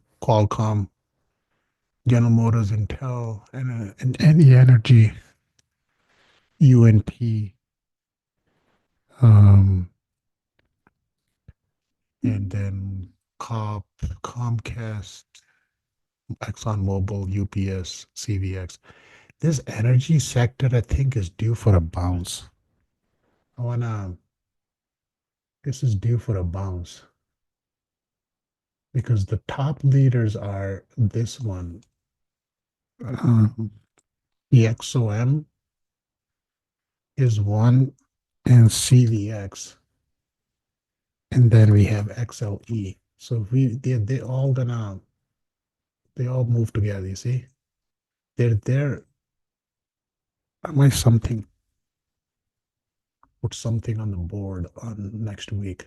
You see, energy is going. XLE and XOM. They're husband and wife. I know that for a fact. They're always gonna be holding hands all the time. Um, they're yeah. This dip right there is crazy.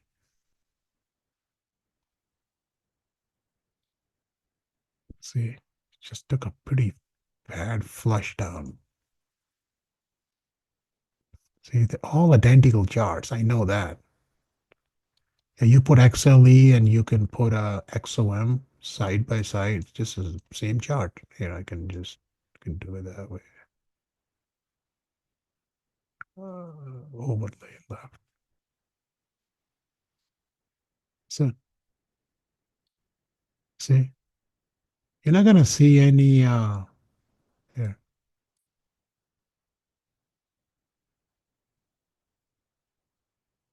So if you're looking at the XLE chart, if you're looking at XOM, same thing. It's two different price or two different chart. It trail exactly the same way. So like if you do CVX might have a bit of a, you know, spread between them. But XOM, I know that for a fact. I mean, I do trade. Um, I only take XOM. This is the only try. If I need to, if I'm gonna play energy, that's the only stock that I trade. It's XOM.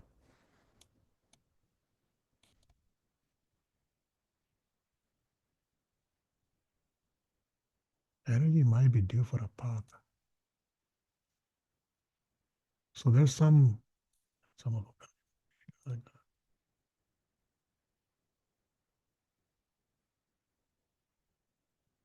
Close this.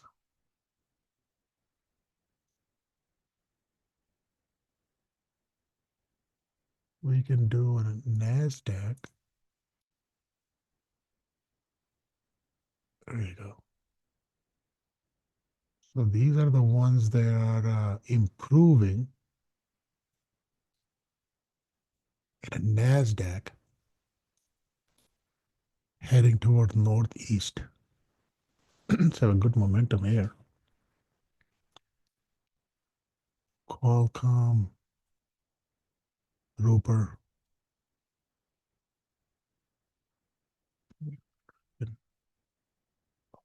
500 stock. It's $600 stock. Hey, what is this company? I was gonna show you Infotech. I just looked. I remember this company. What is this? No, it's the Palantir one. Look, Palantir right now is up 71% year to date. And Infotech, Supermicro 51, 36, CrowdStrike 28, KLF 25, Lam Research. Like, but now look at the greens and now look at the red ones. It's just mixed. Qualcomm is just flat for the year. So does Broadcom. AMD is down only 3% now. Oracle 3, Adobe 6, Apple is 15. That's just so hard to look at Apple compared to the other companies. I think it's gonna take off later. The beating down one is TR.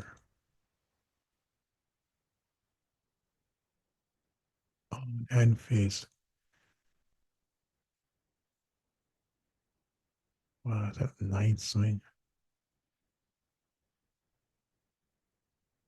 And then one standard deviation move hit the band right there to the penny. is a very solid band that I built. It measure a daily and a weekly one standard, two standard deviation moves. Those are, if you play in the upside or if you're gonna play the downside, those gonna be your targets as well. So I mean, if you get lucky with two, yeah, of course you take it. But one is always the um, first target. Like service now here, like if the price do roll over, put a lower bar. I mean, for one standard deviation move, it's down to 1013 right there. So where the price is at 1040. So 1030. That completes. So most of the stocks without noise, meaning without um, um, surprise with the news and stuff, if they do roll over with the market, it just happens to complete one standard deviation move. And then the day is going to be over. Yeah, this one is. There's Apple. Very sneaky Apple. Waiting, waiting for the last one. Everybody run their course trying to make his way back. And Apple is about to make his way out. Very sneaky stock. Palantir here is kind of definitely losing, starting to lose some momentum here. Where's the stock?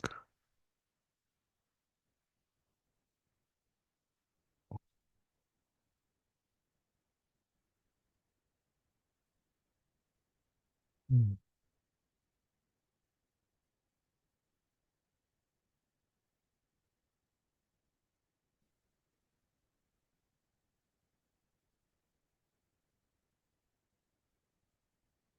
One standard deviation move, 122.97 on a daily.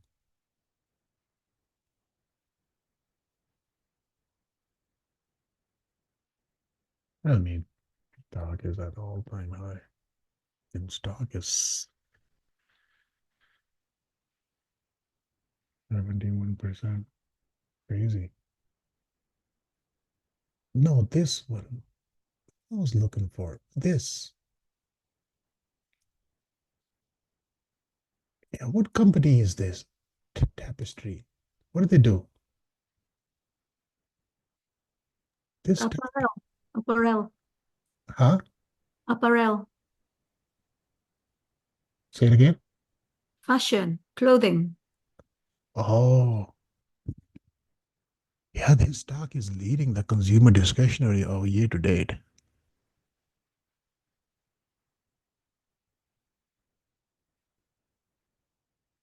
Oh, that's it. There you go. See, I did them right there.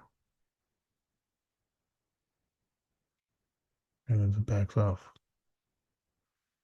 I think oh, you know what? I think this next week is all about retail earnings now. Okay. I haven't even looked at the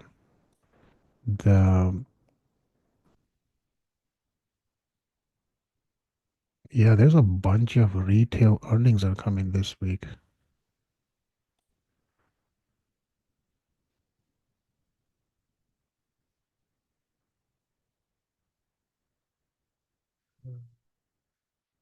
There you go. Home Depot Dow 30 stocks. Oh, Palo Alto right there. Baidu, Target, DJX, VF Corporation, Medtronic, Canada Goose, Snowflake. So there's some action here. BJ's here, Ralph Lauren, Workday, Ross, Autodesk, Deckers. Wow.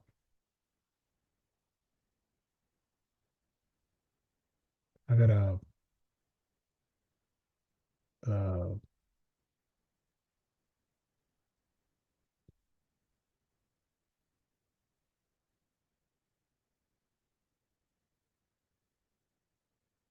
gotta make oh,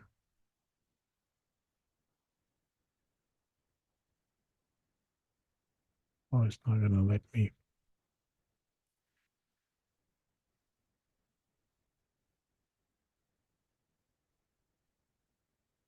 I'll just try to see if anything.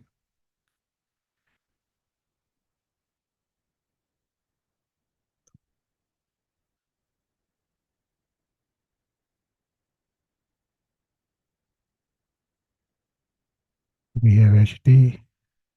I'm just trying to see if P and W.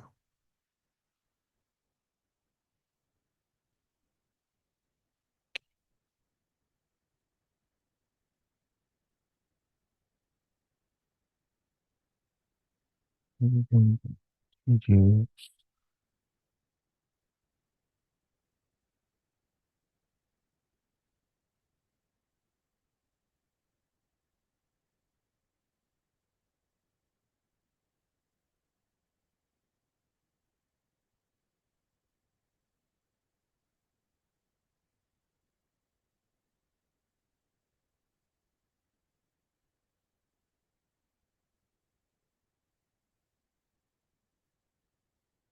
Yeah,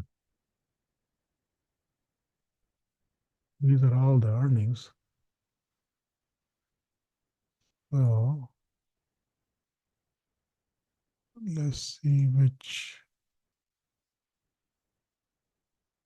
is up and which is down. Mm.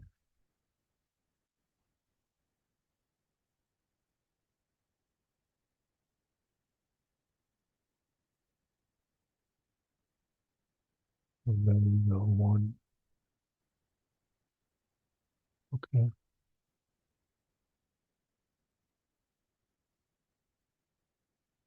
First, we have to see which see what swing they are in.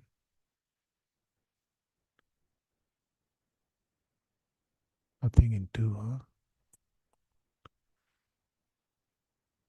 Okay, so these are the ones that have earnings coming up. So we have Home Depot here. Let me see if wow. So Medtronic on a weekly time frame swing is down. How many bars? Yeah, I just took a massive plunge. Um, oh no, hang on. Here. Yeah, the swing is down on this one. The line doesn't appear to the upside. And then the Ross. No, what is this? Oh, the delist. Okay. So, okay, so the Medtronic is the only one on a weekly time frame swing is down. VWAP 86. Off the low 8360. So change it back to this. You see it changes, so I gotta drag it back here. What? Need, hang on. I have data. Okay. So I was like, I don't know what the hell I'm doing. It's already saved here anyways. Um, Weekly swing is down. So we're back to daily. Okay. Daily is up.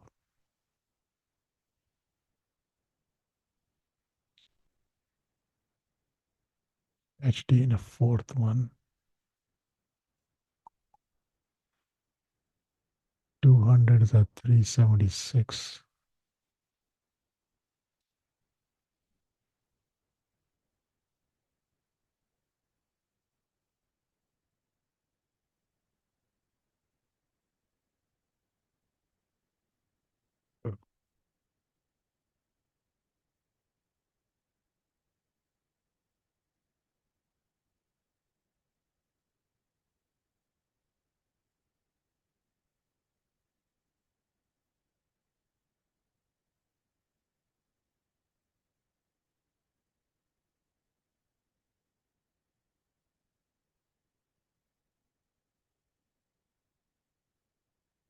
Two.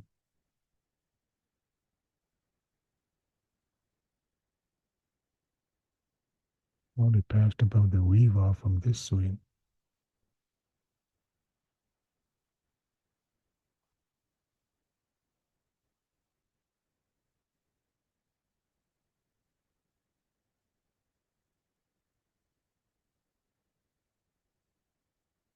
Gonna filter some, I don't know, just swing something, but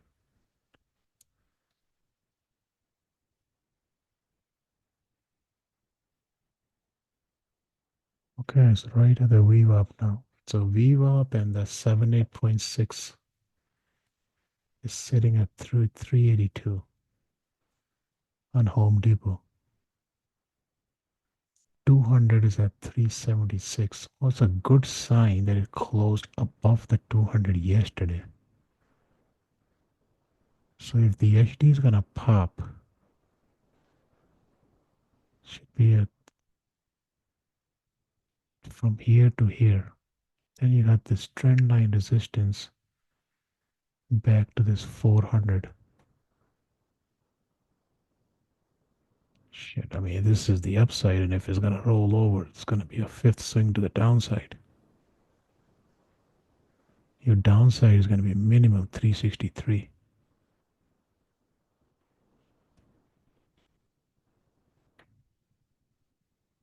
No, this, yeah, I only have one.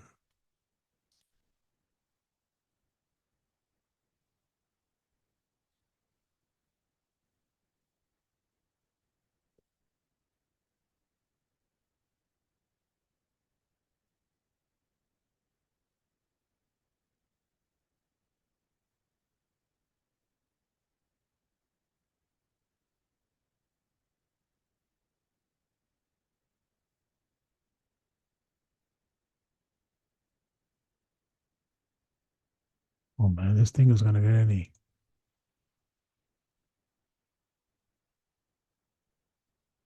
It's moving. 200 at 237.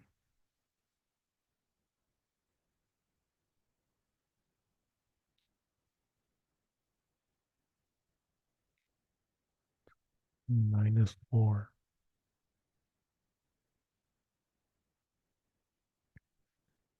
It has to break this 208. That one, this will help this stock. If not, fifth swing to the downside.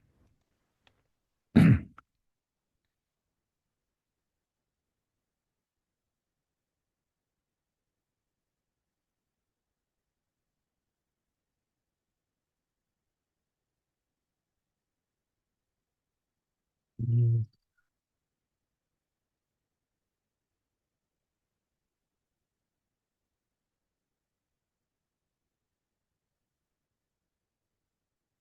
Baidu has a lot going on with that 200 EMA. Target is down, I know.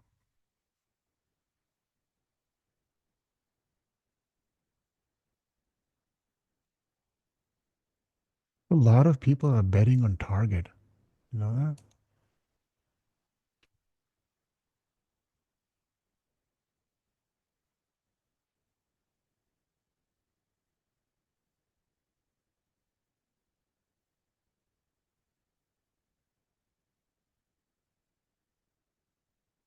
This is the stock. Look at this. Can start breaking out to all-time high.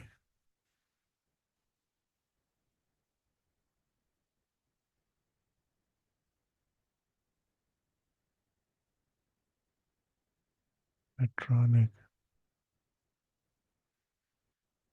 Just see these kind of a swings and chart. I hate them. You see how much consolidation you have sideways. You need some like directional upside look or like something downside like this. So much clean looking swings and much easier to read price. This roller coaster. You can't trade nightmare like this. It's very difficult to get a trade. You see, this is how I scroll and that's how fast I can read. That's it. I know what I'm looking for. You know, when I ignore these choppy swings, just want something more directional that you can draw some sort of a channel or something that the price is actually trending to the upside or to the downside. Yeah, just something you go like this price action like here. How many months and months of price action is just literally a full chop zone. It's probably sitting at 8.6 as well. Actually broke below it from this swing right there.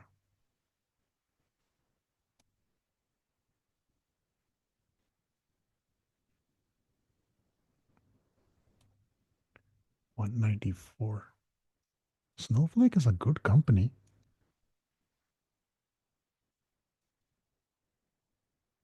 The target on this one has to be 194. This pivot right there. Any surprise? Yeah. Downside is 177, 171, 165 right there. So 1, 2, 3. If you're gonna go in a weekly, 163, yeah. Yeah. I think that's bad.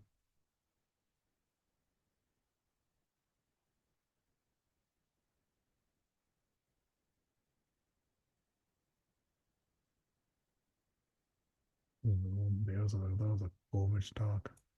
Yeah. Ralph Lauren. Just 58% drawdown.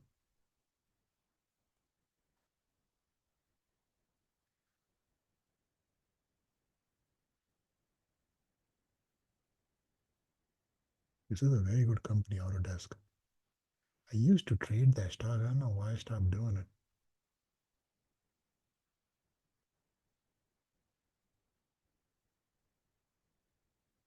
I don't know. Once I got myself into the Russell 50 index. Just I just like don't even look at a lot of these companies anymore.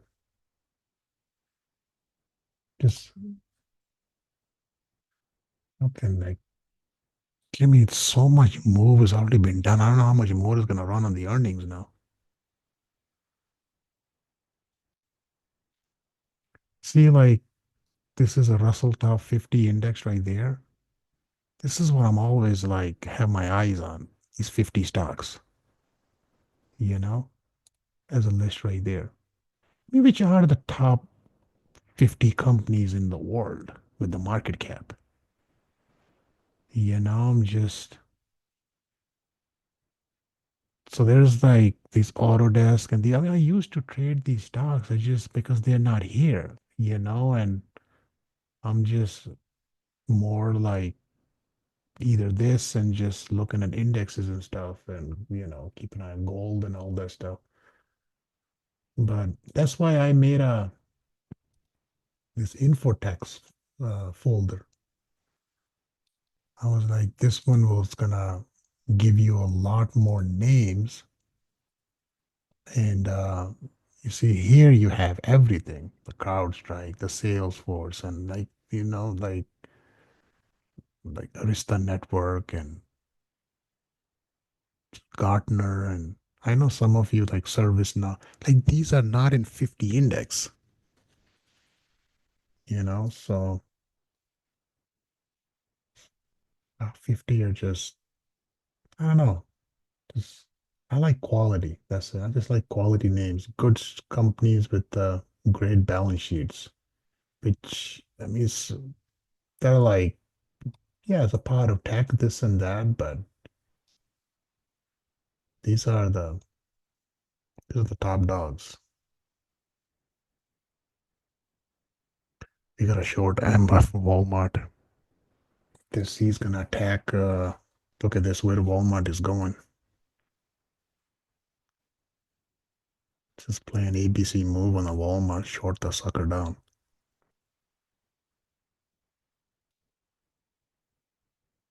Eli Lilly's all the way down here. But here's the thing about Lilly. Yeah, I gotta go as well. I'll delete this. If this is the high, if this is a triple combo, a W X Y connector X and Z. So if this what it is, it will need one more push to the downside. Okay. If this is all of WXY right there, because you have a very clean 5 waves up here on this stock. Right here. 1, 2, 3, 4, 5. This is 2. A deep one, which is right at that 78.6. So from here, this low has to hold, and then the price has to make a move here after 3 wave. So now the question is this, that regardless the the case is here, either if the stock makes one more leg down to complete the Z of 4, or if this low holds, and if this is 5 and this is a 3, and it just makes a move higher. But the problem, this is what is going to, now the issue is that the stock is making lower highs and lower lows. Okay. So these are all lower highs.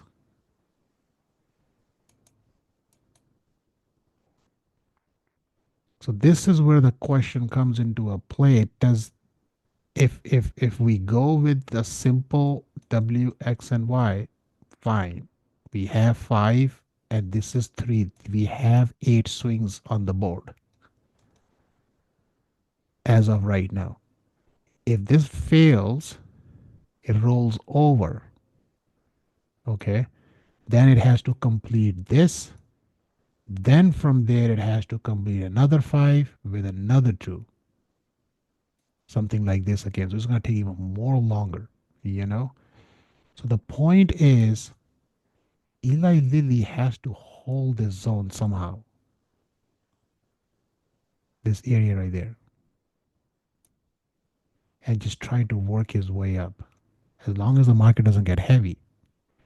This is a number one holding stock for the healthcare sector, meaning it has the most weight to the overall. So this is the Nvidia of the healthcare sector. Great company. They're building all these manufacturing here. Then they're gonna have zero tariffs, the taxes. So Eli Lilly is playing pretty smart with Trump. So he says, build here, no tariffs, and they're doing it. But I don't know if it's just the cost. Is it the money that they're spending? Is this where the stock is gonna go sideways, or if the stock is gonna go? Now here's a tricky thing. about this stock. Well, if you look at the history of this stock,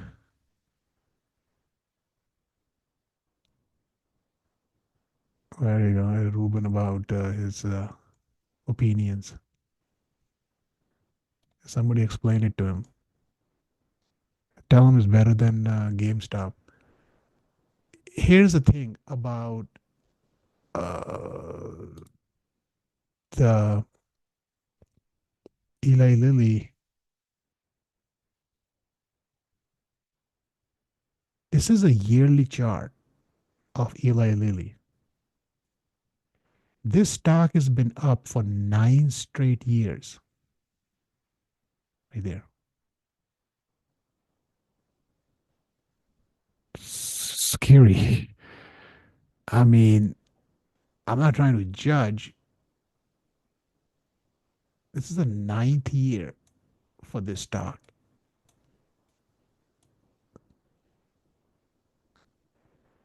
Is this stock is ready to go sideways this year? It is possible. It has a massive run.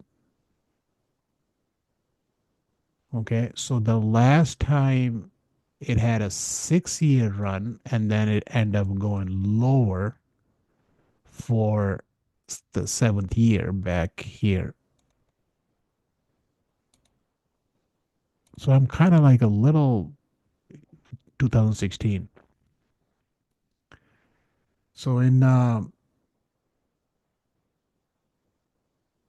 so that's the only thing. I think this stock might go sideways this year because the healthcare is so damn difficult to to target. I mean, because with all the what's going on, especially with United Healthcare is the one that's killing the healthcare sector. Um, it just plus already has a lower monthly bar now as well. So the thing is this that Eli Lilly has so much weight on the healthcare sector, but then how much room the stock has more to run? It's been for 9 years, you know?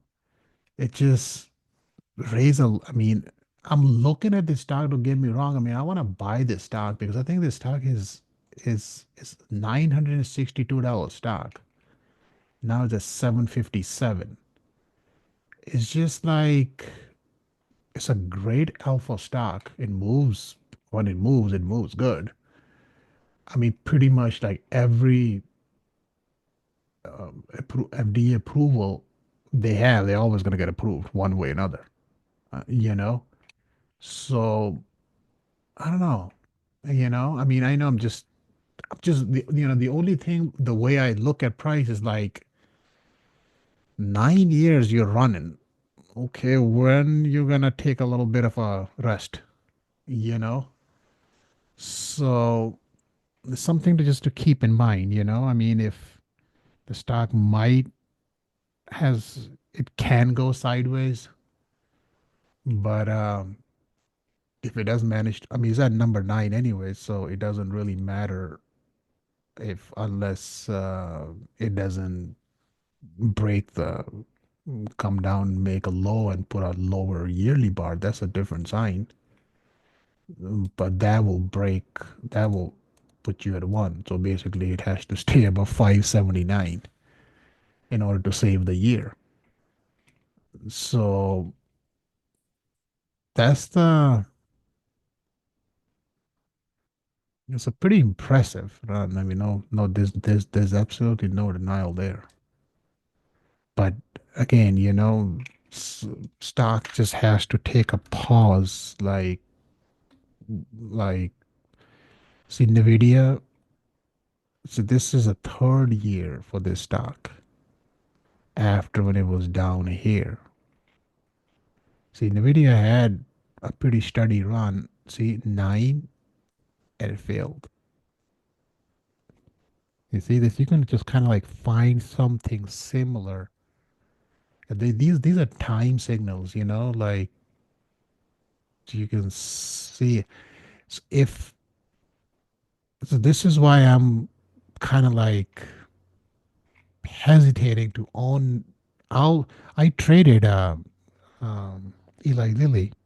We just did a trade. It was a quick one, and I'm just if it's a matter of taking a counter trend trade on Eli Lilly, I'll do that. But I don't know, like owning a stock for nine, just not that comfortable. That's all.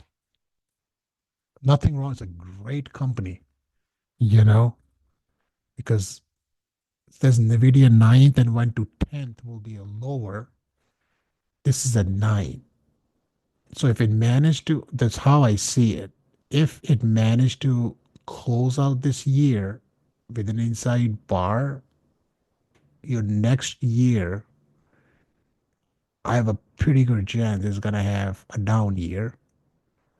Okay, meaning that this number ends, and then from there it can resume back up. So yes, long-term picture is absolutely beautiful, but it just just it's just stock just gotta take a breather. That's all it is. Just had a massive run. So I just wanted to shed some light on that one, just to you don't have to go super crazy on this one, because higher and higher the count gets, he's gonna fail at some point. Like this is what you call a steady run, you know? This is what you call an excellent run. See? One, two, three, down. One, two, down. One, two, outside bar doesn't count. One, two, three, outside bar. One, two, you see? This is what you call a beautiful run. That's what you call a steady stock, like Apple, the way it trades. You know, goes up for 2 or 3 years, shows you a little bit of a volatility, this and this. People buy the weakness, goes right back up. This is a healthy trend. One, two, three, one, two, three. That's it. You know, something is just ripping 6, 7, 8, 9 straight years in a row. I mean, come on, slow down, Tiger. I mean, you can run like I don't even know why is this thing negative. Something wrong with my script? What happened, baby? No, GE is the NVIDIA in industrial sector. I know, I see that. That stock is on a crazy monster run. Yeah, it's just making up. This stock has room to run. Yeah, it's just finally recouping the, all-time high. Hey, I put a price tag on this one, 362 all day. Yeah, but it has to break 235 now. That's your upside right there. Well, there comes a decision point. So watch the 235, 78.6.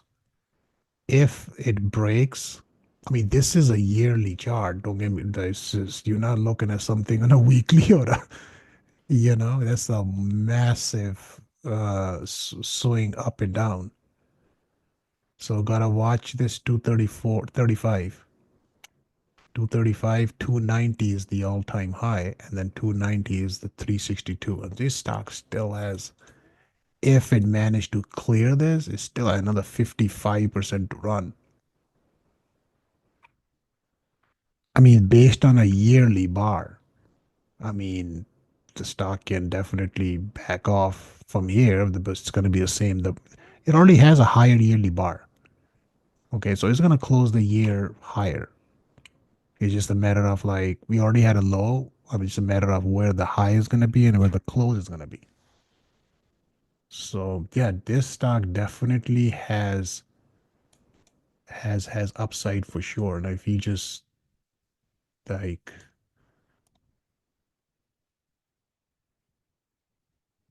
look at that, man. I think it's just I didn't look at it. If I would have, I do look at some stocks that just like oh,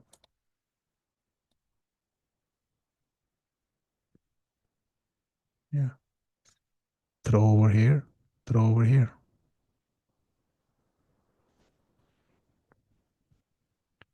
Equal opposite reaction right there. Excellent run. Yeah, I'm gonna go grab something to eat and stuff. And then I'm gonna spend some time on that's my project for the weekend. I'm gonna spend some time here on these stocks. I'll look at industrial sector. I like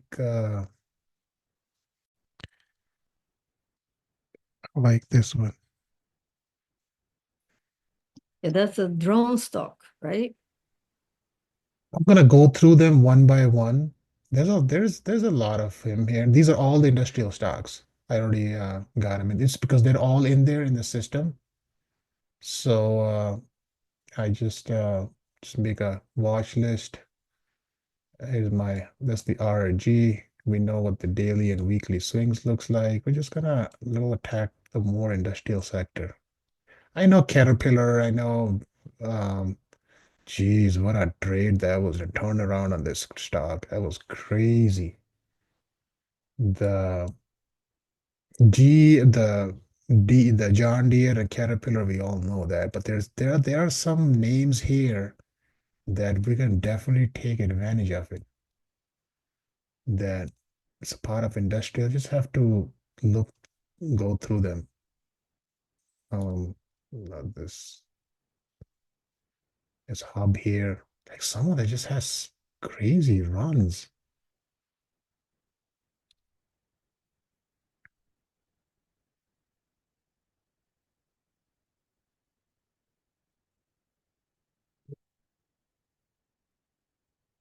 And Ruben is talking to himself. Well, MSTY, Misty.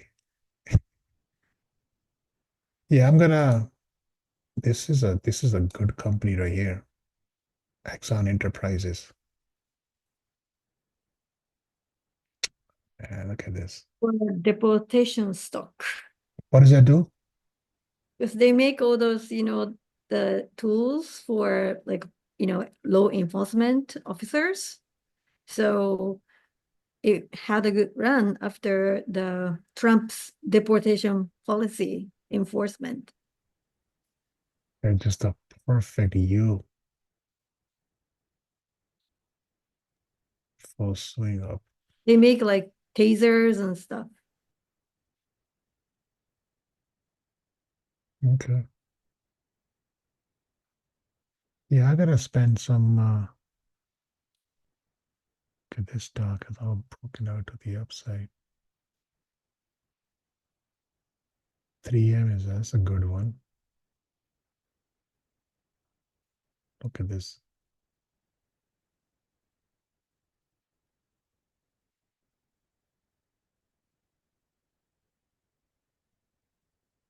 Boeing is Boeing.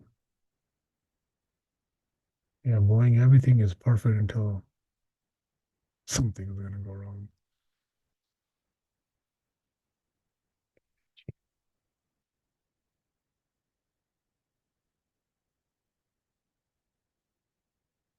Best odds, it's just so difficult to find. I'm gonna work on that one. The way is two, and then I'm gonna shut off. Is this when you have this on one time frame and then you go like this on the other time frame, these are like I don't know, 1% chance, I would say, that a stock would have that it could line two swings on a two different time frame at the same time. You know what I mean? Very hard. Well, I cannot, I have to run multiple scanners is to find these kind of a. This is why I'm bullish on this stock, Dollar General. I'm gonna get this stock. I'm just getting irritated not to enter the trade. Um, just this 1-2 on a one time frame, which is monthly, and then when you go up here on daily, you see it's 1-2 as well. These are very, very high probability trades. And plus, it's getting out of the ninth swing as well because it break above this eight. It's exactly what it tried to manage to. You see, every broken. This is, you see, trying to fight this area to find support because it's gonna become support. If that was the high, the sorry, the highest. Can't even talk. Um, the high swing of eight. So on the way back down, that's what it's gonna always gonna try to find some support. So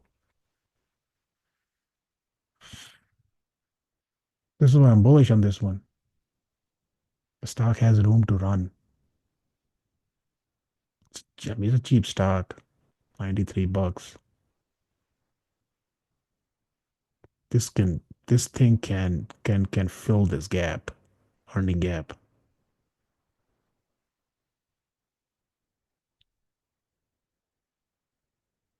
So we're gonna give some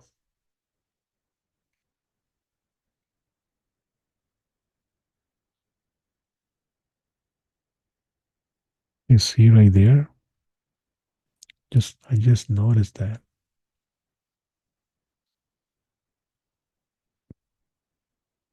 Wow.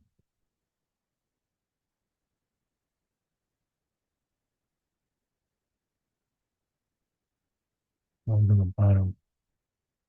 Perfect. It's just a little bit down. It's okay. It's not bad. Like a little, you see, you need a volume here always on a shoulder.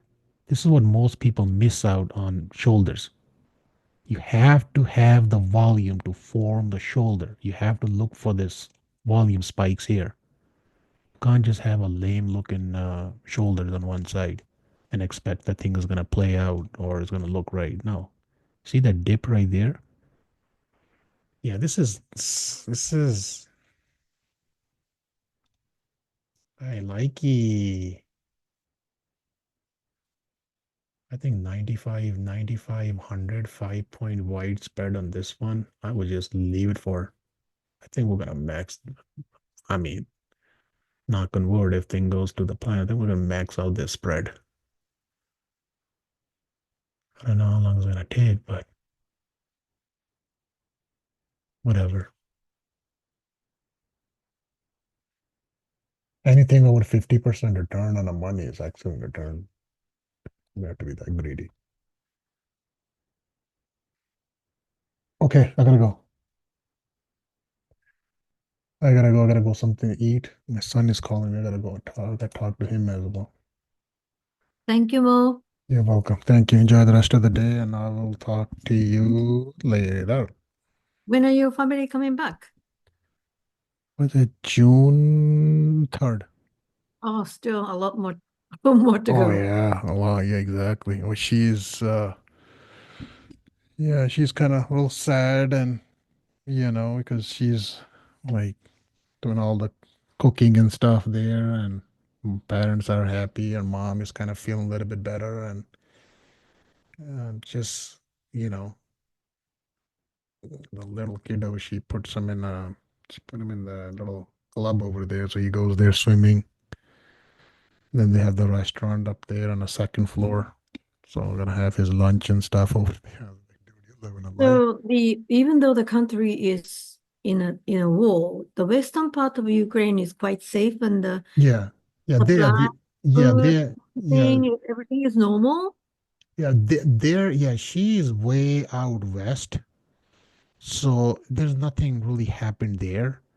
So That's the very so, interesting, yeah, the fight, like yeah, when the country is at war, I feel like, everything must be so no, crazy everywhere inside the country. yeah, but Ukraine Ukraine is, is big enough, right? yeah, but the country is huge by land.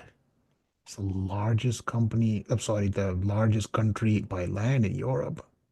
So it's like United States, if war is happening in West Coast, we don't feel anything on the East Coast. Correct. So the fight is all in the East Coast, is where the border war with the Ukraine and Russia.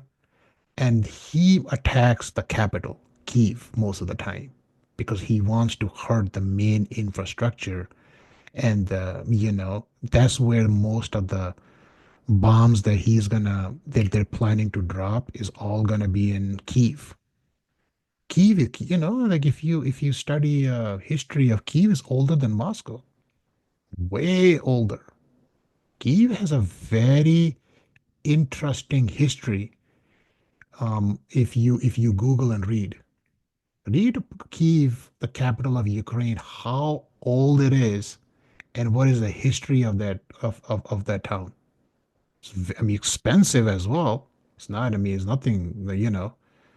But it's I mean, it's really really nice. I mean, if you look at pictures and stuff. But I mean, a lot of them are getting destroyed because of him. But Kiev just has crazy history, to be honest. If I would, I mean, I don't know how to speak that language, but I could, I would definitely like, things get better, whatever. One day I'll go to Kiev. Just want to explore that city too.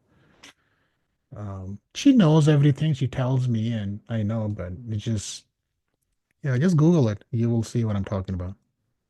Kiev has a very interesting history. Yeah, Ukraine is not some small country or something. It's just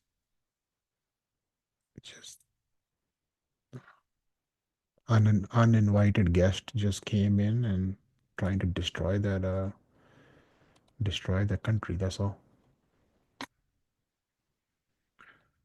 Yeah, there'll be. I'm just, you know,